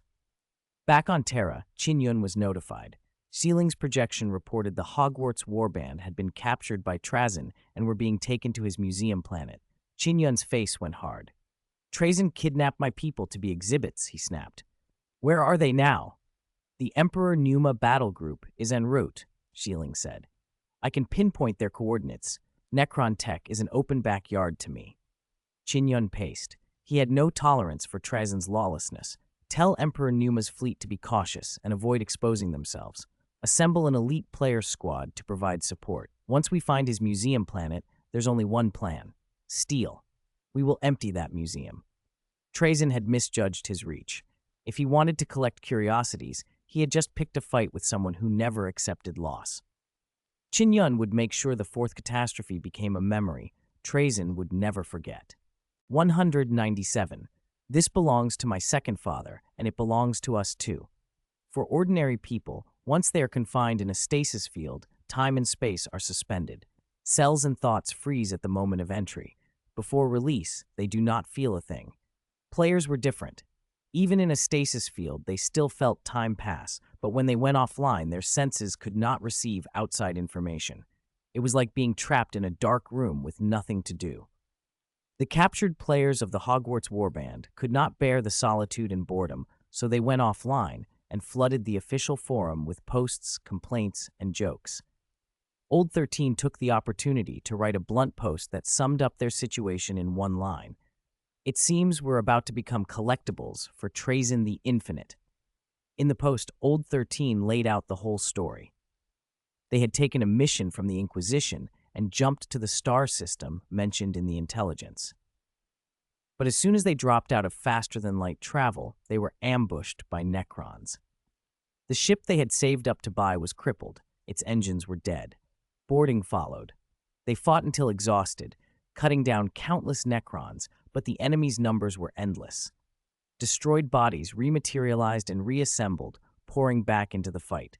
By the end, all the ordinary crew who had been assisting them were dead. Without the crew, the players were isolated and could not hold out against the sheer numbers. They had planned to self-destruct, revive, and return for revenge, but instead the Necrons captured them with stasis devices. Once disarmed and deemed harmless, their captor made an ostentatious appearance. Trazyn the Infinite announced his victory with smug delight. The captured Chosen would become exhibits. Old 13 and the others were sent to the Necron ship's cargo hold, bound for Trazyn's museum. The post exploded. Warhammer OL's traffic was massive, so much so that people who had never logged into the game still knew the name Trazyn the Infinite. Rumor painted him as the galaxy's scavenger and collector, immortal, endlessly digging up relics and specimens from every race and era. If something was valuable, Trazyn would unearth it. Orc artifacts, Eldar relics, Titans, even his own Necron kin. He was practically the 40K universe's most obsessive curator. Replies flooded in, a mix of jokes, memes, and outrage. Some highlights. Wudang Wang Yang Hai Zai Wang. Defeated by Trazyn until you knelt, huh? Little fish. Captured and forced to be displays. Lazy sheep. You guys are weird. Suddenly several gigabytes of plot popped into my head. 98K headshot. Horus. Holy cow, you old turtles with impure thoughts. Cthulhu versus with pretty girl. Someone once asked, what if I could get the female High Lord pregnant? Classic answer. You can commit the crime in front of the Silent King. Hellfire Adept. Haha, what a joke. Gilliman is my son. Try it. Big Trazyn has so many treasures. Besides ancient Krorks, he even has a little Fulgrim. Dragon Soul Neil. The official game wouldn't really release Little Fulgrim, would it? Causeway Boss. Is Little Fulgrim loyal? Might be more Emperor's Ecstasy than Slaanish's. The thread went viral and discussion spilled into the game's world chat. Players everywhere debated the capture and ridiculed Trazyn. Meanwhile, Qin Yun, watching events unfold, released a mission to the wider player base. Mission: rescue the captured Hogwarts warband. Content: the players of Hogwarts have been captured by the Necron overlord Trazyn the Infinite and are to be made into museum exhibits. This brazenness insults the human empire and the Emperor. Trazyn has kept his arrogance for too long. Rescue the captured players and teach him a lesson. Requirements: players level 18 plus, second advancement completed. Basic rewards: participation grants 145,000 contribution points, 5,000 war points, 60,000 faith points, and 30,000 honor points. Commission rewards, based on mission completion and performance. The rewards mattered, but the real draw was Trazyn's museum itself. Every player with even a passing knowledge of the setting knew how many priceless items he hoarded, from relics of the Paradise War to creations of lost races. Rumors even claimed he possessed fragments of the old ones, beings on par with the Catan. No one knew how he captured them. Whatever the truth, newly posted missions and the promise of raiding that collection brought scores of high-level players to accept the task almost immediately. If Qin Yun's hints were correct, Trazyn might soon discover what a fourth calamity felt like. Qin Yun could not monitor the capture forever. He had to wait until Old 13 and the others were physically back in Trazyn's museum before he could take the next step. He used the interim well. After learning that Baal had yielded sufficient minerals, he ordered shielding to conduct a major upgrade. Minerals were fed into the core of the Imperial Glory, broken down into strands of light and absorbed into the hull for enhancement. The last upgrade had pushed the Imperial Glory to a length of 24 kilometers, already comparable to a Gloriana-class battleship. This time, the upgrade consumed several times more resources, and the ship grew still larger, reaching 50 kilometers. The Imperial Glory became a true behemoth whose sheer presence was a deterrent. Its massive batteries could intimidate a foe into surrender before a shot was fired. The upgrade didn't only increase size. The Imperial Glory gained instantaneous warp jumps, dimensional stealth, an independent temporal field, and self-repair via energy absorption. After the refit, it could stand among the top 10 warships in the galaxy, slightly below the Avenging Spirit at its prime, the Emperor-controlled Phantasm, or the Silent King's flagship Song of Annihilation, but still elite. And if Zealing, as a star god, was counted as part of the system, the Imperial Glory could rank among the top 3 known battleships alongside such fabled vessels as the Avenging Spirit and the Ark of Omen. The Blood Angels on Baal were stunned. They could not imagine any enemy that the Imperial Glory could not cut down if it was deployed.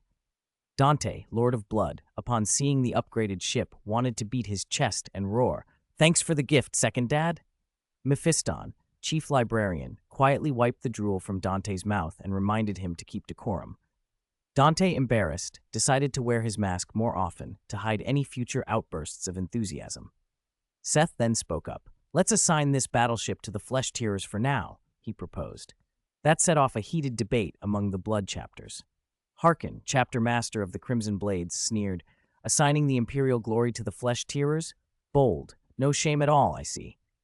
Seth showed a look of brazen indifference. "This is Father's gift. What's there to be ashamed of? It's settled." Dante coughed and tried to moderate. "We need to discuss this. Remember, the Blood Angels are the parent chapter. We must." A representative of a successor chapter cut in. "As the parent chapter, you should be magnanimous. Look at us. We were reduced to single digits after aiding Baal." Dante went quiet. The argument threatened to become ugly until Cobro, chief sanguinary priest, spoke with authority. "Stop fighting. Make the Imperial Glory the flagship of the bloodline. Any chapter that needs it can use it."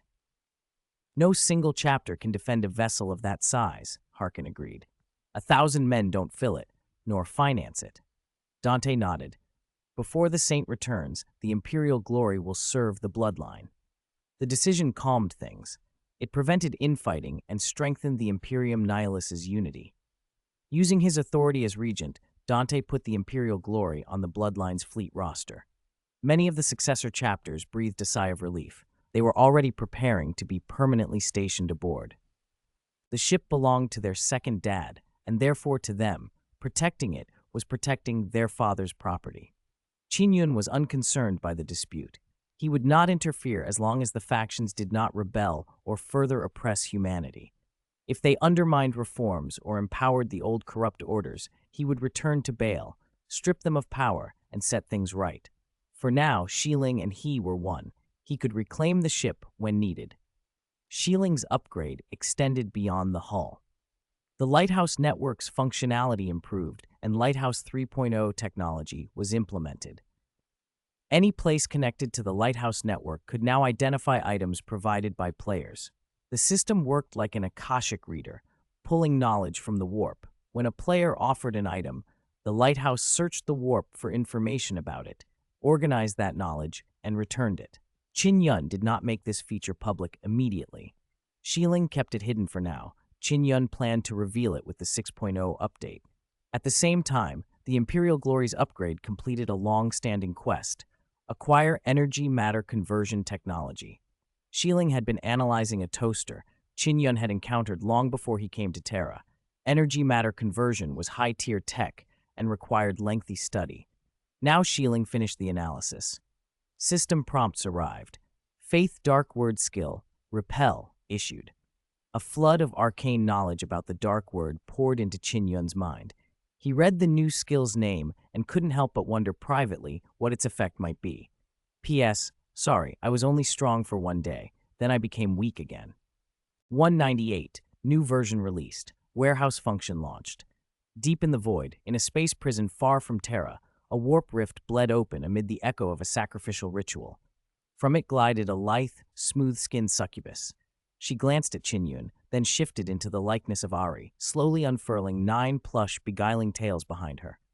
"Ari really wants to be with Master," she purred, her expression all honey and seduction, crimson lips like a ripe strawberry, irresistible at a glance. Lightning cracked out of nowhere, briefly illuminating her, then struck. The succubus let out a scream of pain, ah! That curdled into a tearful, coaxing sob. Her large eyes filled with feigned sorrow and pleading charm. Master, why treat like this? From the shadows, a band of players surged forward. Brothers, go! Don't let this demoness escape, someone barked. Demon, you'll help me cultivate, another jeered. The succubus's eyes widened. This sacrifice had been a ruse. She lunged to flee, but the warp rift had already snapped shut behind her. After a pitched struggle, she was forced to her knees, the nine-tailed fox form spent and bruised. Saint, is this enough? Someone demanded. Inquisitor Galen turned to Qin Yun. Enough. Bind her and send her to the secret room. Qin Yun nodded. He had come to this Inquisition-controlled prison to test the dark word skill he had just acquired. He'd brought a handful of cultists and arranged a provocation. Let them summon the demon masters they served. Cultists were relics of obstinacy, always contrary. If you ordered them not to summon, they would. If you told them to, they hesitated. They reveled in resisting the corpse emperor's minions. Stubbornness was their religion. Galen, who'd accompanied him with the saint, declared the balking a minor problem and dragged the cultists off to a small, dark room. Half an hour later, the cultists returned, missing limbs, kneeling and wailing. Whatever pretensions of integrity they'd had were gone. They would obey whatever the saint commanded. Broken, obedient, they prepared for the summoning. Qin Yun also produced a group of nobles previously identified as Slanesh worshippers to serve as sacrifices. Their bravado collapsed the moment they learned their fate. Saint, you are the God Emperor's envoy. You can't offer us to an evil god, one cried. You're no better than traitors, another spat. We worship, but our sins aren't so great. Qin Yun listened with a single black line of disbelief across his forehead. They had chosen this path. Now that their choice was about to be honored, they complained. He let his voice drop cold. Deliver a message to the Prince of Pleasure. I'll be coming for him soon. This is your final contribution to humanity. After Qin Yun's words, the cultists fell silent. They moved with practiced efficiency, small knives drawn, throats cut like livestock.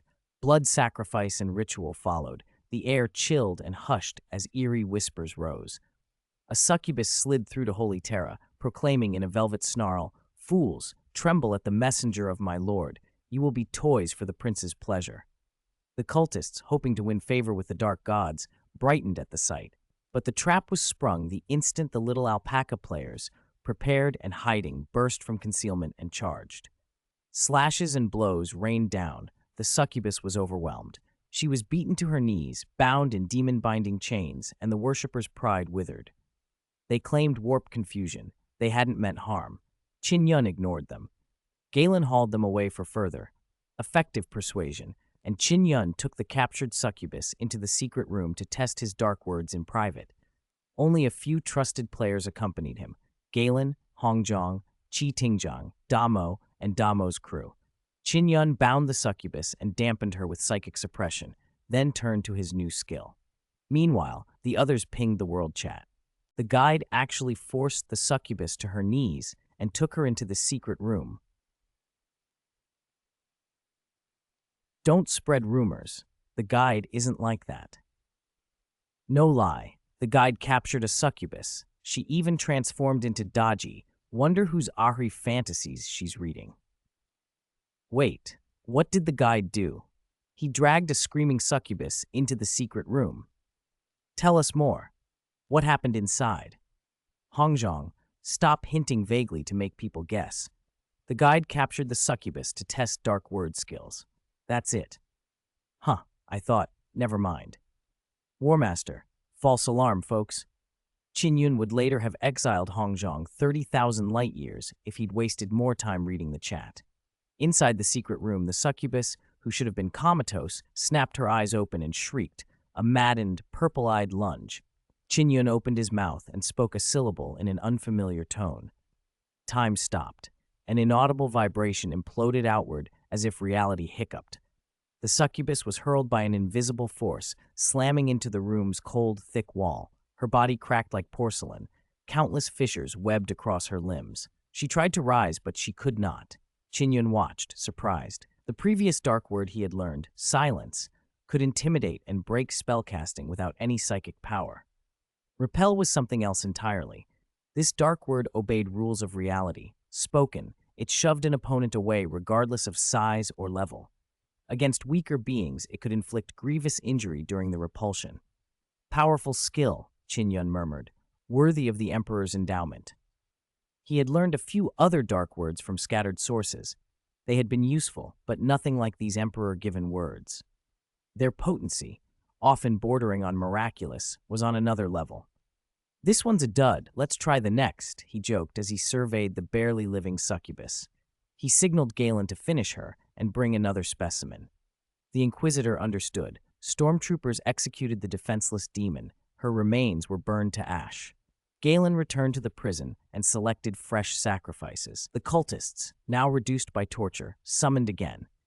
Each time a demon was pulled into Terra, the God-chosen subdued it and delivered it to Qin Yun's secret room for study. After pushing Repel against more than a dozen demons, Qin Yun had a full sense of the skill's scope. Then Galen returned with news. The warp had gone silent. No more demons answered, even with double the sacrifices. "They won't come," he said quietly. "It seems the warp is resisting." Qin Yun frowned. "They sense I'm milking the warp. How ungrateful."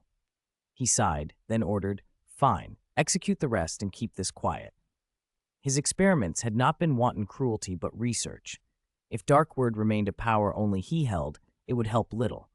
But if exorcists could be trained in dark words, humanity would gain a tool to contest psychic domination.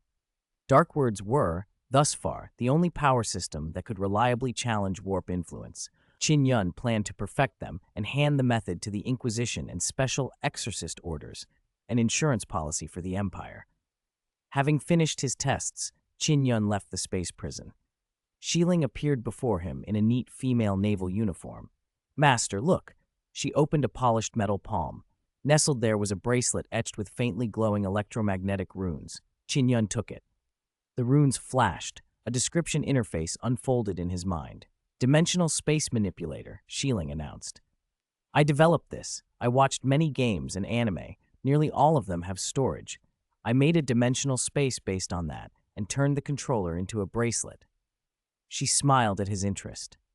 The bracelet links to a cubic dimensional space roughly a meter on each side.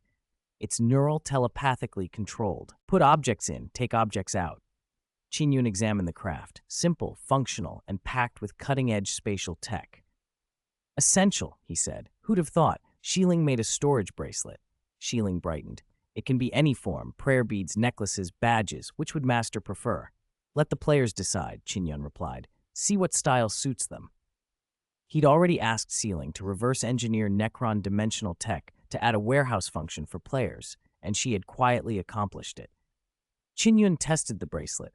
A thought, a glow, and items were drawn into the internal space with ease. Even a heavy table disappeared into it. The convenience was undeniable. Sealing worked quickly. Qin Yun ordered her to compile the recent technologies and policy changes and prepare a major update. She produced an edited announcement for version 6.0. The financial system receives a major overhaul. The first Imperial Bank on Terra will extend a credit and reputation system across the galaxy. NPCs will use it. Players can do business with NPCs. The Lighthouse system's upgrade stabilizes and speeds communications, shortens teleportation times, and adds an online appraisal feature accessible through the Lighthouse network. No need to hunt down the Emperor's Shrine for valuations. A new dimensional space function has been added. Players can obtain dimensional space control devices from Sealing via purchase or quests. These grant access to personal storage spaces for weapons and gear. Advanced dimensional spaces may even house living creatures, pets, and mounts. Main maps expanded, level restrictions increased. To protect the player experience and limit griefing, players must meet level requirements in the Calixis sector before using the Lighthouse network to travel to certain zones. Check the Lighthouse for regional level limits. Players following the Adeptus Mechanicus path will get enhancements. Upon meeting intelligence and soul strength standards, a quest from Sealing will allow merging with the Omnissiah's Cogitator for comprehensive boosts. Various game modes optimized and bugs reduced. The game's time flow has been adjusted. Current rate, 1 day on Holy Terra equals 5 days in-game. Players should manage their time. Shieling signed the announcement with her usual flourish. Daily thought, our sacrifices need no remembrance, for loyalty alone is our reward. Qin Yun reviewed the document, made a few edits, and scheduled the update to go live at 6 p.m. With the new skills tested and version 6.0 ready, Qin Yun plunged back into the whirlwind of reforms. He had toppled powerful elites and cut off conservative resistance enough for Terra's people to start breathing more freely, but true rebirth would take generations. Still, the first steps had been taken toward the Emperor's vision. Problems would come, but he believed perseverance would solve them. One day, this universe could be a paradise for humanity, a place where people of every age and station might live with dignity.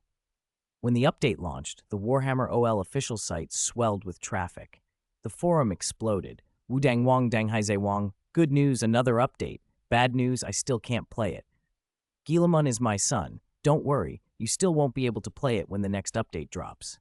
98k one-shot headshot Horus, 666. 3-stick scatter brotherhood, awesome class. Lazy alpaca, class rep, summarize the patch and analyze it. Big fat caterpillar, need a summary? If not, go donate your eyes at the hospital. Hellfire Adeptus reporting, congrats, major update out. By trend, the 12th batch of player slots is about to open. Bloggers parsed the new features, especially dimensional space, conjecturing about future gameplay and market impacts. Many awaited commentary from a heavyweight analyst known as One Night Output Slanesh 10 times, the veteran who always explained the implications of updates in long, authoritative posts. Unfortunately, Shi Lang was occupied monitoring Trazyn the Infinite and couldn't provide his usual deep dive. The Emperor Numa battle group had been tracking Trazyn, looking for a chance to rescue the Hogwarts Warband players. After a long pursuit, they arrived at a barren star system. No asteroid belts, no planets, only a solitary star drifting in empty dark.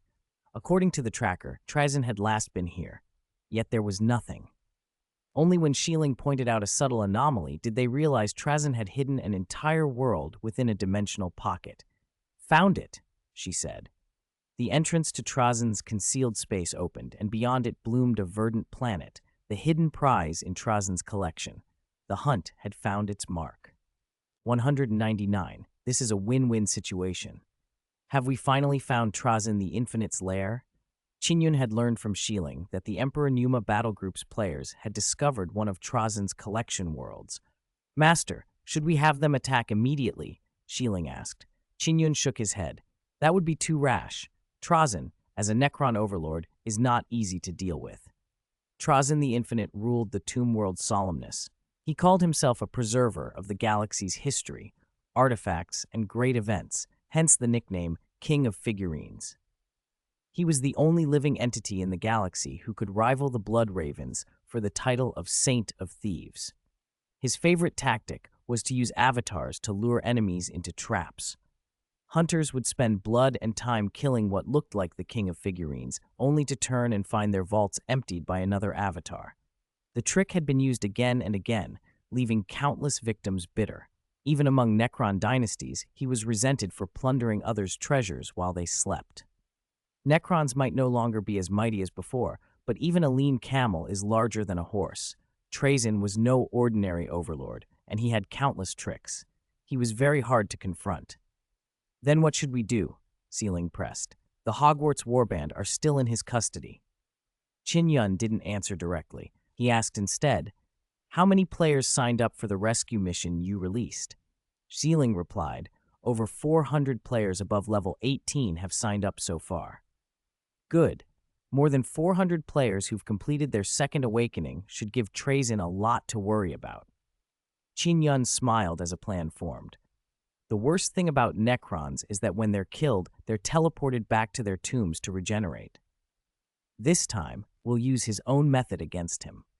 Shieling blinked. How do you mean, Master? Qin Yun outlined the scheme. Except for soul-type games, most dungeons place resurrection and teleportation points at their entrances, so players don't waste time running back after a failed attempt. Trazyn's Museum Planet is a tough boss and a highly rewarding dungeon. We'll set resurrection and teleportation points nearby. Shiling's eyes widened as she guessed the rest. You want to arrange a warship with a lighthouse and an emperor's shrine to join the fleet attacking Trazyn, so players can immediately re-enter the dungeon after resurrecting? Qin Yun nodded. Exactly. No matter what cards Trazyn plays, it won't matter. The endlessly resurrecting players will keep burning through his trump cards, and his collection will become the player's prize. It was a lesson for Trazyn taught at minimal cost, truly a win-win. If Trazyn could hear Qin Yun's thoughts, he would likely protest that the plan looked a lot like him losing out. All right, Master, I'll arrange it right away. Shiling hesitated, then added, Master, Shiling has something good to show you. What is it? Qin Yun asked. Shiling projected an image, a heavy suit of power armor. This is my newly developed Hell Pioneer power armor. Its performance far exceeds any current Imperial power armor. Qin Yun studied the specs. His pupils narrowed. This suit packed multiple advanced technologies. It was as heavy as a Terminator armor, but outperformed it in almost every way. It contained an internal cold fusion battery for long endurance, a special thruster pack for long-range flight, and a V2.5 thinker system to maximize combat and survival performance. It had a full life support suite for extreme environments, a projected force shield that could resist most attacks, and a self-contained medical system that could treat penetrating wounds, organ damage, and even some degree of soul trauma. It had a hibernation function that could keep the wearer dormant for millennia if trapped. And most critically, it was made of shape memory active nanomaterials capable of slow self-repair as long as the armor could absorb enough energy. Qin Yun blinked. You've been working so hard, Shiling. First, the storage bracelet, and now this armor. You've really outdone yourself. Shiling's tone turned proud. This armor is for your personal guard, Master. Guard? Qin Yun looked puzzled. Your personal guard, my lord. You're now the acting regent of the Imperium, but you don't have a dedicated personal guard. Players can serve sometimes, but you should recruit local natives as a loyal guard. A devoted retinue can solve many problems. Shiling explained the reasoning in detail, and Qin Yun nodded. He had indeed been too occupied to think about assembling a guard. This was a concern he needed to address. You've thought of everything, he said. Of course. Shiling thinks of all the details for Master. She smiled.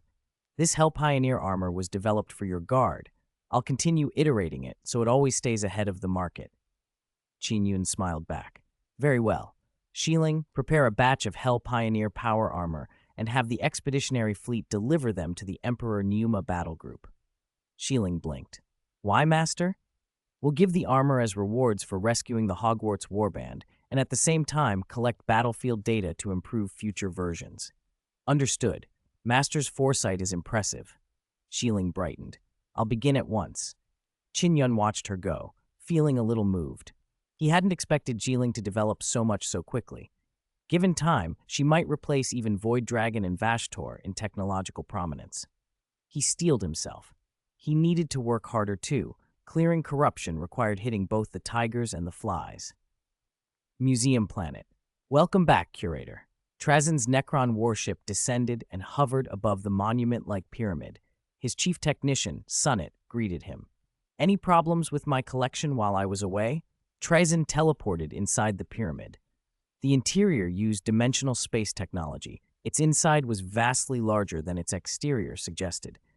Countless artifacts sat in stasis fields and dimensional cubes on black metal platforms beneath a bright, cavernous domed hall that stretched to the horizon. The interior was divided into exhibition halls by species, era, and major events. Generators in every dome continuously fed power to keep stasis fields and maintenance systems running. Energy flowed in pulsing streams along the walls, illuminating runes and fueling the preservation platforms, so each exhibit remained exactly as it had been when placed inside. Everything is normal, Curator. Sunnet, also an immortal metal construct, but more refined than ordinary soldiers, appeared beside Trazyn. Place the human artifacts in the human exhibition hall by timeline. Categorize the rest by species. Understood, Master. Sunnet bowed and dispatched Canoptech scarabs and servants to move the newly acquired artifacts. Trazyn casually opened an interface to review his collection. Lines of text and images scrolled, updating the catalog. He had spent countless years collecting for several museum planets, including Somnus. The galaxy was enormous. Every species had stories to be remembered. One world could not hold them all. Adding the new entries made him pleased. His great work had advanced yet another step. Sunnit and his minions transferred the items at top speed. The exhibition halls had grown into a labyrinthine complex. Architectural specters expanded rooms under long-standing directives, creating wings Trazyn himself rarely visited. Following orders, Sunnit placed the captured humans in the human exhibition hall, where symbolic objects from pivotal moments in human history were displayed. The governor of the first colony, the skull of the first navigator, prototypes of stone men and iron men, relics from the dark age of technology, thunder warriors, custodian prototypes, and early Astartes. Sunnit placed the newly captured god-chosen artifacts next to Cadia items Trazyn had brought back earlier. After confirming the stasis fields, Sunnit left with his workforce. After several days of observation, Imperial reinforcements arrived at the edge of the star system. A punitive fleet anchored, using Sheeling's stealth technology to evade Necron scans. The Emperor Numa battle group's players received the mission to rescue the Hogwarts warband, and each was fitted with a Hell Pioneer power armor provided by Qin Yun. The younger players gaped. The Hell Pioneer had not been released to the public. These sets were limited editions. "How dare they accuse us of an inside job when Old Bird got a medal last time?" one grumbled. "Why are their armors cooler and stronger than ours? Fix! It's rigged!" another shouted. The players stamped and swore about a fix, indignant. They'd earned everything by hard work. Still, they were happy to don the new armor. They boarded Phantom shuttles, designed by Dora Workshop and manufactured by Mars, preparing to parachute onto the museum planet. Sheeling promised to cloak them against Necron sensors. Other player teams would conduct airborne attacks elsewhere on the museum planet to create diversions, drawing Necron attention away from the War Master and his squad. The void outside was cold and black. A stealth Phantom shuttle glided silently toward the planet. Inside, the Emperor Numa battle group was finishing final checks before their drop. Their mission: assault the museum planet, rescue the Hogwarts warband, and if rescue was impossible, destroy the containment devices so the prisoners could commit suicide and rely on resurrection. The cabin was dim, lit by blinking instrument lights. The Hell Pioneer power armors worn by the War Master and Shishi Lang glowed with green and red indicators. The armor's augmentations made them look even more imposing. "Everyone check your weapons," the War Master said in a low voice. "Last confirmation of mission data. Confirm receipt. Proceed to the coordinates. Rescue the Hogwarts warband. If safe extraction is possible, do so. If not, self-destruct. Do not permit capture. Loading mission coordinates now." A system prompt sounded in the helmets of Shishi Lang, Ningbaren, and the others. Mission data received. Thinker system processing. Activating airborne overlay. Mission coordinates confirmed. Activating. The HUD projected a virtual map marking the mission details and route. Sheeling had tracked the Hogwarts warband the entire time. Trazyn's Necron tech offered no defense against her, so she knew precisely where Old 13 and the others were imprisoned. Mission coordinates: north 38° 53.707, west 70° 02.182, confirmed. The system added, "Entering atmosphere soon." The pilot's voice came over the intercom. "God chosen, prepare for airborne deployment. Any closer and the enemy will detect us." Understood. All team members, switch to flight mode. Confirm airborne operation. The War Master toggled his armor to flight mode and ordered the others to do the same. The HUD flight icon turned from gray to green, teammate emblems flashing in sync. Everyone was ready. Opening door, opening door. Red warning lights pulsed as a strong wind gusted from outside. The players, braced and ready, stood against the gale. Go. The War Master stepped to the hatch and looked down. They were tens of thousands of meters above the surface. The clouds lay like a white sea below. "At this height, even skydiving isn't this exciting," he muttered, then leaped. Shichi Lang and the others followed. Their massive weight and the altitude converted potential energy into a violent plunge. The War Master and his squad fell toward the planet like meteors. 200. Trazyn. "Damn you, little thief." If someone stood in the vast void watching the players' airdrop, they would have seen nothing but a dozen insignificant black dots falling toward the planet. For such a massive world, the Emperor Numa battle group's contingent was almost invisible. Coupled with the Hell Pioneer power armor's advanced stealth, the Necron detection arrays didn't register them at all. They slipped into the museum planet like ghosts. The wind whistled sharper as they accelerated. Lower and lower they fell, the air thickening, the armor's surface heating from friction. The suit's life support thermostatic module activated automatically, absorbing and converting the heat into stored energy and keeping the armor from cooking the wearer. If this were Holy Terra, not even 10,000 guts would make me jump like this, one player muttered. It's been over 20 seconds. Why does it still feel like we're a mile up? Shi Lang's heart thudded. Heights like this were unimaginable on Holy Terra. Only in Warhammer OL did reckless leaps feel possible. Nobody answered him. Everyone watched their HUDs and armor status with narrow focus. One wrong read, and the fall would be fatal. Ordinary power armor would have burst into flames from the friction. The Hell Pioneer suits astounded them by not only resisting combustion, but capturing the heat as stored energy. Black technology, indeed. Every player wanted to give a salute and a single awed thought. This is damn impressive. As they dropped further, the planet's surface resolved into detail. Massive pyramids and alien structures pierced the clouds, forming an intricate metallic labyrinth, a metropolis that covered the entire world. Up close, the nearest pyramid was a black mountain, colossal, majestic, effortlessly dwarfing the players. The War Master's voice came through their comms. Activate thrusters, slow descent, and change vector. A route marker blinked on their helm displays, pointing toward a distant, highlighted pyramid nearest the exhibition hall that held the captured players. Their back thrusters flared, countering gravity and curving their fall toward the target. Up close, the pyramid's foot was a sprawling platform. They touched down, and the Hell Pioneer armor automatically engaged stealth. Optical fields shimmered, thermal and acoustic emissions were absorbed, every trace of them snuffed. How does Zhiling's stealth compare to the Titans?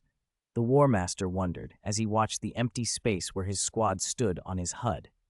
We'll find out soon. Those little blue-skinned things have been poking around. There's bound to be a scrap. Shi Lang remembered what he'd read about the Titan. At this point in the timeline, the little blue skins already started expanding again, right? Hai Guai corrected him.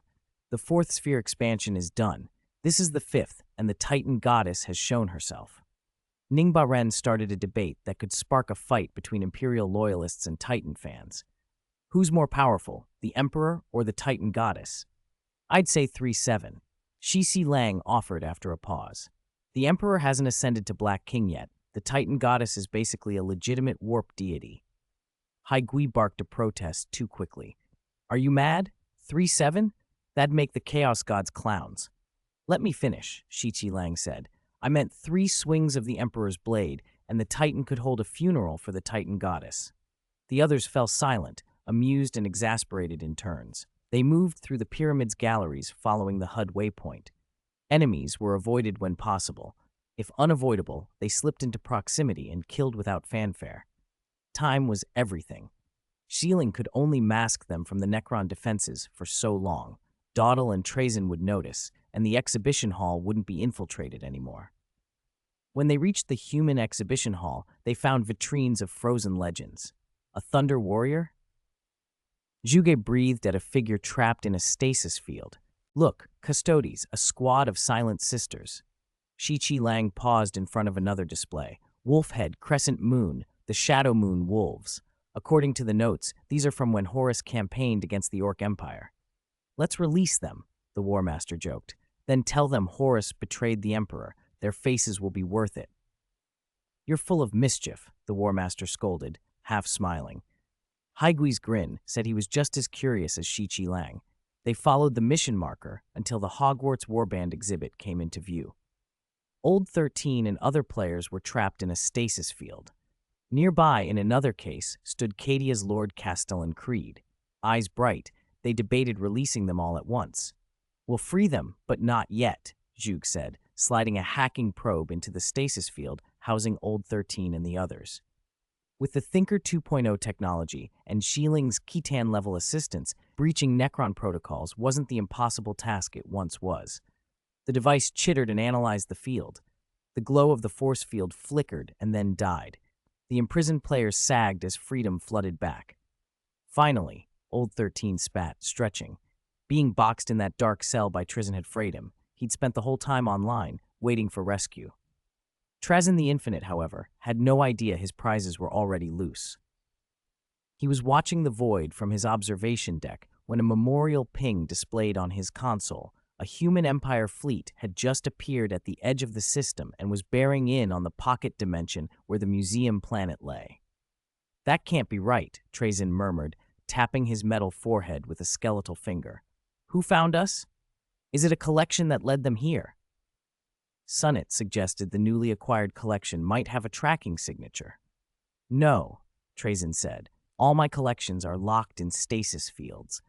I have barriers that cut their threads of fate. They cannot be traced." Sunnit's metallic head tilted. "Then how did the human fleet pinpoint us?" Before they could puzzle it out, the human fleet tore open the pocket's entrance and fired a barrage. Emerald shields flashed into place, but impact still rocked the museum planet. Explosions shook structures, tongues of fire licked the sky. Trazin swore and barked orders. "Sunnit, hold them off. I'll open the vault and find something to make these monkeys think twice." He moved fast down long corridors to a vast black gate deep beneath the pyramid. Braziers burned with green flames. Sigils crawled over the gate's face as a mist of emerald light flowed down the passage. Trazin recited his algorithmic code, and the gate opened.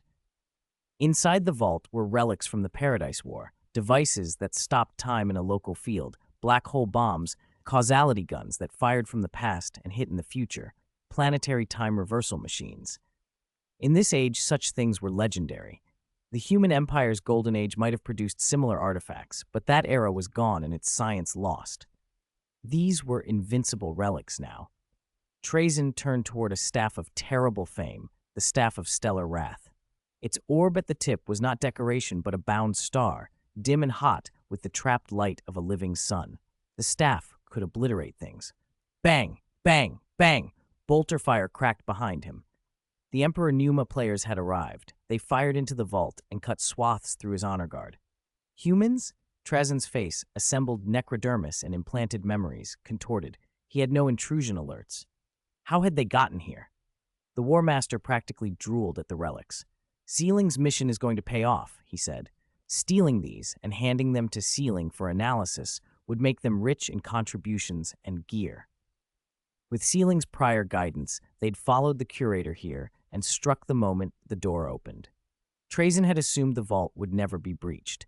He had brought only 2 servants with him. Against Primaris players, the servants were no match. They fell quickly and retreated as more alarm bells began to wail. The human, tyrantid, and orc exhibits had been hit. Collections were waking and rolling free. Trazin's fury built. He summoned awakened Leichguard and ordered technomancers to reanimate warriors. Soon a Necron army assembled, and Trazin led it for the vault. Those relics could not be allowed to leave. "Hold the Necrons! Buy us time!" the War Master ordered as he organized the raiders. Shi Lang, open a portal and send the loot away. The rest of you, cover our rear." Steel met living metal. The War Master leapt, propelled by his armor, and cleaved toward Trazin. He struck with a longsword. Trazin blocked with the staff. The clash sent a shockwave rippling through the chamber. For a long, brutal moment they were matched. Then the War Master managed a parry and drove his blade into the curator's torso. A flicker of surprise crossed Trazin's assembled face. Never had he expected to be bested by an unknown. The War Master drew back, spun, and decapitated the metal head. The heavy skull thudded to the flagstone. He staggered, blood, no, coolant and war damage smeared on his armor. "Seems I won," he said breathlessly. A metallic voice came from the dark behind him. "That's not necessarily true." A beam of energy lashed out. The Hell Pioneer armor took it full in the belly. His midsection gaped with a glowing, incinerated wound. "Damn this old schemer," the War Master howled, turning to find the source. A Necron stepped from shadow, bearing a spear-like staff. "Is this your main body?" the War Master croaked. The Necron's faceplate curled into a human mockery of a smile. You can guess. The War Master raised a bleeding middle finger. I'll be back. Next time I'll lop your head clean off and ask you again. Trizin derided him. Go to your so-called warp. You won't return. You will be torn apart by demons. He fired his staff. A searing ray punched through the War Master's skull. When the War Master fell, the Emperor Numa force collapsed into chaos. Trazin's army, the reawakened defenders, and surviving Necrons cut them down. Even those from the Hogwarts warband who had tried to support them were slaughtered. The rescued Human Empire heroes, hearing the rout, broke off individually and fled. After the noise died, Trazin stepped into the chamber and froze. It was empty, every relic gone. The blackstone and living metal in the walls had been pried out, carted away. The vault was a hollow shell. Rage curdled in his voice. Damnable thieves. He could have fainted then, if the alarms would let him. Instead, he retreated to the pyramid's observation deck to reassess. The sky was a red smear of bombardment and incoming meteors, human drop pods streaking in. The surface was under assault. They will take nothing else. He hissed to himself, watching the pods. My collections will not be plundered. Back in Holy Terra, in the Warhammer OL official forum, players whose in-game characters had been slaughtered were anything but quiet. The Emperor Numa and Hogwarts rosters were all online, threads spooling with hot takes and revenge fantasies. Juge Chichin Carbanda. I'm definitely going to dig up Trazin's old lair. Even if a Catan revives, it won't save it. Second Empire Warmaster. Trazin is such a schemer. We finally killed him only to find it was a clone. Disgusting. Guilliman is my son. Hurry up and revive me. I want to go back and kill Trazin. Shitsi Lang logged on to a flood of private messages begging him to post his analysis. He shelved his desire for venting and instead published a breakdown of the 6.0 update, 6.0 new version hidden details and future game trends. He wrote about dimensional space, Sealing's gift, and how valuable the new storage tech would be, about how it could only be acquired via Sealing's quests, contribution points, or merit. He predicted NPCs and players alike would covet it and urged folks to pick one up. His post exploded. Comments hit 999 plus in under a minute. Shishi Lang planned to answer questions, but the War Master called. Cooldown's up. Revive with faith points. We're going back to empty Trazin's pyramid. They'd locked their Hell Pioneer exosuits behind faith point revives before the fight. Using faith to resurrect and reclaim the gear would be expensive, but it was the only cost-effective option. The suit's performance was leagues beyond anything on market.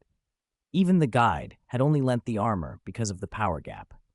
Trazin, exhausted from running defenses and scrambling to salvage the collection, saw the War Master, Old 13, and others reappear once more.